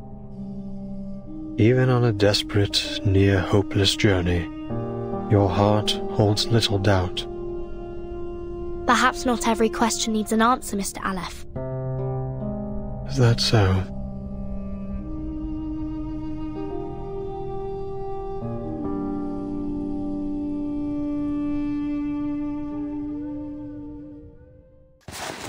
Dear Erd, why are you so interested in the Panopticon of Kamala? Dear Mr. Aleph, whether as a doctor or a writer, I simply cannot turn a blind eye to the friction around me, especially the discord and injustice I have witnessed here in Kamala. So, I would ask of you a question. Is there any way to resolve the endless conflicts in this place?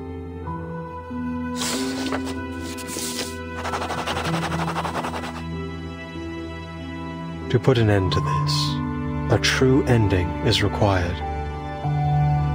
Your arrival has made it possible for this simulation to have an ending, or rather, a victory.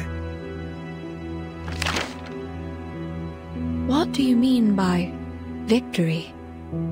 I'd appreciate it if you could clarify in simple terms. If this victory comes at the cost of any inmate's life, I'm afraid I cannot accept it. I also have another question for you. If I leave, will the stories and conflicts here come to an end? Miss Grace of Manus Vindicte will grant you passage. But in any case, the cycle of history will continue to repeat itself in this prison, and in the entire world. The sins of humankind will not cease until veins turn to wires, flesh and bone to geometric shapes, and the world around us twists in the colors of an oil painting. I must say, your words have left me rather baffled.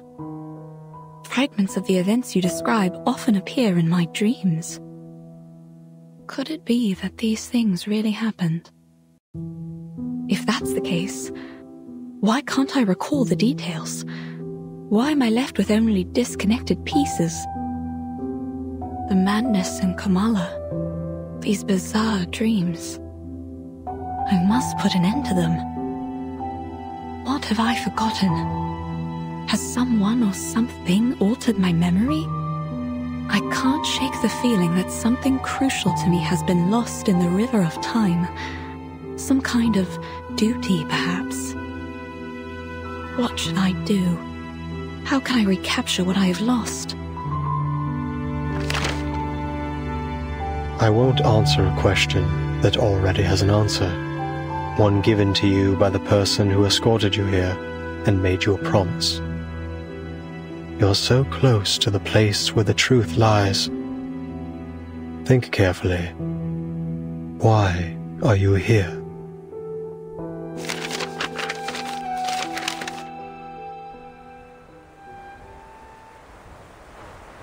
These letters we found have answered a great deal.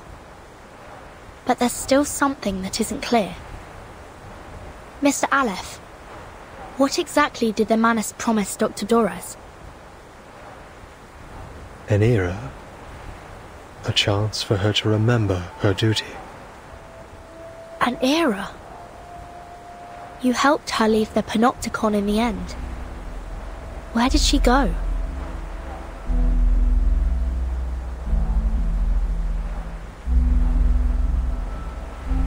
Southward.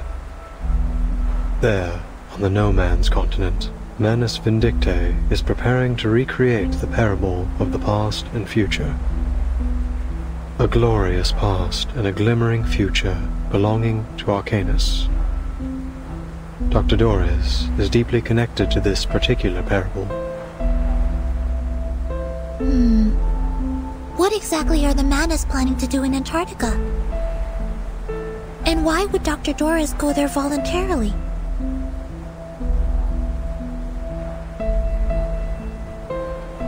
Mr. Aleph, when did Dr. Dorez depart? It was a day when both the clouds and sun were visible. A day when both the clouds and sun were visible? Could you be more specific? Pacific? You mean the time of day?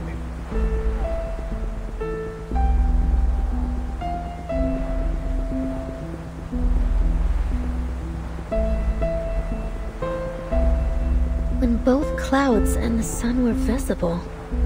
Hey, Vertin, I think I know. It was 3 days ago. Then Dr. Dorez wasn't going to Comala on the day I met her. She was leaving. She was headed to Antarctica. It was cloudy that afternoon, with a brief spell of sunshine, just like Aleph described. Then it hasn't been long since she left. Excellent news. 3 days. If we set off immediately, we might still catch up to her. But, based on the intel we gathered in Ushuaia, Manus Vindictae bombed the entire port 3 days ago. Clearly, they wanted to prevent any interference from the Foundation. It's unlikely we'll find any functioning ships there. I'll report the situation to the Buenos Aires branch. Timekeeper, I'm afraid we'll have to find another way to get there. I have a boat.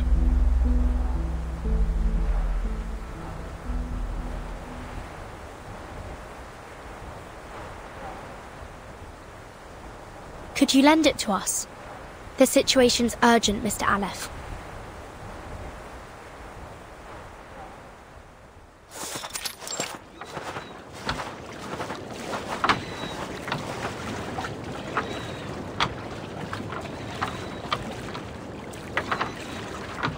This boat will automatically take you to McMurdo Port, the landing point Manus Vindictae established by the shores of the Ross Sea.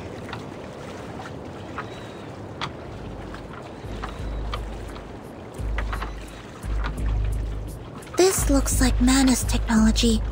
Its arcane energy source is highly unstable. Timekeeper, I suggest we wait for support in Ushuaia. I don't usually agree with Saneto, but I have to admit, I don't have much confidence that a boat this small can actually make it to Antarctica. Mr. Aleph, Do you know anything about Manus Vindictae's ritual? How far has it progressed? The ritual could begin at any moment. I believe that's why they left Kamala. Upon departure, one of their members, a woman named Grace, told me they would seal off the sea. Are we too late? If you wish to find Doris, you must follow the same path she took.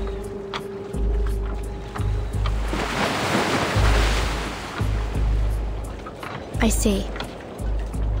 Mr. Aleph, members of the Foundation branch will arrive soon to evaluate your condition. I hope you'll answer their questions with the same patience you showed us. Thank you. Soneto, let's go. Yes, Timekeeper.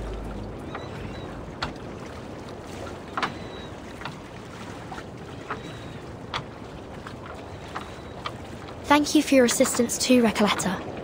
Perhaps you'll consider joining the...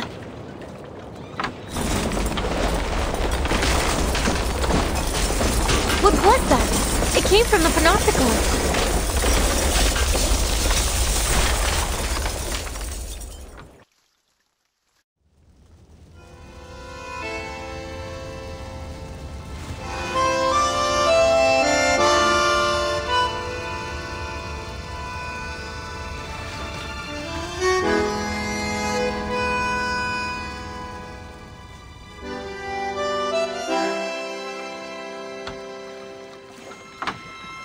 With Aleph's control gone, Kamala is collapsing. The inmates aren't even real criminals, are they? And they're still in there with no clue that they're no longer being watched from the central tower. We have to go tell them. We have to get them to safety. Yes, we should help them get out. At least until support arrives. But the Manus ritual...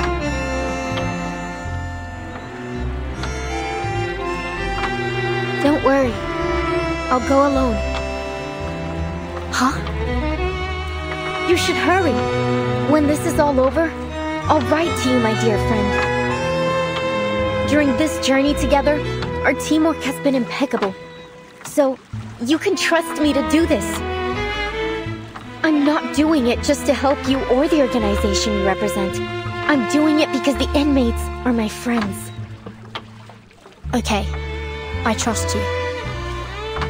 Take care of yourself, Recoleta.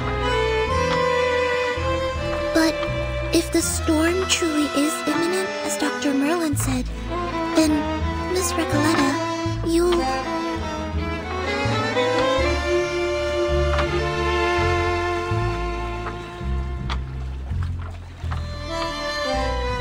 I don't quite understand what this storm is all about, but don't worry.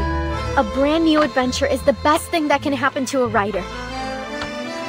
And I doubt it'll surpass the epic adventures we've shared over the past couple of days. I'm going to write everything, including the two of you, into my new novel. Then I'd like to be the first to read this new novel, if that's alright. Of course. Listen, I believe literature is like an endless, timeless river. So we'll meet again someday, somewhere. Probably in someone else's story. Who knows?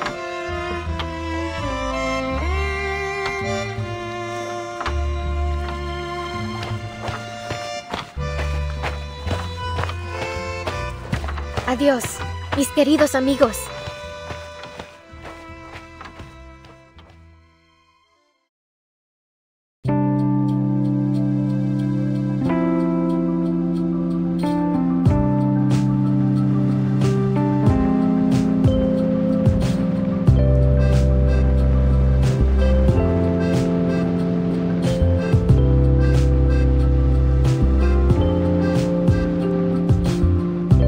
Escucho algo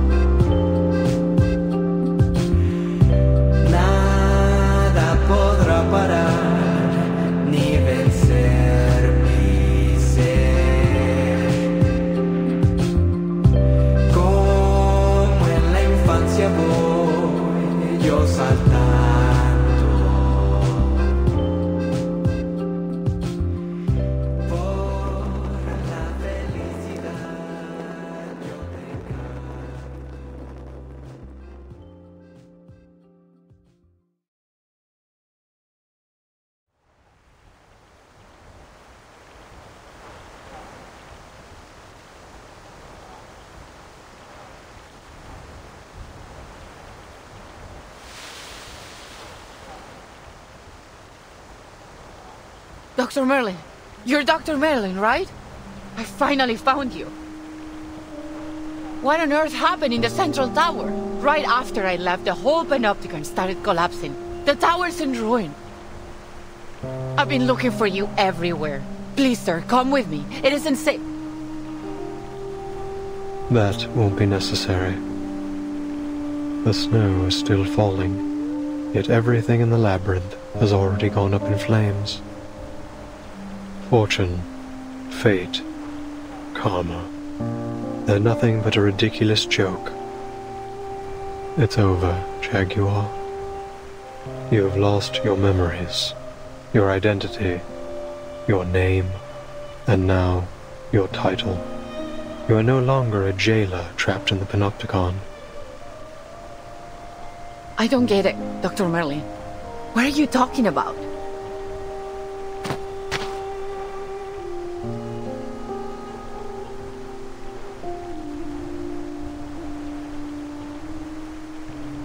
I'm going back to Komala.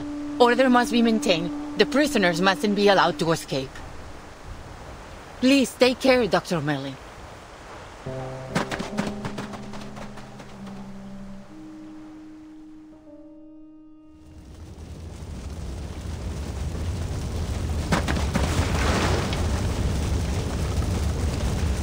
Hey, you! Don't run off like that. It's dangerous.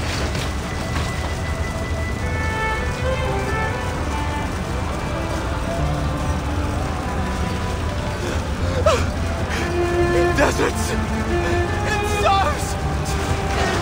Labyrinths! We dream on temporal pillows!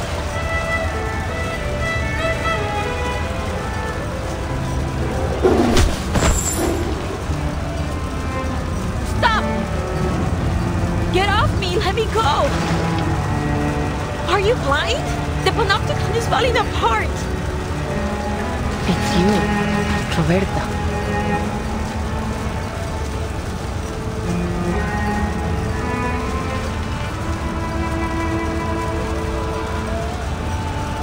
They are all mad! I knew it! They've been insane from the start! The whole place is burning to the ground and they still won't leave! They're still talking and talking about things that no one cares about! I can't help them. I never understood what they were talking about. The rhythms, the factions, the ideologies. Yes, they were nice.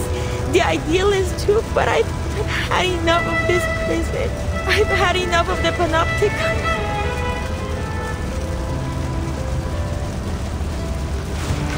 I never should have joined these movements.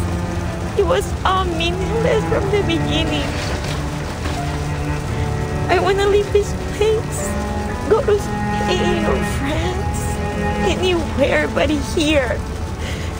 I want to go back to Magdalena.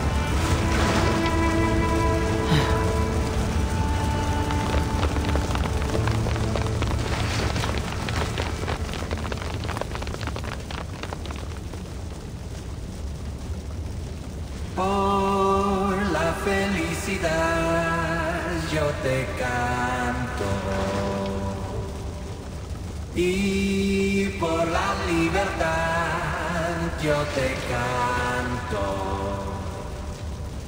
Nada podrá parar ni vencer mi ser.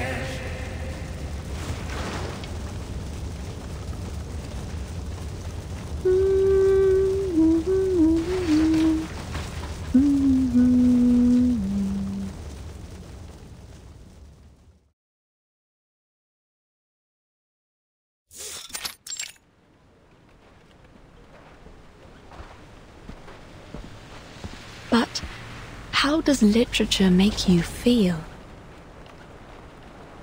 As though I'm a kid looking through a kaleidoscope for the first time. Well, maybe that's not the best way to put it. Perhaps something a little more subtle.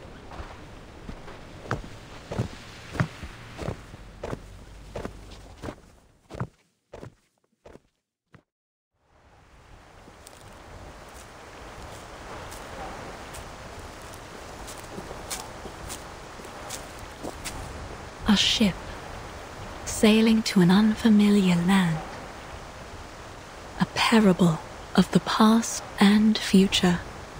An era that once existed and is yet to come. Is this the answer you've provided, Mr. Aleph? No, Erd.